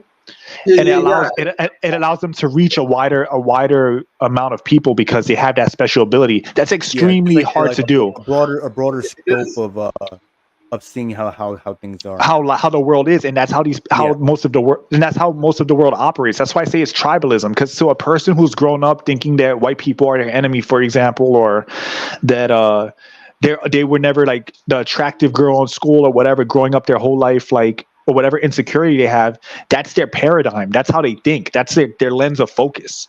You get me? Yeah. So even though it's irrational to me and you, to them it makes perfect sense because it only aligns with their closed off worldview. Yeah, and I recall watching the Russell Crowe film Unhinged. When I think of that guy, what he did at the mall in Australia, it reminds me of that film where he just becomes this deranged lunatic after killing his ex-wife and whoever. He just lives by finding some form of outlet to let out his aggression and anger and whatever frustration he felt or whatever he felt was taken from him, Yeah. But you know what? I'm sorry, I'll let you finish. I thought because I heard a pause, I thought you were done, so I'll let you finish. What else were you saying, bro? No. I'm finished. I was just gonna say, that's what happens, right? Somebody like will do something evil, to have something evil happen to them, and then that evil will seep into them. It'll seep. That's why, like, it's like, you ever heard evil begets evil, or sin begets sin, or whatever. Like, I'm not really religious like that, but that's a much simple way to understand it. But when something evil happens to somebody, a lot of times they internalize it, right? And what happens is that like it can like twist and warp them and warp their like confidence or warp their not self-respect, but like they lose their value of themselves, right? Like somebody who's bullied for a long time or whatever. So a lot of times they'll internalize it, and then it's like it's like staring into the abyss. You know what I mean? Oh yeah, it's very much like the lesson that Jonah, or Yunus as we call him in Arabic, it's his lesson on and why he was trapped inside the whale instead of the people who he asked God to condemn. And his lesson is to learn patience, humility, and to not want revenge. Yeah. And yeah, it's like exactly. It's like a thing where like people have like abuse and bad things happen to them in their life, and then it becomes justification for them to do bad things because the darkness that was committed to them, it seeps into them, and they kind of like it becomes a part. It almost they absorb it, and it becomes a part of them. It's like anger, hatred, or whatever. So it's like you look at people like what's that woman's name? Mercante or Mercant, whatever, the idiot feminist. It's like Melissa Mercante. Yeah, clearly shit has happened to her in her life where she felt like insecure. Yeah, and you all see it within her character and how personality is. Because maybe she's flabby and weak though. I don't know why she tries to flex that. Like she looks. I'm no offense to her, but like she is not in great shape. Anyway, mindset where it's like I can't refute what you're saying. I can't debate properly, so I'm gonna you with violence and hope that you back down. And they try to get all their little buddies to join up and then gang up on the person when in reality they simply just can't refute what's being said. Like I'll give you an example. They try underhanded tactics, and that's part of, her personality along all those other people. Where it's like, like that's the way of thinking. That's how they've been programmed since who knows how long ago. But here's the thing, though. Here's my point with this. She would maybe she was in college, maybe when she was growing up, she was like bullied or not considered attractive or whatever, right? And people say, oh, like, or chose some dude she liked might have chosen another girl over her or whatever. Little things like that, right? Have like she internalizes that as like her insecurities, and it becomes her insecurities, and then she projects it out onto others because like to her, like it's not possible that it becomes a thing where it's not possible where somebody could actually want to be around her that's a man, right? No, to her it's like all men are evil because of the few men that she liked that scorned her, for example, or beauty is bad because the beautiful girls got the treatment that I wanted but didn't get, right? Shit like that. And like all those leftists, if you really like dig deep enough, you'll find that they all have these kind of like insecurities, and that's why they project all this shit. You get what I'm saying? Like remember when David Jaffe was talking about he was talking about like the woman on stage that was praising God and whatever. Like, think about this. What is God of War? A game about a man who's angry at gods and wants revenge and wants to kill them because they wronged him.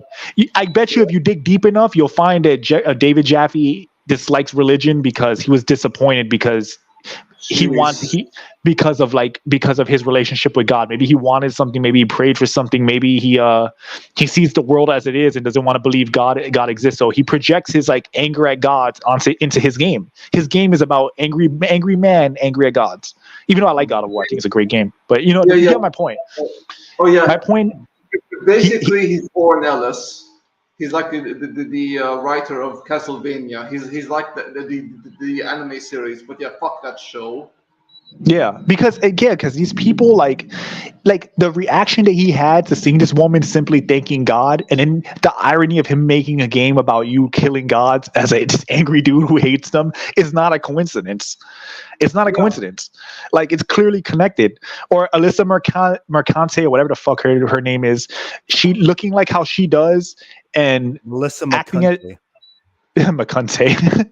She's like McCunt, like an Australian accent, whatever. Like, the point is that she clearly, the way she carries herself, the way she looks, even if she was in better shape and and wasn't projecting and didn't carry herself the way she did, she's not the most beautiful woman in the world. Right? No. She would still be like fairly average looking. So of course that plays into her hating men and hating beautiful women in games and shit. Of course it plays into her like wanting to like take things away from people that enjoy it, right? Because like think about it, you ruin Arkham. It's not because you want Harley Quinn to be great. You just want Batman to be quote unquote put in his place, for example, or something like that by the woman.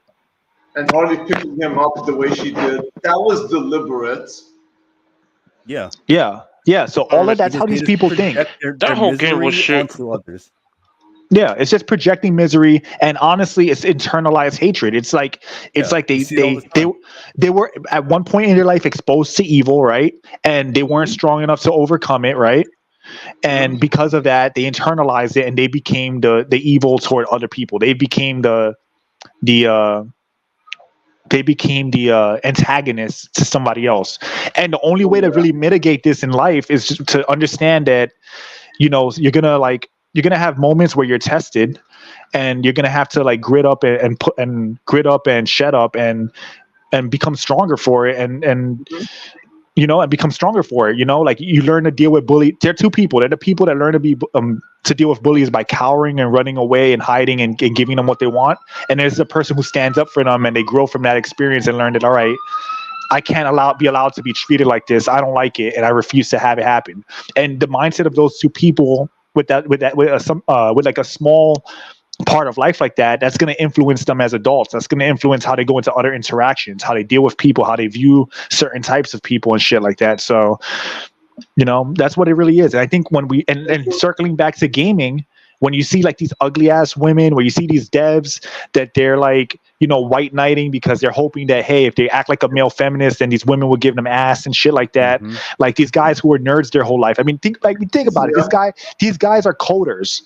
They're coders. You know how complicated coding is.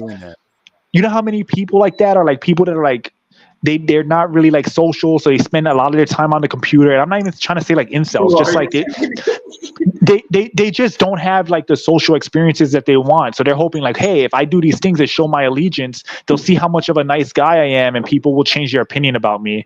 And then AKA they'll get asked from the woman they like. Ultimately. I'll get the pussies. So that's how this projection works. It's like when people don't deal with reality and stand up and have an actual spine, then they end up becoming the villains that they hate. They become the bullies that they didn't like. They become the people that treated them wrong, right? And you see that in gaming. All these games have that. So anyway, I'll shut up now. I talked a lot. No. It's perfectly fine, man. And you know, Rev and Jen. One of the reasons I hate Patches in Dark Souls is because he's like David Jaffe. He is a little bald fuck coming from a bald fuck who hates anyone who's religious just because he had a bad experience, and he will tell you this. You know, Patches. That's how. I remember Patches. Yeah, he spoke about how, it didn't do him any good, faith and such. It's like he's a miserable little fucker who really needs to not only kill folks who are religious, but rob them of their trinkets. Like, and you know what's funny with what you mentioned? All right, let's say you like. And here's the thing that makes no sense to me with these people. They'll say that they like. I'm not, like I said, I'm not religious, but I've been exposed to a lot of religion over the course of my life, so I'm pretty knowledgeable on it. So here's the thing, like people say they hate God because God didn't help them, right? Or God didn't do whatever. They see the world around them. So all right, let's take that at face value. Let's say there was no God, and there was no higher power. Everything's just random chance and like just science or whatever. Okay, so you see that instead of using your resources to make the world better and help these people, especially somebody like David Jaffe, who's got some significant amount of money, instead of trying to be peaceful and create a to help other people and like to give to people, to give them faith in humanity, they'll sit there and cry about God instead of trying to actually help other humans. You get what I'm saying? So, but you get what I mean? Like, he's so spiteful, this guy. Like you see, like, you could say, God's not real. God doesn't help anybody. All this shit, right? But then at the same time, all right, let's say you believe that and it is true. Then what are you gonna do? Just let the world go? Like, let the world continue to be shit? Why not put your money where your mouth is and actually like help people? You have the resources to do it. Yeah, and it's why Guts is the best type of character I love, because despite his atheistic views, he doesn't like talk. He doesn't make a living out of talking shit about people's faiths and whatever. He lives by like, I'm going to make my own like miracles, or I'm going to make my own results. I'm not going to let anyone do things for me. And I kind of find it funny that most of these people were not talking that much shit about other religions like Hebrews or Buddha or Muslims or anything like that. But there's always I'll make that sure to one. keep that out.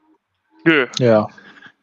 It's Yeah. just It's always an attack on like Christianity and all that because Well, Christianity is close to Europe. It's close to European. Like even though like it's obviously derived from like Semitic beliefs. It's very Christianity is very Europe. It's become very European, and like they associate it with that. So and especially like with a lot of whites in particular and Westerners being Christians, that's like where they mainly target their attacks on religion. Yeah, and it's the same thing now with white men or white people in general, like straight white men, where it's now become the norm to openly be racist towards them. And exactly. Yeah, all it's gonna do is just divide people even more. And then you see, like, at some point, there's gonna be white people that be like, you know what? I'm tired of these people being fucking racist to me, and they're gonna retaliate. And then you're gonna create a whole war, that's what's gonna happen. Civil war among people.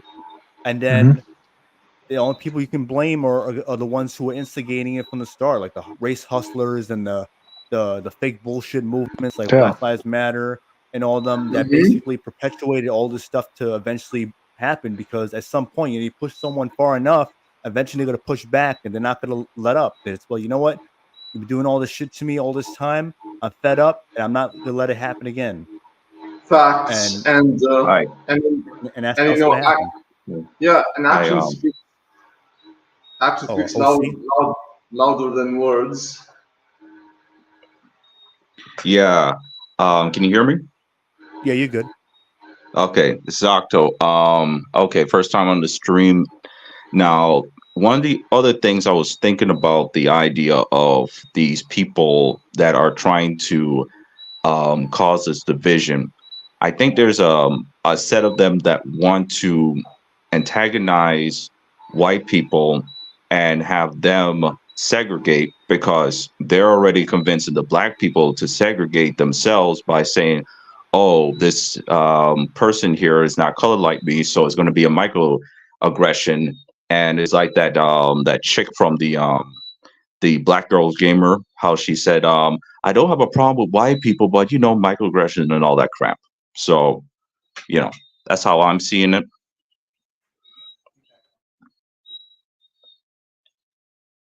Hi. Hello? Yeah, you're good. Yeah. No, what you're saying is right, because you hear me?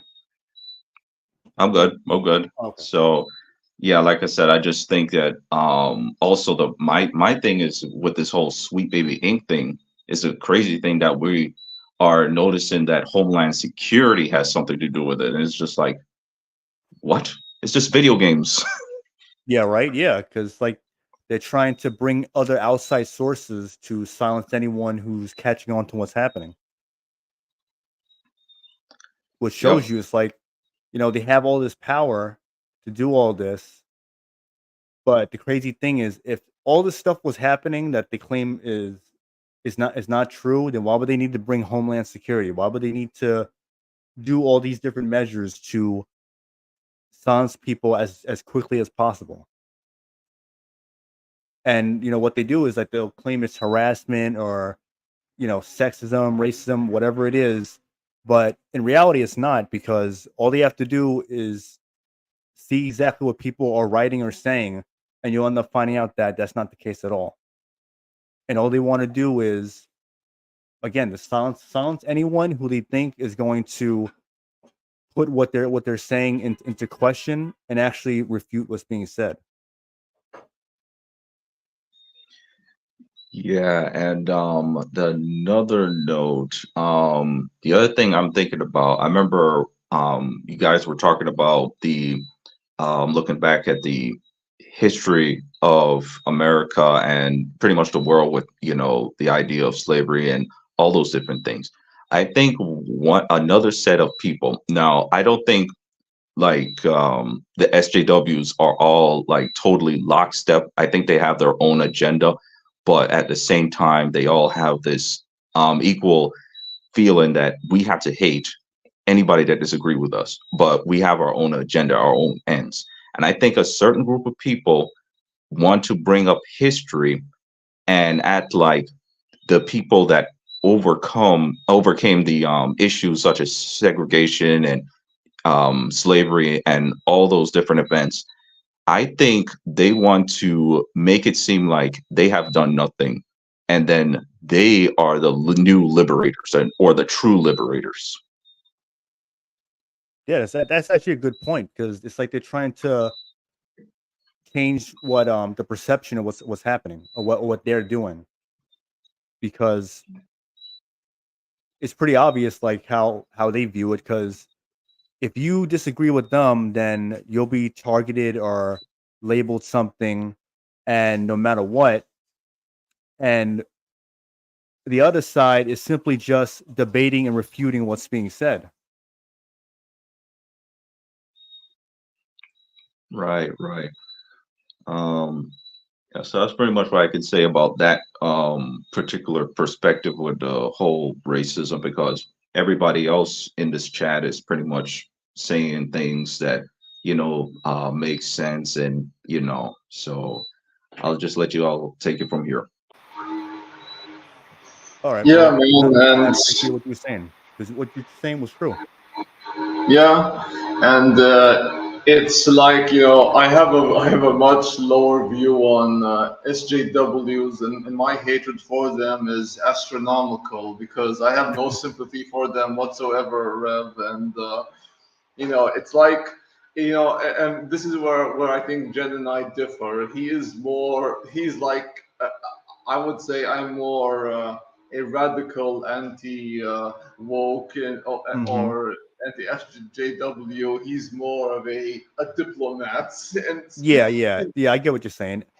I think yeah, I think it depends on the person, because not everyone who's against this shit that's going on, like the woke shit going on, or like have that's true. like deep rooted hatred or anything like that, or like they're like not really like radicals in that extent. That's Um, true. but yeah, there are some that are like that, but then there's others that are more they try to be more rational. It's not so much because they're trying to be nice to them. It's more so Yeah. like they're trying to beat them over the no, beat them with facts and evidence Yeah, of what uh is being said. Like, yeah, like for true. gaming, for example, like all the propaganda and the ideologies that's being deliberately crammed into these games, and then you have Mm-hmm. someone who's clearly obviously woke. They're fighting you against it and claiming otherwise, but then when you show them evidence and you break things down the best way possible, then we see it time and time again when their response to that is they're going to try to move the goalpost or derail the conversation into something else entirely, Oh because yeah. they don't want to talk about what you addressed, because it crumbles their narrative that they put out there. So now their next tactic is to say something else that's disingenuous, throw a bunch of ad hominems and make it about something else, because they want you to derail from it, so that way they can't be held accountable for what they said or did. And on top of that, if the conversation derails into something else, then Hmm. then They lost. not only did they lose, but they can't admit that, because they can't it's derailed so much where it's like you almost forget what the fuck you were even talking about to begin with, because then it goes back and forth about something else. Then there's a bunch of insults being thrown, all while they never address what you said in the first place. Exactly, and it's like, with the Grums, and how these idiot journals try to attack his appearance based on how he looked, and It's funny, it's the I same. don't mean to interrupt you, but one quick thing, they were calling him white when he's Asian. Oh yeah, yeah. I don't know if you saw that. Oh yeah, it's him being like, him calling him white even though he's Asian, and also them attacking his physical appearance, like, him, his, like, his physical appearance. I mean, like, him being in their eyes chubby or whatever, and like it's a similar tactic these motherfuckers try to do with me, referring to me as like Voldemort and Skullface, Skullface from Metal Gear Yeah, 5. Yeah. it's crazy how all these people all talk about inclusivity, and it doesn't matter your shape or whatever. But when you say something bad about their favorite shit or whatever, they start attacking your appearance and saying, "Oh, how bad you are, how ugly you are, how skinny you are." It's just Oh it's just too much projection, bro. You know what I mean? yeah, Yeah. and That's the you point I know was making when it's like they tried to derail the conversation. Now it's like, oh, I'm gonna insult you now. That way yeah, I won't have to address what you actually debunked. yeah, exactly. Well, And that's because they're liars. All that inclusivity shit is just a subversive way to try to implement some form of supremacy, whether it be ideological or racial or whatever. It's not actually about any like inclusivity. Yeah, exactly, and it's definitely not about having an honest conversation, because all it's about is them looking for a gotcha moment and trying to find something in order to, point at and harp on and claim that they Mhm. claim victory when they didn't prove anything. If anything, Yeah, all all this shit they is a did is front. just made them look like more like a dumbass, because they can't, again, they can't disprove what's being said. Yeah, yeah, Here's the thing with leftists: they're terrible at debates and arguments true. all the time. Oh Doesn't yeah, matter what it is. They'll talk about, I'm educated, I do this for a living, I do that. But then when blah you blah. debate them Yeah. about this shit, they have nothing to say, and they can't weasel. They try to weasel their way out of it, and then they can't. They look like Oh an yeah, idiot, and then they resort to underhanded tactics, and it's Well, like they don't that's because they do everything to win an argument, not because they're right. It's because they just want to feel like they won. They want yeah, the yeah. perception that they won something, when in reality they lost a long time ago. exactly. Yeah, and But also it's the fact that they hide their intentions, right? Like they try to hide their intentions, right? Like so a lot of these people like that push all that are arguing these leftists, is their real reason for wanting this stuff is because, like, for example, they might hate men, right? Or they might actually hate white people, or they might actually hate whatever thing it may be. So when they're calling you a phobe and this and that, and saying that you're a person who's full of hate or whatever they want to tell you, it's all just them projecting their own hatred and just revealing their intentions to you. oh yeah, yeah, and whenever someone says like, "Oh, you're just hateful," and I'm going to respond like, "Yeah, I am hateful towards idiots like you and what you're doing to gaming, the things we love, because you fake ass motherfuckers don't even care about games. You just want to see yourselves on screen when like in reality you could just look yourselves in the mirror and not bother to have a character look like you, and which is like a character who is as hollow and empty and ugly inside as you are in your own soul. It's very hollow. It's very hollow. That's a great way to word it. Mhm. Yeah, And and it's you know what the other thing is? yeah. That was a very good point that you mentioned about the idea that these people um, want to self-project. And one of the things I kind of thought about, I remember one of those remember those '90s educational games where you would have like Miss Mavis or any of those kind of people, right? Yeah, They like that would, space game that I forgot what it was Yeah, called. right. Map Blaster. Yeah, stuff like that, The right? old one. So All right. what I'm thinking is when these people they have a step-by-step process. First, they say, I don't like the way how this character looks. Then they change the character. Have her look like more like a little bit of me.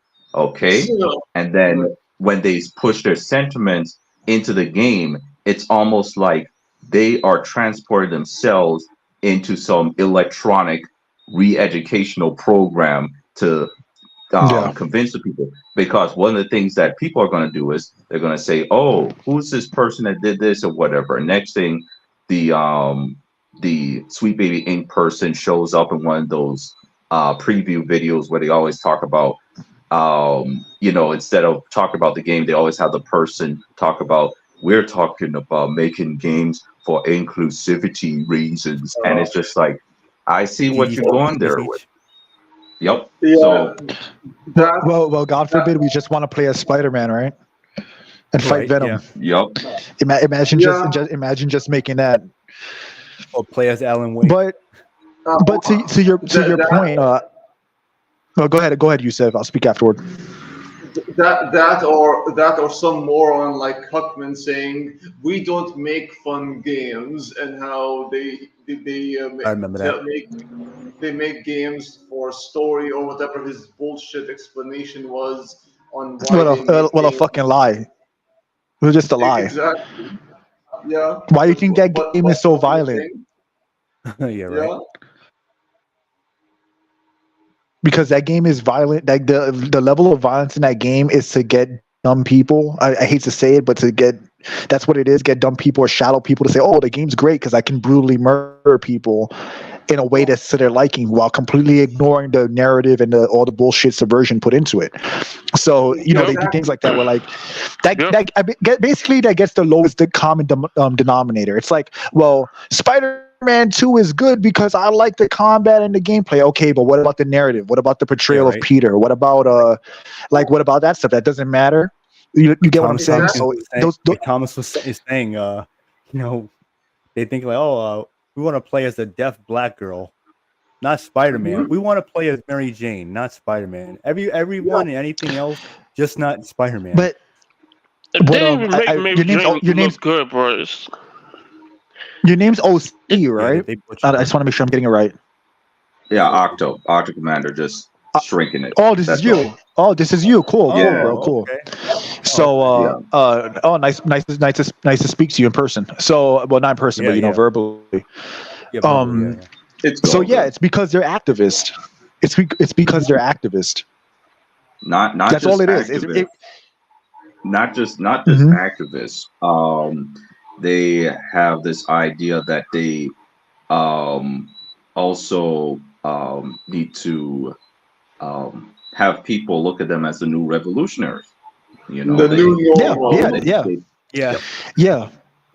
Revolutionaries act, but what my point is that they're activists. It's kind of like when it's kind of like in other countries where they would have like propaganda put into like their movies or whatever during war times or whatever. Like, so actually, it's actually similar to some of the stuff that Nazis would do, right, with their portrayal of things. So it's one of those things where like it's like their activism, their agenda, their political narrative is what they're really there for, and then everything outside of that is irrelevant to them.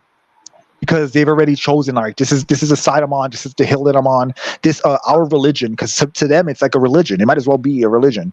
The religion of wokeness is more important than anything else. It's better than anything else. It's not better. It's more important than anything else.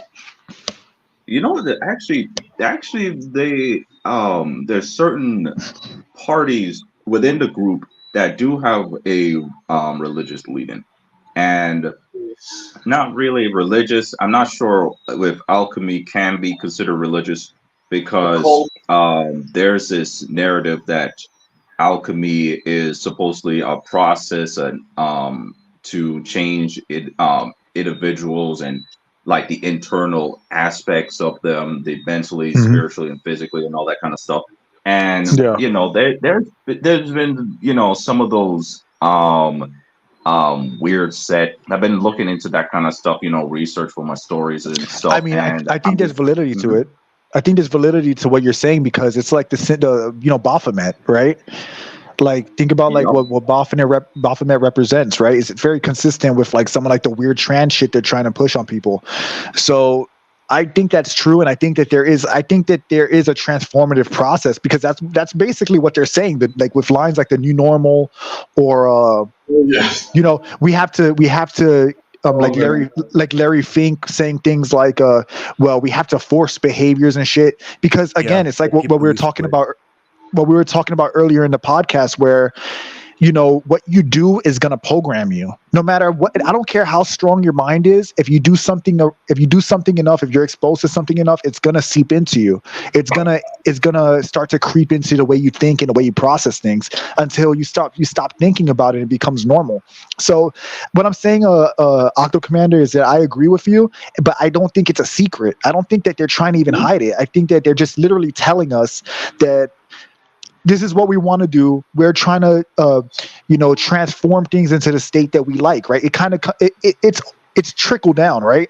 Like replacing key members of a studio with activists, right? The studio was once a studio that made games or whatever, and then they start taking out key people, replacing them with their own, transforming it within, taking IPs and taking series and like Gears of War, and making it something that it was never intended to be. Showing narratives of certain races of people being treated a certain way or whatever. So all this stuff is like, it's like at every level they're trying to replace and overturn things into the direction that they want them to go in. It's like, it's not even a secret. It is what it is. Even look at the voting shit, where you're trying to have an influx of immigrants to control basically to like get the votes that you want for your political party to change the country, the way they want to change it. It's all like trickle down. It's all like the same process, like you said, the same agenda, the same trickery. And gaming is just one face of that, of a much bigger thing. I'm not trying to say like it's a big conspiracy, because I don't believe that it's not a secret. It's not like it's not a conspiracy. They openly talk about this. It's not a secret. Break it down. Like it's like all this stuff is like public knowledge. So it's gone far past any conspiracy bullshit people want to claim that it is. The people who are saying that are either into it, they subscribe to all that's going on, or they are just willfully ignorant. Lying to themselves. Exactly. It's like the whole thing with Tolkien, right? Like they can't create; they can only change and change and destroy what is already there or what already exists, and that's what it is. It's like, like I think like there is an element of it that does feel like nefarious. It does feel kind of evil, and like I said, like the similarities between shit like Baphomet and like the shit going on right now in our current society, in our current world, is like alarming. It's actually like pretty crazy when you think of like the imagery, and like it's insane. When you have like this, like, you ever seen that famous picture of like the bald woman with like the bald dude, with the tits, that he's like a trans person with a little kid? Like that shit is like evil to look at. Like it's disturbing. It's literally disturbing, and they're trying to normalize this disturbing shit. And like you got to think like, who in their right mind wants to push this, right? But you have to think that these kind of people, they're corrupt. They're like, their minds are so corrupt that they don't even see the how wrong it is and how like vile it is. Yeah, it's like they're too far gone, and they're too like invested in what they've been doing in order to Yeah, and the ironic thing about it, they always talk about all this phobia, this and that, and not Germans from World War II. We're going to say that. And all those kind of aspects of society they're fighting. But the ironic thing is they keep studying it and getting themselves into it. They created some kind of weird mental, what's that term? Stockholm syndrome. And then, of course, they start to unknowingly take in some of those traits, because these people, the liberals, or extreme liberals, or just liberals in general. I remember they used to have back and forth with whatever, but they just move on and just, go on their business. But now with these new people, it's you disagree with that one thing that I agree with everybody else, then we're gonna kick you out. It's almost also kind of weird. It's almost like they look at people with a side eye within the collective, and they're just waiting to have an excuse to kick them out, because these people, I think these people have kicked so many people out. It's become it becomes a wonderful sensation for them. They like the idea of seeing this person, exposing them. You see, I'm the one that shows the receipts. I'm the one that's a hero.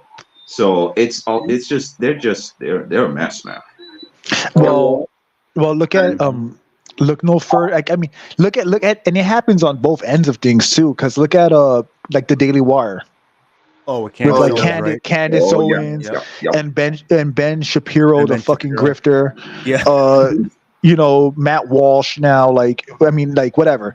Like, it's tribalism, but at the same time, it's like people are stuck on this thing where like you have to be one extreme or another, and in reality, you have to operate through reason and logic. And reason and logic is the ultimate.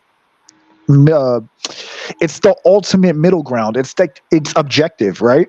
Like, and most of these people, like it's like you said, the irony is that they're very exclusionary, where like they're like, oh, you don't think like us, well, we're excluding you from our little Hollywood club or our little game elite gaming community shit or whatever. And meanwhile, your little treehouse. But meanwhile, these are the people that are pushing inclusivity and diversity. Yeah. So wild. Rev, I'm going to be off now. It's been awesome chatting with all of you. Oh yeah, it's been great having you on, Yusuf. Yeah, for sure. We got to have you on again. Yeah, Sam. All right. Until then, peace. See you, man. Catch you later. Take it easy. All right, peace, man. Yeah, but I understand what you mean, Jupachi. Yeah, it's just this whole tribalism bullshit is getting out of hand, dog. It's ridiculous. People will literally throw each shit. What is that? They will literally throw their own best friend underneath the bus just to get where they at. Over over one differing opinion. Yeah, or just protect. Yeah, or just protect that group. Well, look.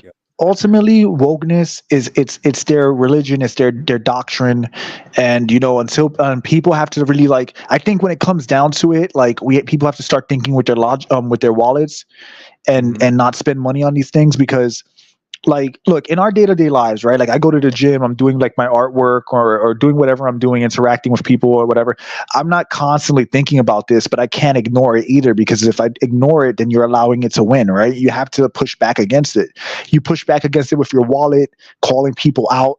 As long as there's a consistent force repelling what they're doing, then there's always going to be something preventing them from completely winning. And even if just repelling them and preventing them from dominating all aspects of society, whether it be entertainment, politics, or whatever, that's enough to at least prevent them from taking over and winning. That makes sense? No, yeah, you're right. That's why it's important for people to speak out. Speak with your wallet, and also don't be afraid to, call them out on whatever bullshit they're trying to do.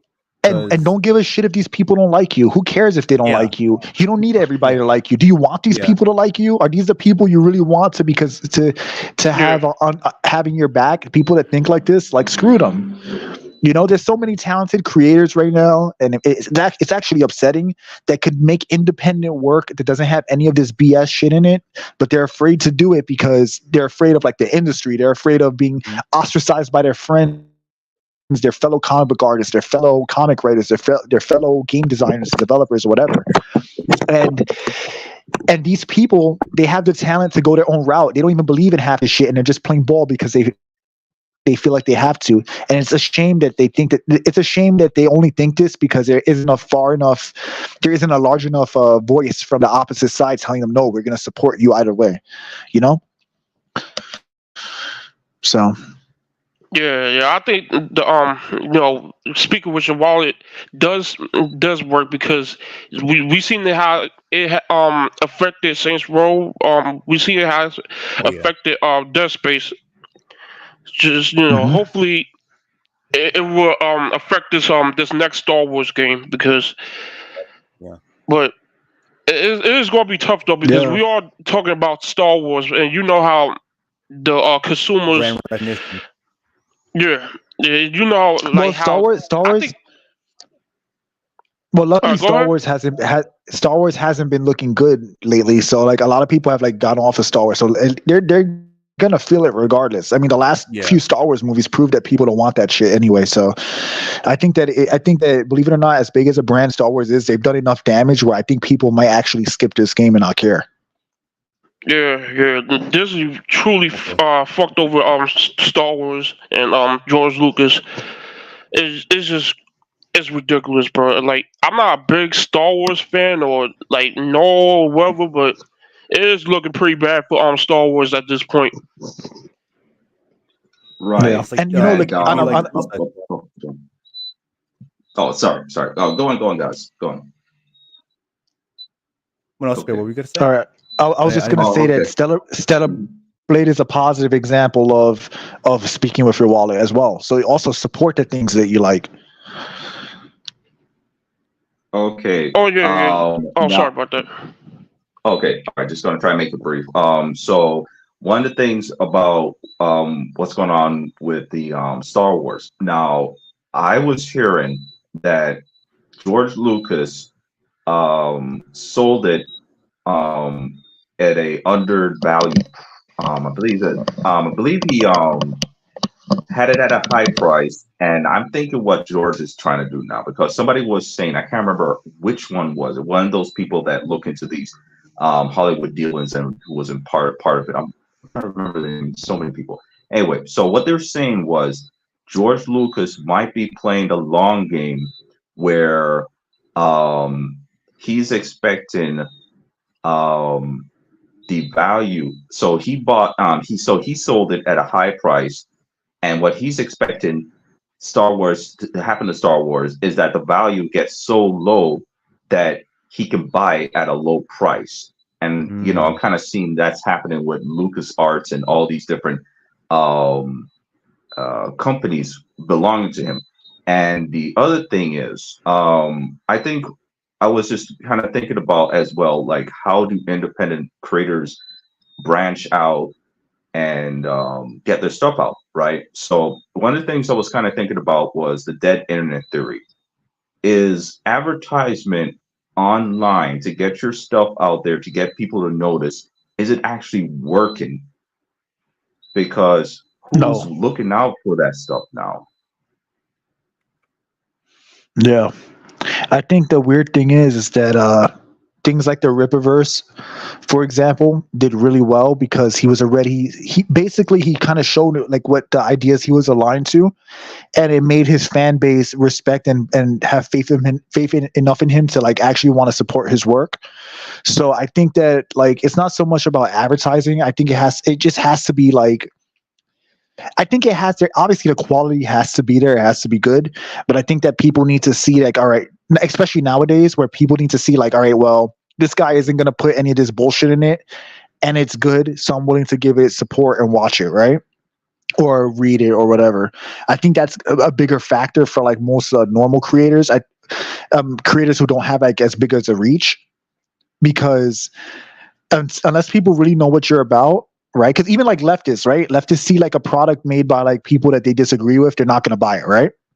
Because they're gonna be like, oh, this guy doesn't align with like my thoughts and beliefs. He does it, whatever. They're not gonna buy it. And then people that are against this shit, they're more cautious now to purchase things. So I think in a way, your story not only has to be good, your art has to be at least acceptable, but the people who are wanting to buy it have to have faith that you're not gonna give them bullshit that they don't want. They can't just on like good faith say, all right, let me try this out, check it out, and see if I'm interested. Yeah, there has to be more of a reason. Yeah, which is sad because it shouldn't be like that. But I think that I think that's a big factor that people need to account for, because advertising is only going to put an ad in their face, right? And if people don't care, they're just going to skip it. It's like, even me personally, it's rare that an ad catches my eye and that I'm willing to watch the whole ad. You know. Right, because I'm just thinking about the YouTube ads, and there was a controversy around earlier this year or late last year, where they were talking about different advertising firms and companies were getting upset with YouTube because, okay, so let me get this straight. We're giving you money so that we can put our ads onto your website, but people can skip the ads or they use ad blocker, and we're just throwing money at you. And then of course, YouTube had to respond in some way. Of course, they're trying to get after ad blockers, but they're just thinking about like, okay, people can make alternative means of entertainment other than just the vote for your wallet, because it's one thing to vote for your wallet, but at the same time you are excluding yourself from supposed to be entertainment, but it's not going to be entertainment because idiots are making it. So it's just like that's the defense aspect, that's the shield, and right now we have to figure out how can we get a long enough spear to push back instead of just stopping the attack. Yeah. Yeah, and I think to your point, that comes down to, like, in a way, it kind of circles back around, because people have to just support the things that they like. Because as you said, it's not just speaking with your wallet, but like look at Vizzy Pop, right? She made what's that show called? Whatever, that weird crap she made. I personally don't like it. Has Been Hotel, whatever the hell it's called. It was extremely popular, right? And it was on YouTube and people could watch it for free, and they got into it and it built a fan base. So I think that a lot of creators, they have to accept that if you're going to do your own thing, you might have to operate at a loss for a while.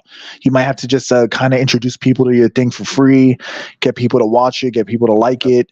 And then eventually you'll be able to have more leeway, right? Because then you can say, well, hey, if you like this, for example, my animations, right?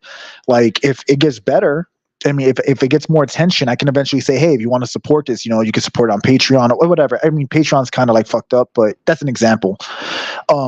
You can support it. You can super chat me or whatever and things like that. And that helps you funnel money back into your own creation, maybe get better artists, maybe get assistants, maybe to help you with like animating in my case, and stuff like that.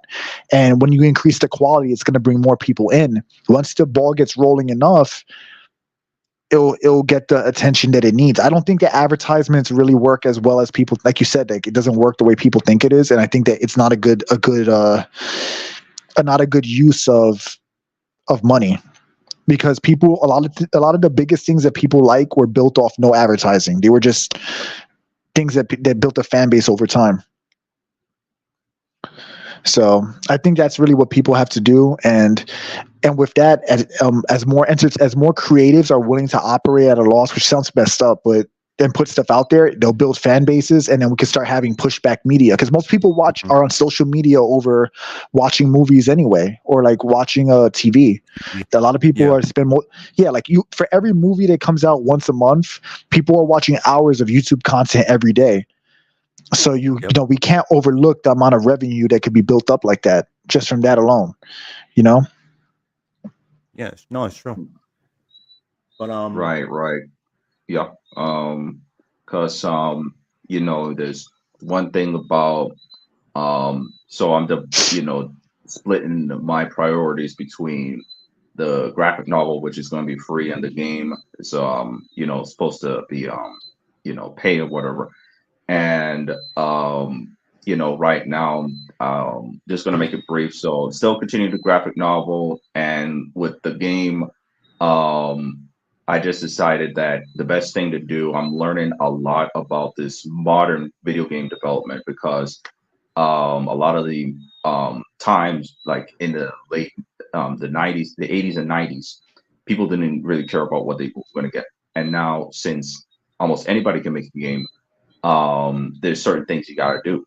So right now with the game I'm working with, it's decided I'm going to make my own look to it. Okay. There was this RPG recent RPG that's a lot of those Japanese video game companies that make RPGs tend to have their own unique look, like Persona with Atlas and so on and so on. They have their particular look. I said, you know what? I'm going to make the game look like the comic. And, they kind of intertwine. Even the fonts are going to be the same to give that look where it's almost like they're almost the same thing. Man, I really want to have some voice actors, but,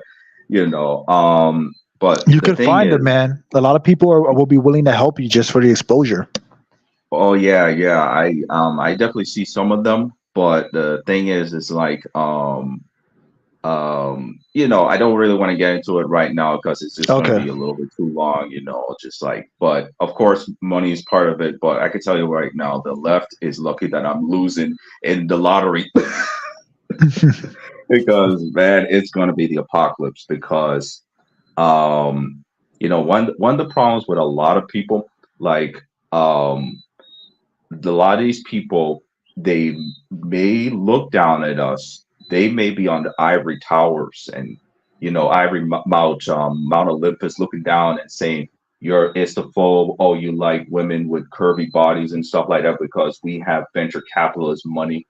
But thing about those people, the thing about them, they have minimum discipline.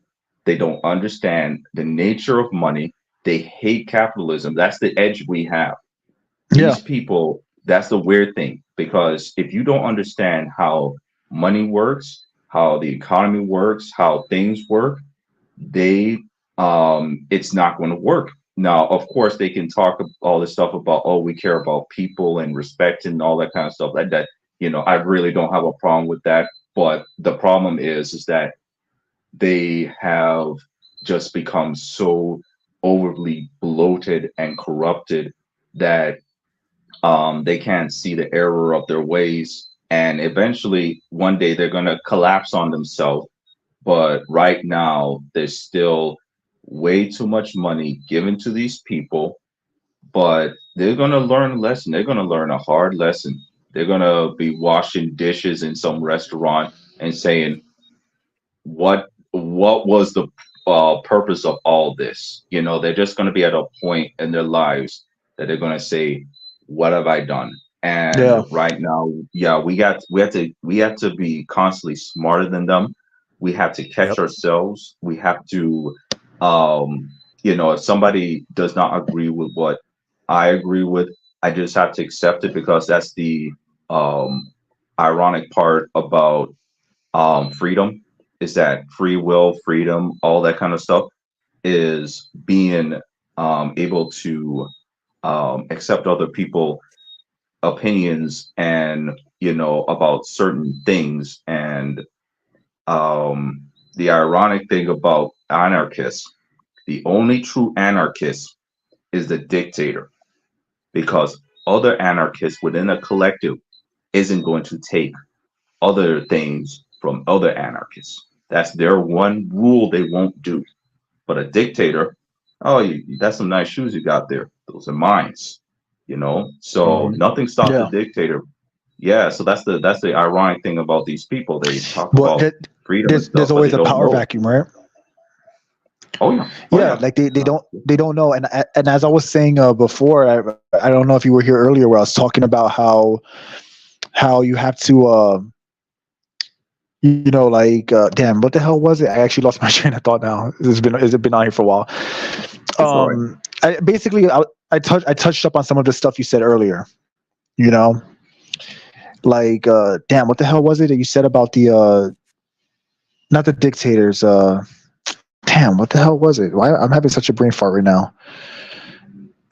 God damn, I can't remember. If I remember, I'll bring it up again. But anyway, to your point, like, it's like we do have to respect other people. That's what it was. It was about respecting other people. It's like what I said earlier. Like, yeah, I respect your freedom, but don't infringe on mine. And that's the problem. It's like that these people can do what they want, but they always try to infringe on the freedom of others and what they believe in, or their own, or what other people value. And they try to tell them, and as you said before, like dictate what they do, what they want to do, and how they should think. And that's really what creates the divide, right? Because if most people, if you ask them that don't think like this, they'll say, fine, you want to be trans, you want to be gay, you want to believe in this or that, you can do it, but I shouldn't have to be involved in that. So Yep. And they talk about, oh, this has to be about acceptance. Now it's now they're pretty much saying the quiet part out loud. It's about conversion and trying to change people. And because in the like the late 90s, early 2000s, they try to let people know that people live the alternative lifestyle, and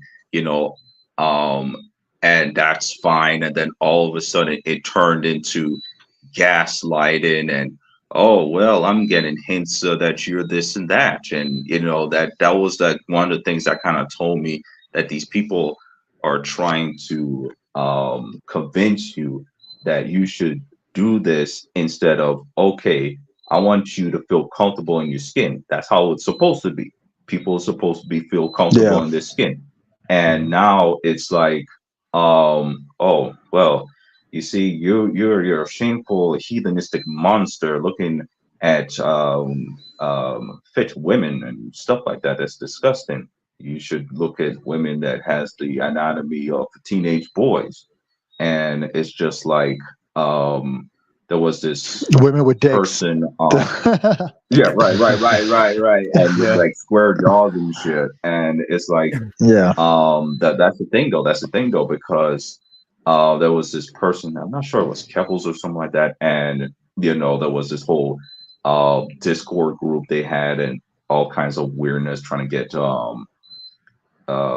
these puberty blockers and all these drugs to kids, and and it's just like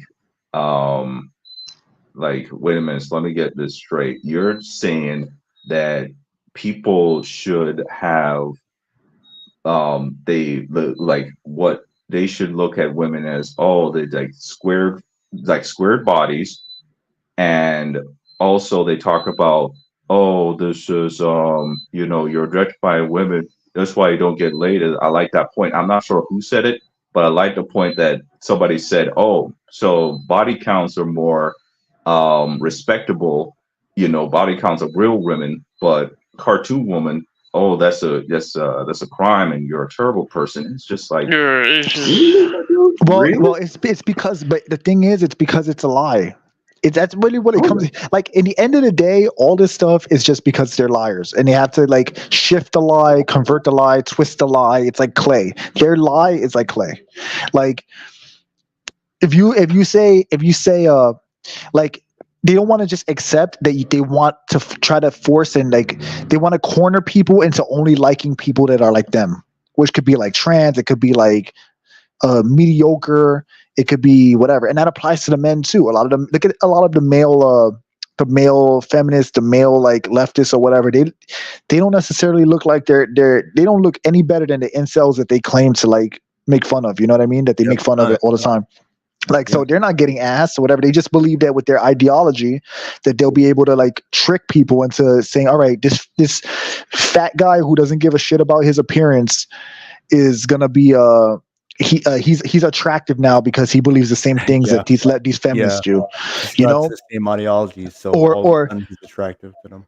Because it's like even the people on the left want to trick people that actually have values and self-respect into being attracted to them or being able or sharing their beliefs, right? And that's really what it comes down to. It's like, all right, well, it's like the average man, like most. I had said this before in another thing I was talking about, that more women are having sex than men, which means that women are having sex with the same men, while a lot of other men are being left to the side, right? And the reason why is because women want the higher percentage of men. The regular average Joe, women they don't even exist in their eyes, right? So it's not enough. They don't even want the male feminist like Kotaku types and shit. They don't want them. They want the people that they value, the people who likely don't have the same beliefs as them, to think like they do and accept them regardless, and end up cornering them into being attracted to them or wanting to be with them or whatever. You know what I mean?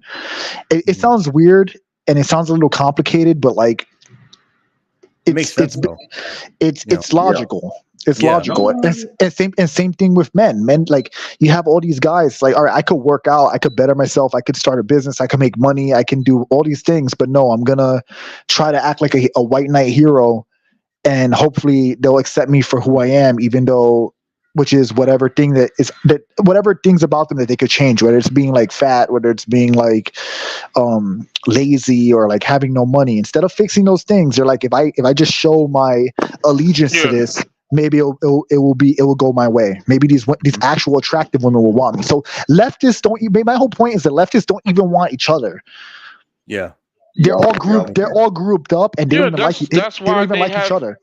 Oh, that's why they have like these open marriages and shit, like open relationships, all this type of shit, just because they think marriage is boring and all this type of shit. So that's why they have all these open relationships all of a sudden. You know what I mean?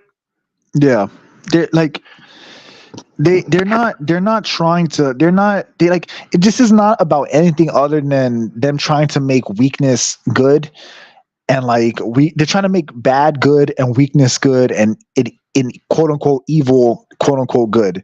They're trying to flip it on its head instead of just being better, and it's actually an actual acceptance and actual accountability, which is the solution. You know, because when you're accountable of your own life, that means you have to accept your flaws, and even though the flaws could be easy to fix, if you don't acknowledge them, they'll never get corrected. So that's how I look at it, and I think that entertainment is just a byproduct. Like the way entertainment is going is just a byproduct of them trying to like push this shit and trying to like I said, corner people into thinking like they do in hopes that it would make them have the role in life that they want to have. No, you're right. Yeah. But we've been going on for like almost 4 hours now. Yeah, I'm kind of tired. I ain't gonna lie. It's been going at 4. It's like 5 hours actually. Before we go though, I want to follow up OC's point. It's just it's crazy how all these people are just shitting on like fictional video game females, right? Saying that you all porn addicts and all this type of shit. They don't even, but these the same fuckers that literally don't say nothing about OnlyFans girls. None of them don't. Yeah, because that abides by their bullshit philosophy. So even though end up being OnlyFans girls too, which is crazy. It's only basically like it's pro their movement. So even though it's the same shit they complain about, they do the mental gymnastics to pretend that it's a different thing. Basically, it's okay if we sexualize ourselves and do everything we're accusing men of doing, as long as we're the ones doing it, and as long as it's profitable for us. That's how they look at it. Give me the money. Yeah. And another point. Yeah, another point is whenever they ask.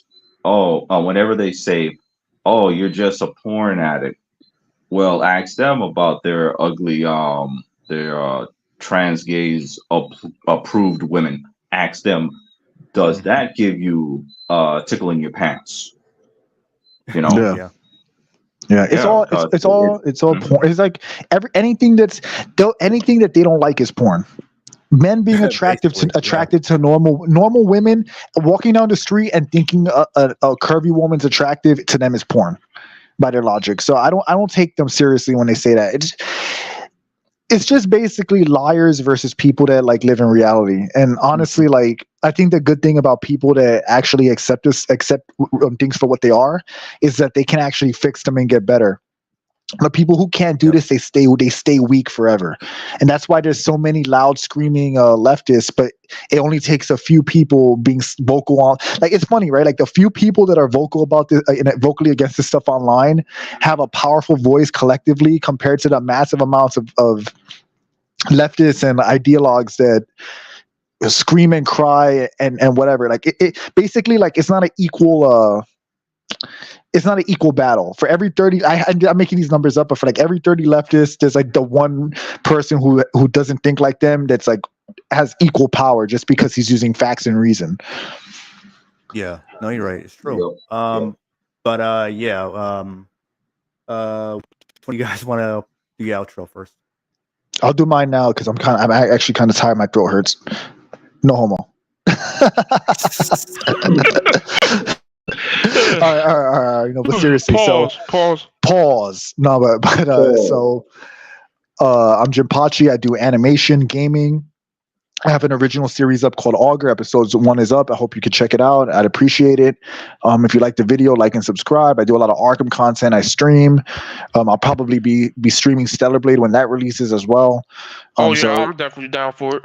So it'll be a lot of fun, and so check me out. If you like it, stay, and if you don't, stay. I also do some political commentary. I have like only like 1 or 2 videos up like that, but I'm gonna start doing more soon. So I have to just get on that. But it's a variety channel, but there's a lot of Arkham Knight gameplay, a lot of gaming stuff. So check it out, and Hopefully you enjoy it. And also, please check out my original anime series, Augur. You'll like it. I hope you like it. And if you do, subscribe and share it. All right, guys. This stuff is awesome. Peace. Appreciate See you guys. All right. Okay. All right. Okay, so I'm Octo Commander, the CEO of the Octo Mind, and I'm a video game dev and comic book graphic novel creator of the series Octavio Camacho, and the first game is on Steam, and I am working on the second game, and you can check out my Twitch channel. And yeah, so aside from that, you all take care. See y'all later. All right, see you later, man. Appreciate you coming on, Octo. All right. Take it easy. All right. So I'm right to viral. I do like walkthroughs of various video games, such as Kingdoms of Amalur, Cyberpunk, and much more. And I also do a series of WWE Universe Mode series called BCW. And later on, I will be streaming, featuring the likes of Sunset Overdrive, Cyberpunk, and much more. So, what about you, Rev? Oh yeah. Sounds good. Yeah, definitely check out my Choose channel and everyone else who appeared today. Obviously I'm Revenant Remnant. I do commentary on mainly gaming, but I'll branch on to other things that are going on. Got a PS5 recently, so when I play this Stellar Blade demo, since obviously I was talking about it here. So I'll be streaming that game when it comes out, and I'll try to do more streams of other games to make things a little more interesting, interact with you guys, and maybe I'll put some polls up to see what games you guys want me to stream. Of course, it will depend on whatever I have. But anyway, yeah, that's really about it. I appreciate all you guys watching, everyone who joined the panel and talked today. Man, I'm glad we doing this again.